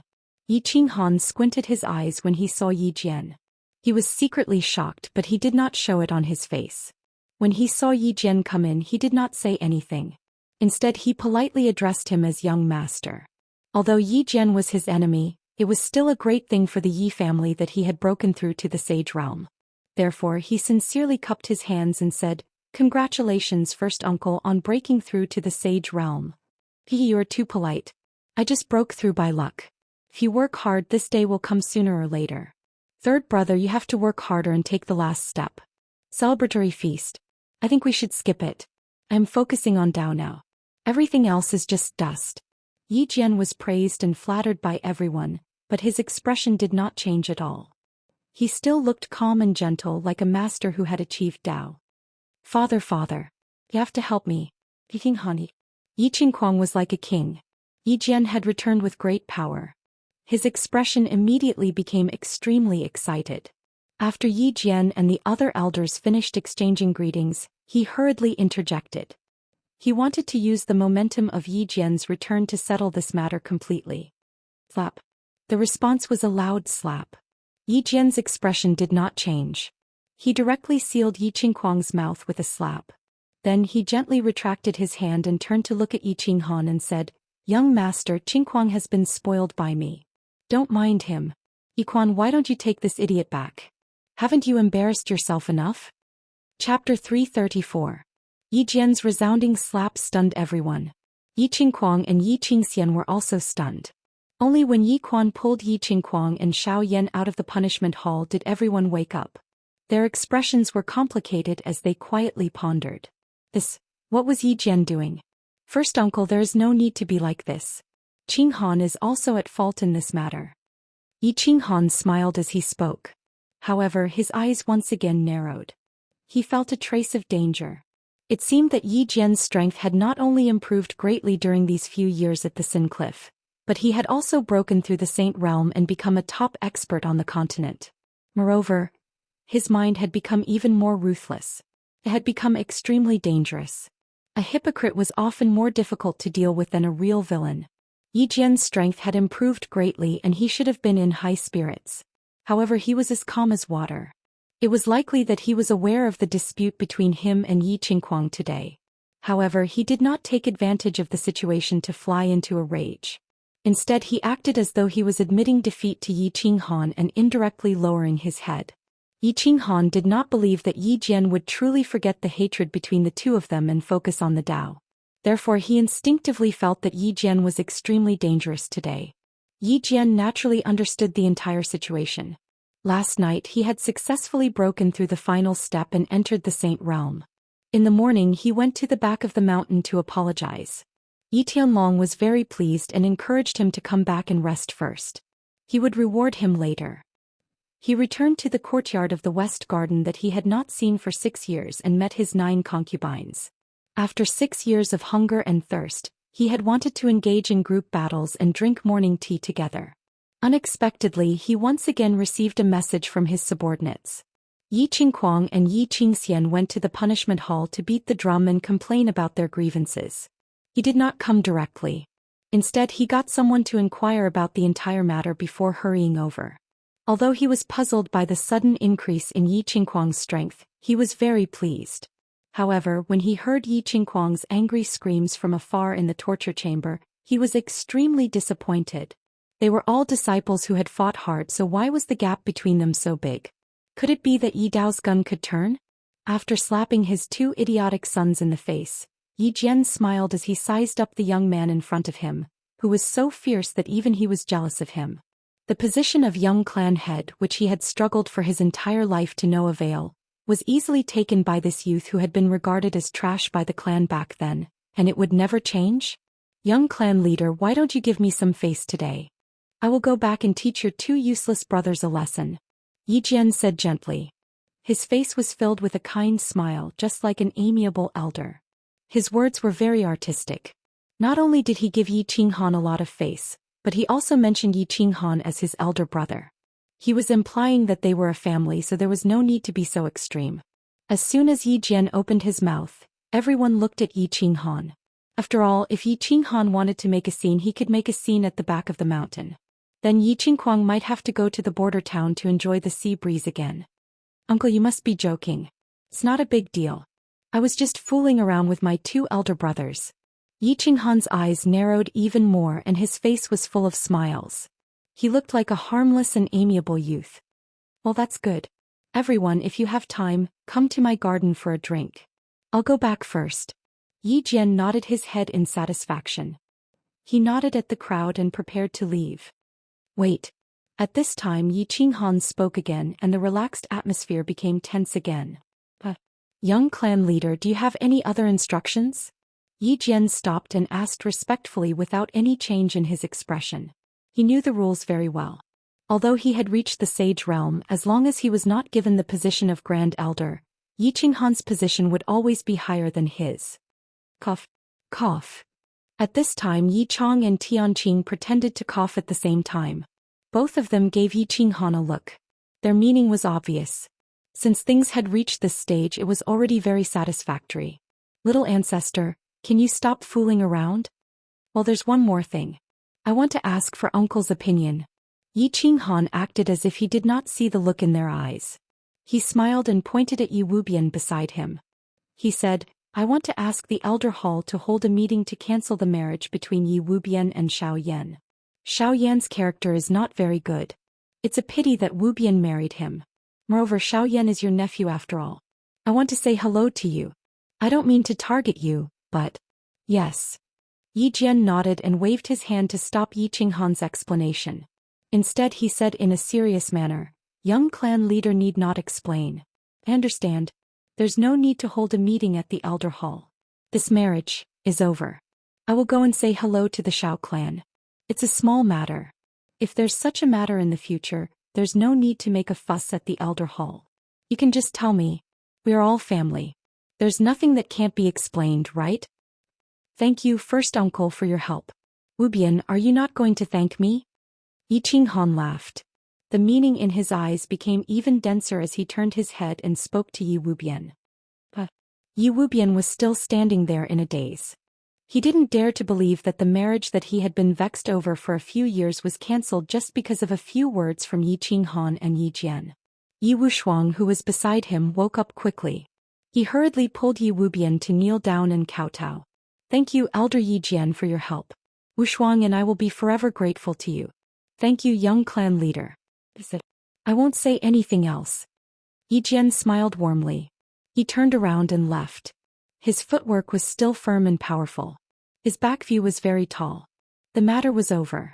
The lawsuit, which was supposed to be a spectacular one, was easily resolved with a slap and a few words from Yi Jian after he appeared. There was no more drama to watch. All the elders left. Yi Qinghan didn't stay. After some polite greetings, he left with Yi Qinggu and Yi Qingyu. After returning to the Cold Heart Pavilion, Yi Qinghan asked Yi Qinggu and Yi Qingyu to rest. After all, the two of them were very tired. He sat alone in the hall and looked at the rows of scenic trees outside the door in silence. Today's matter made him understand some things. However, it also gave rise to more doubts. It made him understand some hidden dangers. However, he discovered that even more dangers were quietly approaching. Young clan leader. At this moment Cui Hua walked in with a few people. It was Yi Tianxing and Yi Wushuang. It wasn't that Yi Tianxing didn't want to cancel the marriage. It was that he didn't have the ability to do so. Today Yi Qinghan had helped them greatly. It wasn't appropriate to say it in person just now.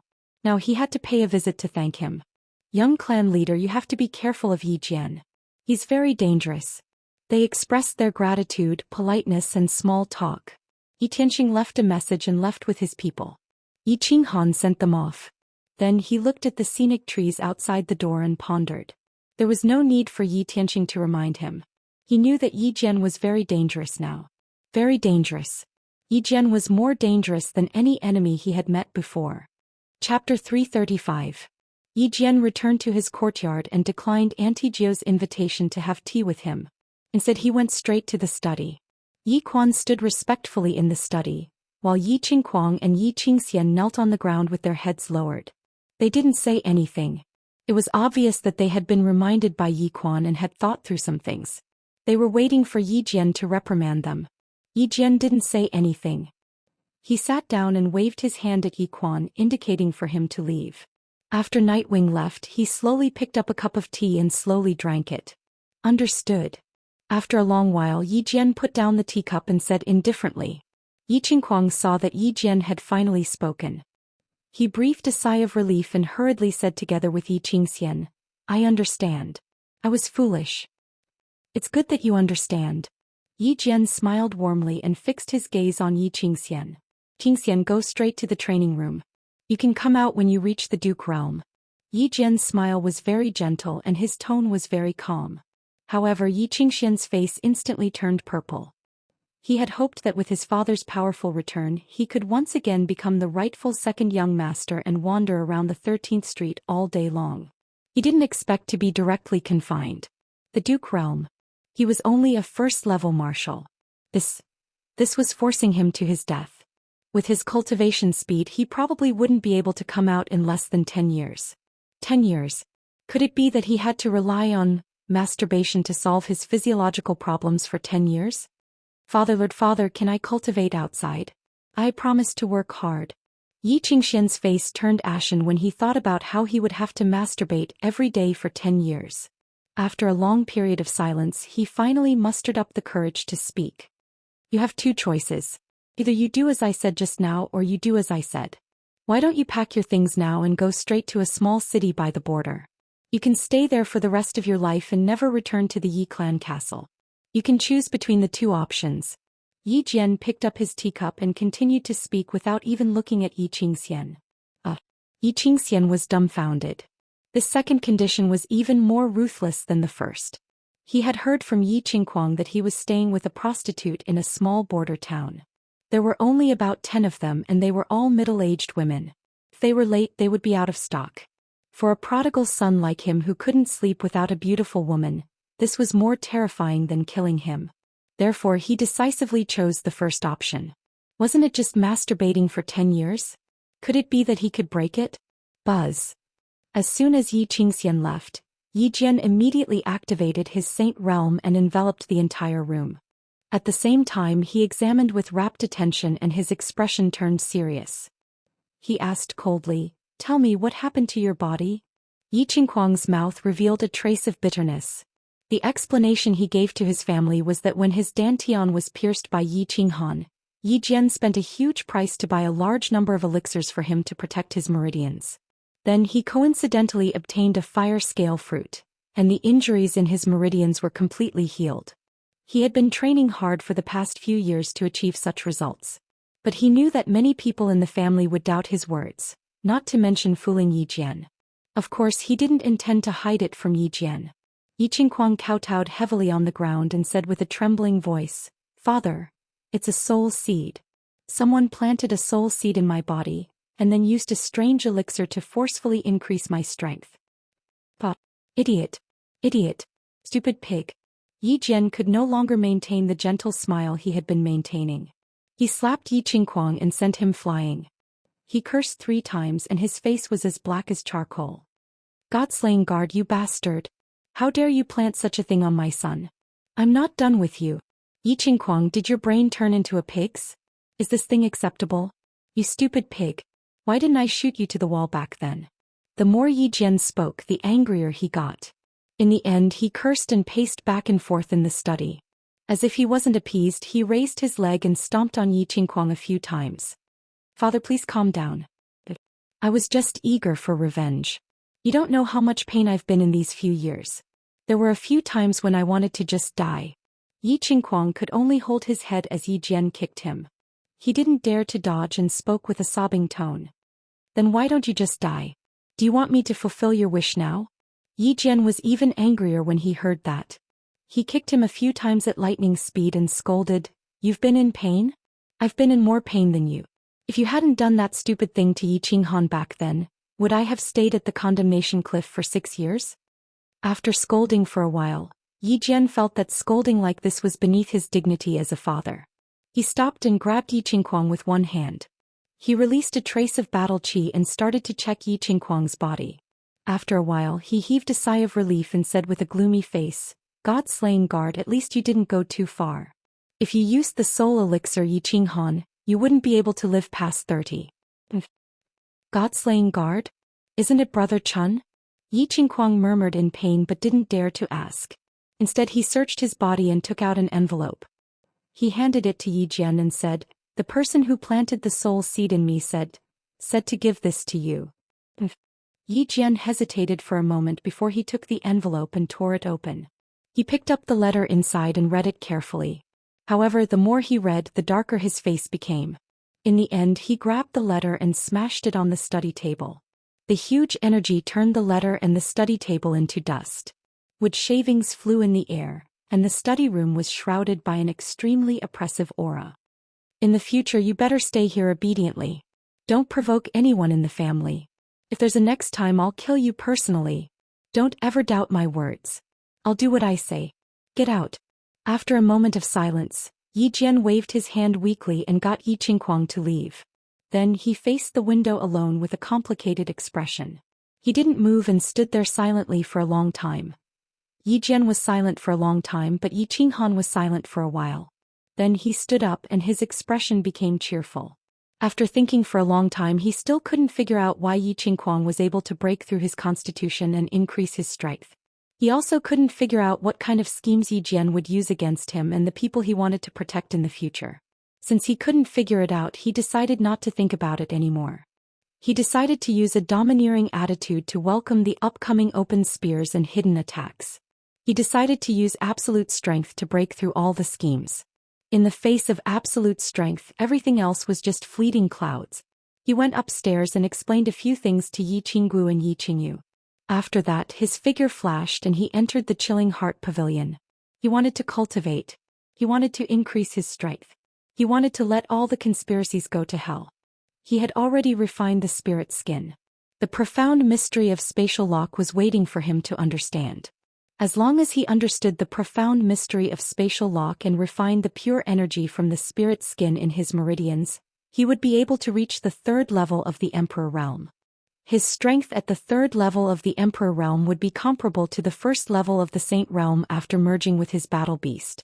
At that time, if Yi Jian wanted to play with him, he would be able to play with him without any fear. Chapter 336. After entering the carefree pavilion and exchanging a few words with Elder Lu, Yi Qinghan entered the training room and began his cultivation. Refining the spirit skin had given him a new type of knowledge regarding the profound mysteries of space. It was just that this knowledge had been completely copied. It was as if he had obtained a book that explained the profound mysteries of space in detail, but he had yet to read or understand it. What he needed to do now was to finish reading the book and understand its meaning. Then he would use the knowledge in the book to fight or assist him in battle. He sat down cross-legged and calmed his mind. He immersed his mind into the profound mysteries of space in his mind and began to carefully comprehend it. Space is everywhere. Space is the most basic substance in this world. Once I comprehend the laws of space, where in the world can I not go? Anywhere. Space is made up of invisible substances, and every substance has its own soul and other forms of life. When you sincerely communicate with it, get close to it, understand it and comprehend it, then it will get close to you, accept you and be used by you. When these substances completely accept you, you can use them to change the order of substances in a space. Then, the trajectory of space in this space will be changed and the substances used in the space will be frozen. This will then form the profound mysteries of space. Yiqing had completely grasped the general theory of the profound mysteries of space after meditating for more than 10 days. But understanding the theory didn't mean that he had completely comprehended it. It was like understanding the structure of a car didn't mean that you could build one. In between, there was a process of trial and error. After meditating for another 2 days, Yiqing went out of the carefree pavilion to check out the situation outside.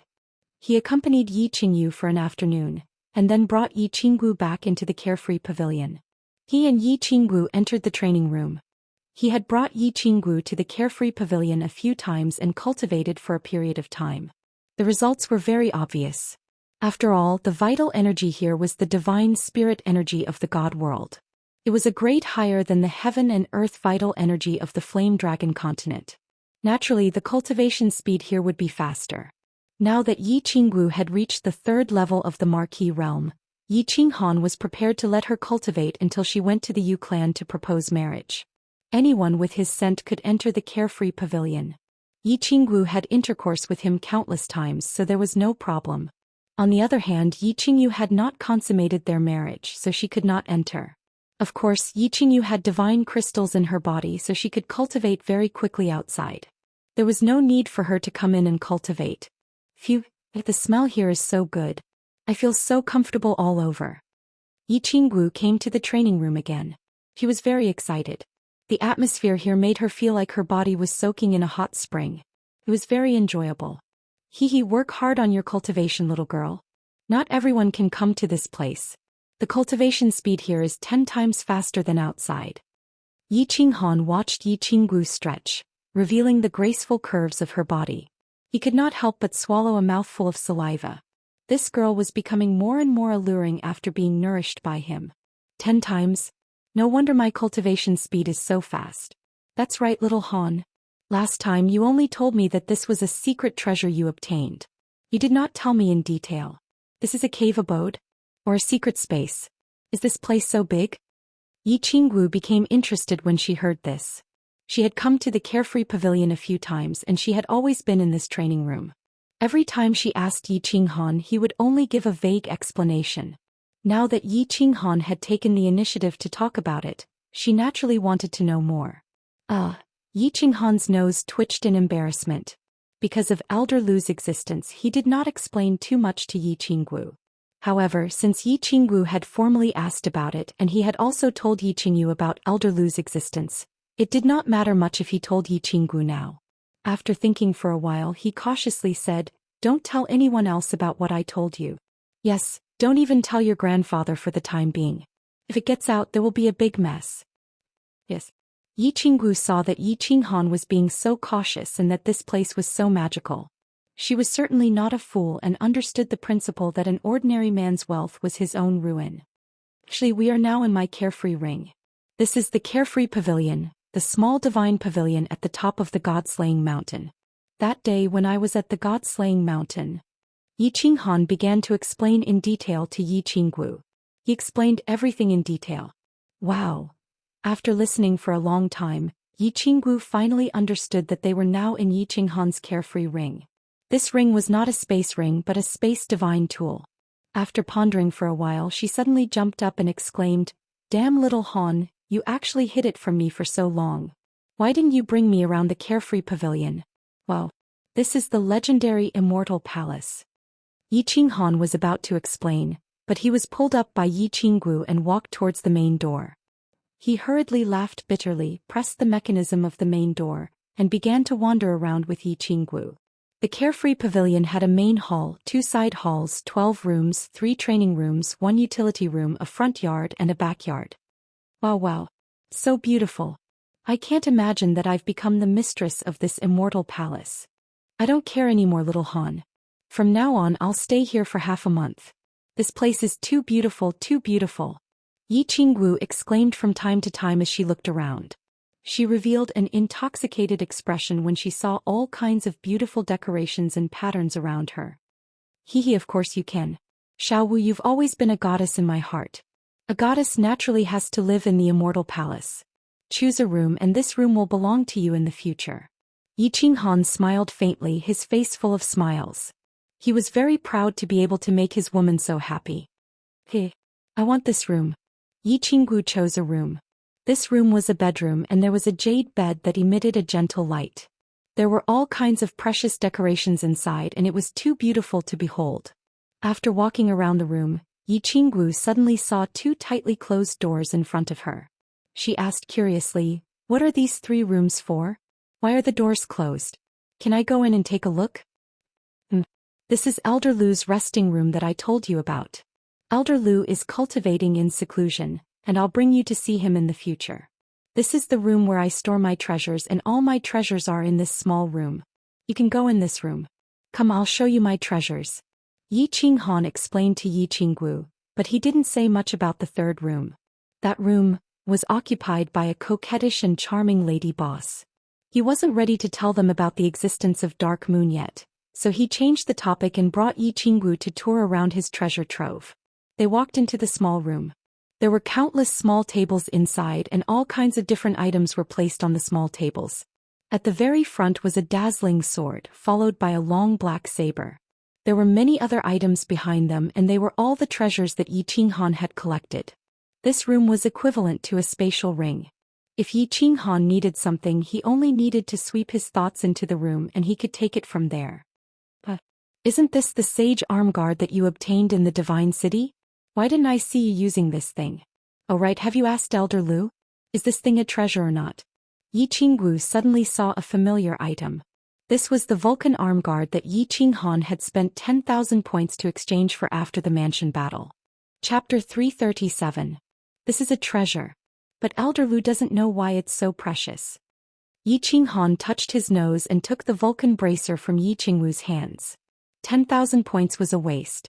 Even Elder Lu, who was very knowledgeable in the divine world, didn't know the function of the Vulcan bracer. It must not be of much use. However, no matter what, Little Black felt that this was a good thing. Perhaps it would be useful in the future, so it was not certain. Without thinking too much, Yi Qinghan decided to wait for Little Black to finish digesting the black Kirin fruit before asking it properly. Xiao He had swallowed a black Kirin fruit that Lord Devour had given him after he returned from the Dark Castle. He was now slowly refining it. Yi Qinghan didn't disturb him unless it was time for a battle. After a battle, he would let him enter the beast space to continue cultivating. After a while, the two left the treasure pavilion. They wandered around for a while and went to the training room to cultivate. Spatial matter control, spatial lock. Yi Qinghan began to concentrate on comprehending the mysteries of space. He wasn't in a hurry to comprehend the fluctuations of space. It wouldn't be too late to comprehend it after he had finished comprehending it. During this period, Yi Qinghan also tried to look at the sandy beach in the rainy rain. However, just like before, he almost fainted after looking at it. He didn't dare to think too much and focused on comprehending it. While Yi Qinghan was cultivating in the carefree pavilion, the Yi family castle was peaceful. Yi Jian's strong return didn't bring any turmoil to the Yi family. Yi Tianlong was also surprised that he didn't give Yi Jian the position of Grand Elder. The Fire Dragon continent wasn't as crazy as before. They had almost found all the godly swords. As for Tu Qianjuan's death, the Divine City kept it a secret. It didn't cause much of a commotion during the secret investigation. The only thing that could be mentioned was that during this period of time, the Elder Hall of the Yi family had started to get busy. They were making preparations for Yi Qinghan's marriage proposal to the Yu family.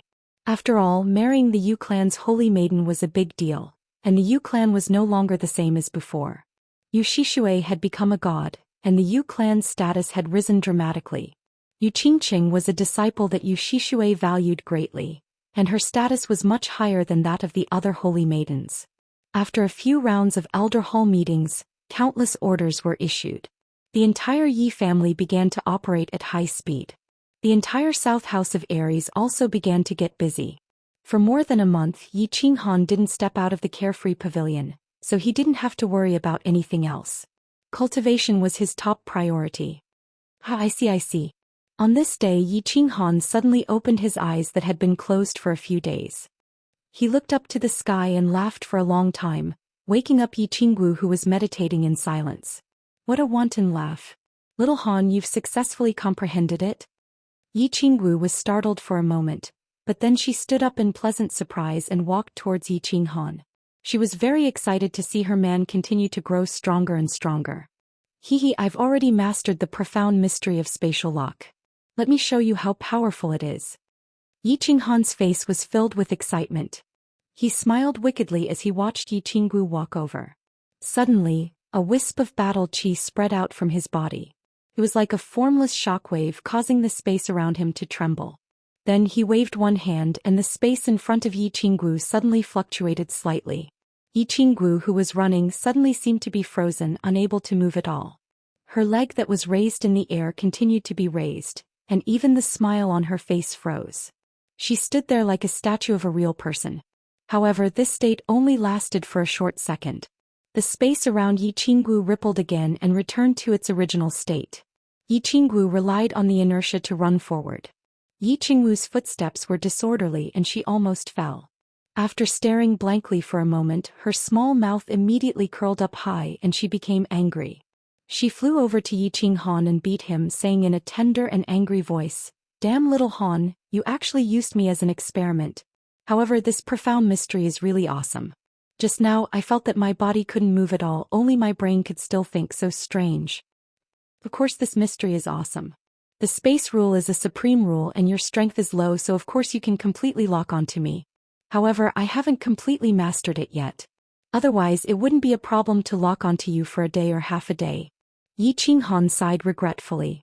He had mastered this profound mystery of spatial lock, but to completely master it would still take some time. So terrifying. Yi Qinggu patted her chest and exclaimed. Being locked onto meant that she was a live target. She would be beaten for nothing. Then she suddenly thought of something and exclaimed, Then wouldn't you be able to become a third-level emperor if you cultivated your battle aura? Wow. A 21-year-old third-level emperor. I'm afraid you're going to break the record again. No. I don't cultivate battle aura. I don't want to break through to third-level emperor in a short period of time. Yi Qinghan shook his head and said something that shocked Yi Qinggu. Why, isn't it good to be strong? Yi Qinggu didn't understand and asked in surprise. It's not that it's not good to be strong. A complicated look appeared in Yi Qinghan's eyes as he slowly explained, Think about it. If I broke through to the third stage of the martial emperor realm, once the news spreads, the entire continent will suspect that I obtained the treasure of the Tanuki beast. If I didn't obtain the treasure of the Tanuki beast, how could my strength increase so quickly? The people of the divine city will definitely suspect that I killed Tu Qianjun. After all, I obtained the treasure from the civet beast's mouth, so I definitely have the strength to kill Tu Qianjun. Moreover, I have an irreconcilable grudge with Tu Qianjun, so I will become the #1 suspect. Then my life and the Yi family's life will be very difficult in the future. Oh, I see. Yi Qinggu nodded. She thought that Yi Qinghan was very thoughtful. He had comprehended the profound mystery of spatial law, and he had the carefree pavilion and the energy from the spirit skin. He could cultivate his battle aura any time in a short period of time. Now was the time to hide his strength. I planned to cultivate my battle aura after comprehending the profound mystery of spatial wave. By then I will be a Saint tier elite. Combined with my body fusion battle technique spatial lock and spatial wave, I won't be afraid of the massacre god guards. So what if the people of the continent know that I killed Tu Qianjun? As for the divine master too, with his status he probably won't attack a junior like me, right? Yi Qinghan began to formulate the next step of his cultivation plan. For the sake of Dark Moon, he had already made up his mind to cultivate diligently.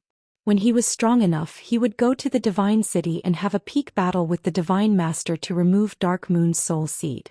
Now that he wasn't strong enough, he could only keep a low profile and advance step by step. Little Han, congratulations on successfully comprehending the profound mystery. He continued to work hard. Someone is looking for you outside. Just as Yi Qinghan was pondering, Elder Lu's voice sounded in his mind. Yi Qinghan told Yi Qingyu to go to his room and call him if she needed anything. He asked Elder Lu to release a sliver of his divine sense outside. If someone probed or Yi Qingyu came in, he would be alerted to go out. After a moment of silence, Yi Qinghan turned to look at Yi Qinggu and said, Well, Yi Qinggu, I'm going out for a while. Do you want to continue cultivating or do you want to go out with me? Go ahead. I'll continue cultivating and try to break through to the emperor tier as soon as possible. Yi Qingwu smiled gently and sat cross-legged. She had decided to cultivate diligently. After all, Yi Qingyu was getting stronger and stronger. She would become a god in a few years' time. Moreover, Yu Qingqing's cultivation method was very strange. She didn't want to be left behind by the two of them. This was obviously her jealousy. After giving Yi Qingwu a few words of encouragement, Yi Qinghan dashed out of the carefree pavilion and saw Yi Qingyu looking around in his room. When Yi Qingyu saw him suddenly appearing in the room, she was shocked. She exclaimed, "Brother, you know how to teleport? Have you become a god?" "Silly girl, do you think that becoming a god is really about comprehending the heavenly Tao? I'll explain it to you in the future." "What's the matter?" Yi Qinghan was annoyed and amused at the same time. He caressed Yi Qingyu's head and kissed her forehead intimately. "Brother, you have so many secrets. You've cultivated too much. Today is the day you're going to the Yu clan to propose marriage. Everyone in the clan is waiting for you outside.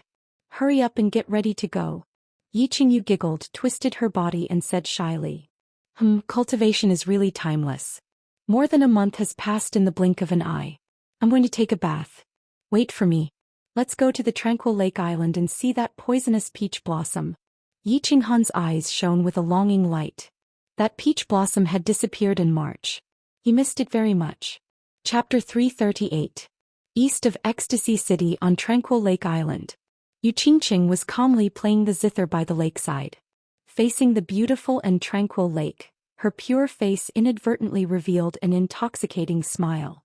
Today she was not wearing her usual peach-colored dress. Instead she was wearing a white one. However, she still had a tacky peach blossom on her head, which made her look even more beautiful. At this time she did not play the Breaking the Formation song, but a gentle and beautiful song.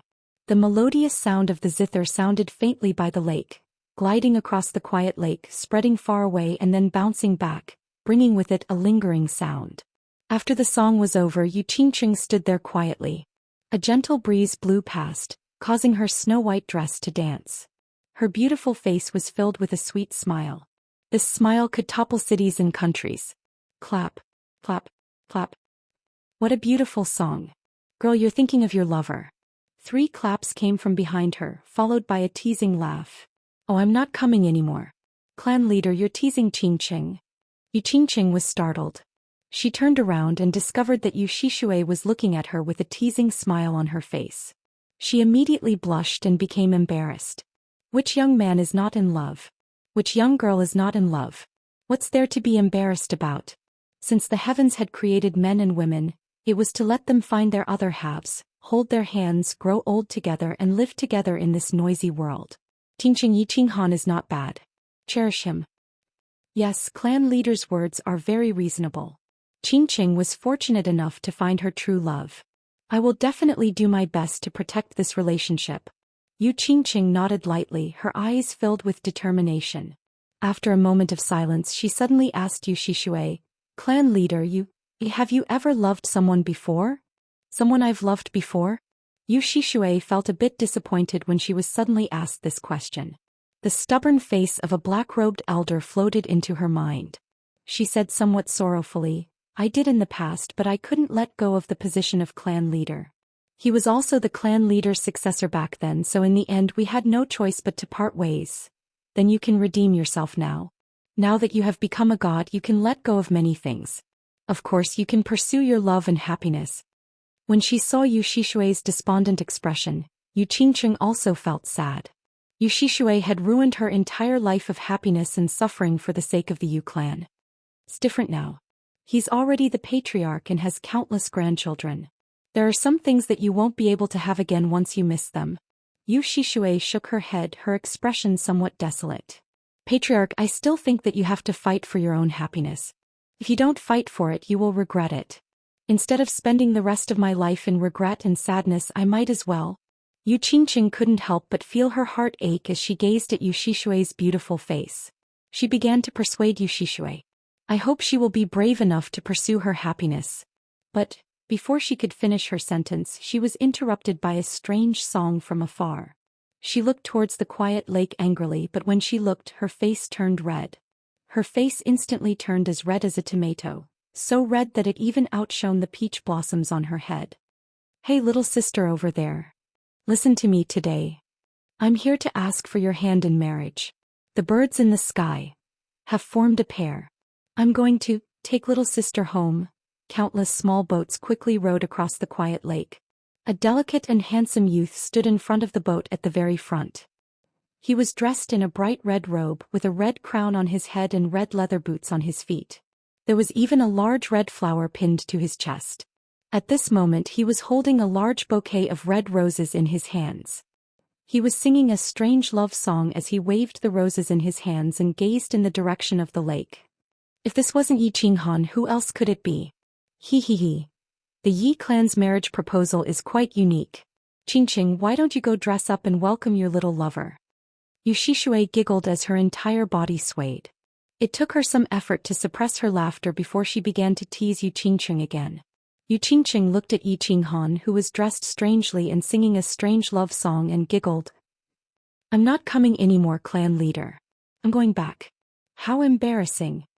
When she heard Yu Shishui's teasing, her face became even redder.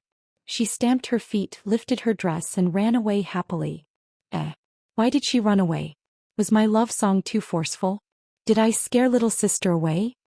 When Yi Qinghan saw that Yu Qingqing had actually turned around and ran away as soon as she saw him, he couldn't help but stop waving his hands. His body squirmed a little as he fiddled with his clothes. These clothes made him feel extremely uncomfortable, and it took him a while to get used to them. He turned around and said to Yi Chong and Tianqing behind him, You little brat, don't you know any other love songs? I'm getting goosebumps from your singing. It would be strange if your little wife didn't run away. Yi Chong, who was behind him, also felt a wave of discomfort as he glared at Yi Qinghan. Ahem. Young clan leader's love song has a special charm to it. Tianqing's face was also filled with black lines, and his face was slightly red as he spoke. Damn, it's all your fault. You forced me to dress like this, and I even had to sing a love song. This is the only song I know when it comes to marriage proposals. Do whatever you want. Yi Qinghan's face was also filled with black lines. When he had arrived at Enchanting City this morning, the Yi family's master of ceremonies had made him wear a large red robe, and had even explained many rules to him. He said that this was the Fire Dragon Continent's marriage proposal etiquette, and that he absolutely could not be disrespectful. Tianqing and Yi Chong, as the vice elders of the Yi family's Hall of Battle and Hall of Torture, were naturally duty-bound to become the Yi family's representatives this time. They had brought countless treasures to the Yu family to ask for the saint's hand in marriage. In less than an hour, all the ships had reached the shore. Countless elders and disciples of the Yu family had already arrived, and started to welcome the Yi family's envoy. They had even specially organized a band to welcome them with gongs and drums. It was a very lively scene. Yi Qinghan's face was full of smiles. Under the arrangement of the two families' masters of ceremonies, he performed countless etiquettes, such as pouring water, sprinkling flowers and serving tea. After a few hours he had finally completed all the complicated etiquettes. He was so tired that he felt as if he had just fought a big battle with a large group of people. After all the etiquettes were done, it was almost time to eat. Although it was said to be a meal, Yi Qinghan actually didn't eat a single mouthful of rice. He had been holding a wine cup and taking turns to toast table after table. He was smiling non-stop, and cup after cup of strong liquor entered his stomach. He was smiling so much that his face was cramping and his head was spinning. All right, for the sake of marrying my wife, I will endure. Yi Qinghan forcefully endured the urge to vomit and was in a bad mood. He was tossed around for more than 2 hours, but he originally thought that since the banquet was over, he could rest for a while and take an afternoon nap or something. In the end, in the afternoon he was dragged to the Yu family's ancestral shrine, saying that he wanted to worship the ancestors. He had to burn incense and kowtow. After being busy for an entire afternoon, his head was already swollen. In the end, the banquet started and he had to toast again. All right, I will endure. However, when Yi Qinghan pretended to be drunk and left early, preparing to sneak into the west court and crawl into Yu Qingqing's boudoir to talk about his lovesickness, he was suddenly surrounded by a group of masked women, saying that they couldn't meet before marriage. He decided not to endure any more as he cursed in his heart. Why couldn't he even see his wife? What kind of marriage was this? He couldn't endure anymore, there was no need to endure anymore. He didn't stand on ceremony anymore and immediately merged with his beast. With a spiritual confusion, this group of masked women all fainted. Yiqing took small steps and slowly walked into Yu Qingqing's boudoir. Looking sideways, the room was filled with the faint fragrance of peach blossoms. In front of a dressing table beside a big red bed, Yu Qingqing was sitting shyly in front of a bronze mirror, looking like a spring flower. Chapter 339. Xianxia, didn't you say you went to see the son-in-law? Why are you back so soon? When Yu Qingqing heard the footsteps, she thought that it was her personal maid coming in. After asking, she lowered her head shyly and murmured, "And it's better if I don't go and see. He is dressed so ugly today and he even sang such an awful song. I wonder where he learned it from. Isn't he ashamed of his brother and sister's name?" Yiqing snickered but didn't say anything. He only looked at Yu Qingqing's hair that was tied up in a high bun and her snow-white neck. He swallowed a mouthful of saliva. I reckon he must be drunk now and sleeping soundly. The elders are really too much. Why can't we meet before the wedding? Doesn't that mean there are still 3 months before I can see him? Xianxia, let's not talk anymore. I'm tired and going to sleep. Help me undress. Yu Qingqing looked at the bronze mirror and caressed her black hair. She was sometimes happy and sometimes angry. Yiqing almost cried out when he heard that. His nose felt hot and 2 streams of blood almost gushed out. He quickly wiped his mouth and walked over while trembling. He hesitated for a moment and stretched out his hands. He stepped over Yu Qingqing's shoulders and was about to undo the buttons on her chest. Yu Qingqing was obviously thinking of some embarrassing scenes at this moment. She actually closed her eyes and smiled. Sometimes she was shy, sometimes she was happy, and sometimes she was angry. Her expression was constantly changing. Yiqing became even more excited. He slightly trembled as he undid the 2 buttons on Yu Qingqing's collar. He gently opened them, revealing a dazzling snow-white skin and a translucent and cute underwear. Under the underwear, 2 plump breasts were vividly visible. And at the very front of the breasts, 2 pink pearls were faintly discernible. It was very captivating. Gulp. Yiqing looked down from above and his head felt like it was struck by lightning. His little brother below was like a frightened child. He stood up straight and pressed against Yu Qingqing's waist. His throat moved up and down and the sound of saliva being swallowed could be heard. His 2 hands involuntarily passed through Yu Qingqing's palace skirt and undergarments, and directly went inside, grasping 2 plump places. Oh! At this moment, Yu Qingqing was wondering if she should sneak out and have a rendezvous with her lover in the moonlight. Her waist was suddenly pressed against a hard object and she was a little dazed. It wasn't until the 2 lumps of snow in front of her chest were grasped by 2 large hands, and the 2 sensitive spots at the top of the snow were being plucked by the 2 large hands, that she completely woke up. She involuntarily let out a cry, but she was like a frightened rabbit suddenly bouncing up. Her beautiful face, which had lost all color, suddenly widened her eyes and looked over. Hee. Don't call me little Qingqing, it's me. Yiqing withdrew his hands and rubbed them together as if he had not had enough. He smiled shamefully, but his eyes were still staring at Yu Qingqing's half-exposed snow-white chest. Yu Qingqing was stunned for a moment and then cried out in alarm. She hurriedly used one hand to cover her chest, and the other hand to clumsily fasten her robe. Her entire face and neck looked as if they were on fire and they were dazzlingly red. For a moment her heart was in a mess. What's that? I haven't seen you for a long time and I've been missing you. So, I came over to see you but you asked me to undress you. I didn't mean it. Yiqing was like a thief who had been caught, and his face turned red as he said with some embarrassment. You still haven't gotten out. Yu Qingqing turned her face away and angrily stamped her feet. However, when she saw Yiqing walking out, she stamped her feet again and shouted, "Come back. Eldest miss, should I go in or go out? You are making me very confused."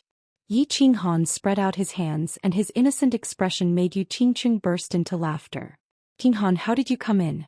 I remember that there were guards outside and it was my clan's elder who was guarding against a pervert like you." Yu Qingqing smiled sweetly and then rolled her eyes. Her happy and angry expression made Yiqing stare blankly once again. "Little darling, I missed you." Yiqing eyes were deep as the ocean, and with a mushy word of love he successfully removed Yu Qingqing's defense. He took a few steps forward and wrapped his arms around Yu Qingqing's slender waist. With a very magnetic voice he said in a deep voice, "Don't even mention this simple short wall of your clan and a few small guards.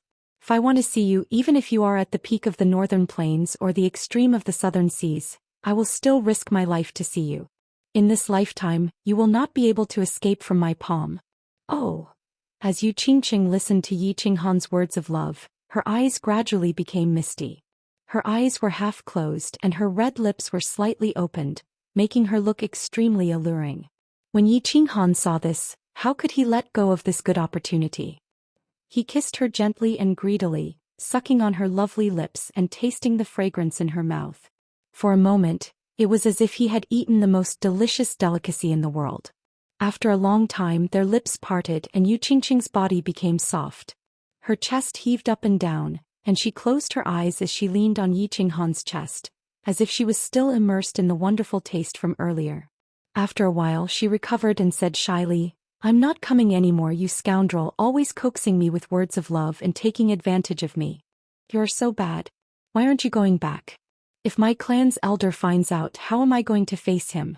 Then I want to go, little baby. 3 months later I will come to marry you, and I will definitely make you the happiest woman in this world." Yi Qinghan, having seen her and tasted enough, was satisfied and left. He directly used form transposition and flashed out of the northern courtyard. Then he sneakily returned to the pavilion that the Yu clan had arranged for him. After lying on the bed for a long time he found that he still couldn't fall asleep. Obviously he had been aroused by Yu Qingqing just now and this fire couldn't be vented and it was suffocating. Tossing and turning, the night was long and he couldn't sleep. He got up, scratched his head and directly entered the training room of the free and unfettered pavilion. In the empty training room, only Yi Qinggu was sitting there alone. She sat cross-legged on the smooth floor, and her 2 slender and fair legs dazzled his eyes. Without saying much he rushed over, directly grabbed Yi Qinggu by the waist and rushed outside. "Little Han, what are you doing?" "I'm still cultivating." Yi Qinggu woke up with a start, and found that Yi Qinghan was rushing outside with her in his arms. She knew what he was going to do and hurriedly began to beat him, shouting unwillingly, "Little Wu, don't move, there is a serious matter." Yi Qinghan suddenly looked at Yi Qinggu with a serious expression, and said very seriously, causing Yi Qinggu to be stunned. She asked very doubtfully, "What serious matter? Why are you in such a hurry?" "Today I observed the celestial phenomena at night and calculated the 5 elements. Combined with my recent cultivation experience, I finally successfully comprehended 3 moves, invincible moves that can shock the heavens and the earth and make ghosts and gods weep." Yi Qinghan laughed, his face full of lewdness. He licked his lips and said mysteriously, "If I don't master them I will immediately cultivate with you. These 3 moves, you must not teach them to others. These 3 moves are called Old Man Pushing the Cart, Guanyin Sitting on the Lotus, Singing Ape Hugging the Tree. You big bad guy." Although Yi Qinggu didn't know what Yi Qinghan was talking about, she knew it was definitely not something good, and hurriedly became angry, her body swaying non-stop. Yi Qinghan laughed and directly flashed into the bedroom, threw Yi Qinggu onto the jade bed and pounced on her. For a moment the whole room was filled with spring. Chapter 340. After resting for a night on the tranquil lake island, the Yi family members were satisfied. Their faces were glowing as they reluctantly embarked on their journey back to Tsong City. Last night the Yu family was very courteous and generous. They brought over a large number of red plaque women from the Moon House. Everyone had a share and enjoyed themselves crazily for a night. Didn't you see? Yi Tianqing was already an old man, but he didn't stop smiling along the way. His face seemed to have become more than 10 years younger, just like an old tree that was blooming. Yi Qinghan, on the other hand, didn't receive any top-notch entertainment. Last night he and Yi Qinggu had an intimate night and he was a little sad about parting. He didn't say much and just stood quietly at the bow, watching the beautiful tranquil lake island disappear into the distance. The wedding was set. It would be held in 3 months. At this moment Yi Qinghan was very resentful of the customs of the Fire Dragon continent. Why couldn't they see each other before the wedding? It was so stifling. As the fleet gradually went further away, A slim figure appeared in the green forest by the lake. She was dressed in pink and held a jade zither in her hand. Her face was full of sadness. Xianxia looked into the distance and spread her fingers on the zither. Suddenly, a sonorous song sounded and spread to the surroundings, reaching the distant tranquil lake. It was the song Xianxia sang during the Summer Fire Festival, "Break the Formation." Hearing this familiar song, Xianxia's eyes became wet. He raised his head high and looked at the pink figure by the lake. He silently said 4 words, "Wait for me." After leaving the enchantment city, the Yi family's fleet didn't move slowly. They rushed all the way day and night and used 10 days to rush back to Tsang City. Back in Tsang City, Xianxia didn't have anything to do, so he directly went back to the Chilling Heart Pavilion to cultivate. However, the whole Yi family was busy. The wedding date was set. It would be less than 3 months later. At that time, Xianxia would marry Yi Qinggu and Yi Qingyu at the same time. One was the saintess of the Yu clan, the other was the eldest daughter of the Yi clan, and the last one was even more extraordinary, the one who was about to become the second deity of the Yi clan, Yi Qingyu. Yi Tianlong had already given the order that this wedding would be held with the highest standards. It had to be super grand, the first in history. They weren't afraid of spending money. The Yi family didn't lack money at the moment. What they wanted was grandeur and grandeur. Since the chief said that he was not short of money, then things were easy to do. He threw a large amount of purple crystal coins. The entire house of Aries was bustling with activity. The Yi family's castle was flooded with carriages and horses every day. Countless goods were transported into the castle. The Chilling Heart Pavilion was once again lavishly decorated. It was resplendent and luxurious. It was as luxurious as the Godly Lord Pavilion in the God City. The Yi family was extremely busy, but Xianxia was very leisurely. Because it was a marriage proposal, Xianxia didn't bring Yi Qingyu along. This time he came back to accompany her for 2 days. After that he began to cultivate in the carefree pavilion. Yi Qingyu didn't feel restless because of the approaching wedding. Instead, she was influenced by Xianxia and became even more diligent in her cultivation. She decided to break through to the Saint Realm before the wedding and give Xianxia a surprise. Freeze. In the training room, Yi Qinggu was chased to the bedroom by Xianxia to cultivate, while he was cultivating alone. At this moment, the huge space was filled with countless fist-sized thorn birds. Xianxia stood in the middle of the field, releasing his battle chi from time to time. He waved his hand and locked onto the thorn birds that were flying randomly in the air. These thorn birds were very small, half the size of a palm. Their attack power was very low, but their speed was very fast. They could almost reach the speed of an Emperor realm martial artist. This was what Xianxia wanted the Yi family to buy for him. It was used to cultivate spatial locking. Freeze, freeze, freeze. After a period of stabilizing, Xianxia's spatial locking profound mysteries had clearly made great progress. With a wave of his hand, countless thorn birds were frozen in midair. They didn't fly, nor did they fall. It was very strange. People outside saw this, they would think that they had seen a ghost. He kept waving his hands and the space around him shook. Thorn birds were constantly locked in the air, and they flew away in panic after being locked. Xianxia was having a lot of fun. This scene reminded him of the 6-pulse divine sword he had seen on TV in his previous life. However, if Duanyu appeared in front of him, he would probably be killed in an instant. After cultivating for about 2 hours, Xianxia felt a little tired. He stopped and sat down cross-legged on the ground. Using spatial locking not only consumed battle chi, but it also consumed a lot of mental energy. If he used it too much, he would feel extremely tired and drowsy. However, he didn't dare to sleep.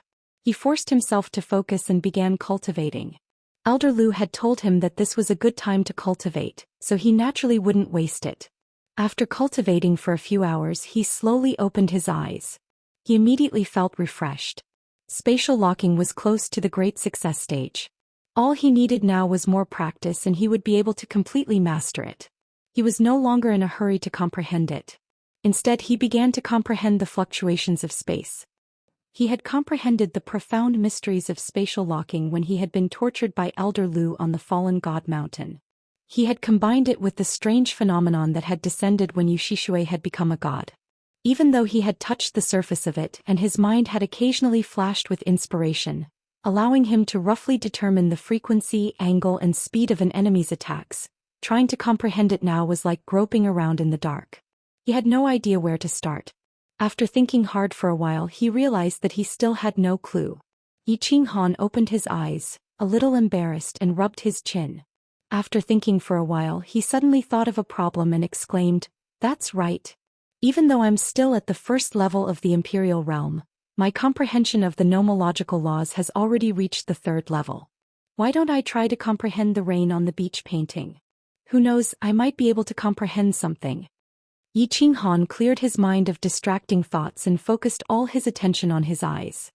He began to look at the smooth wall on the left. Slowly, the smooth wall on the left began to glow with a gentle light.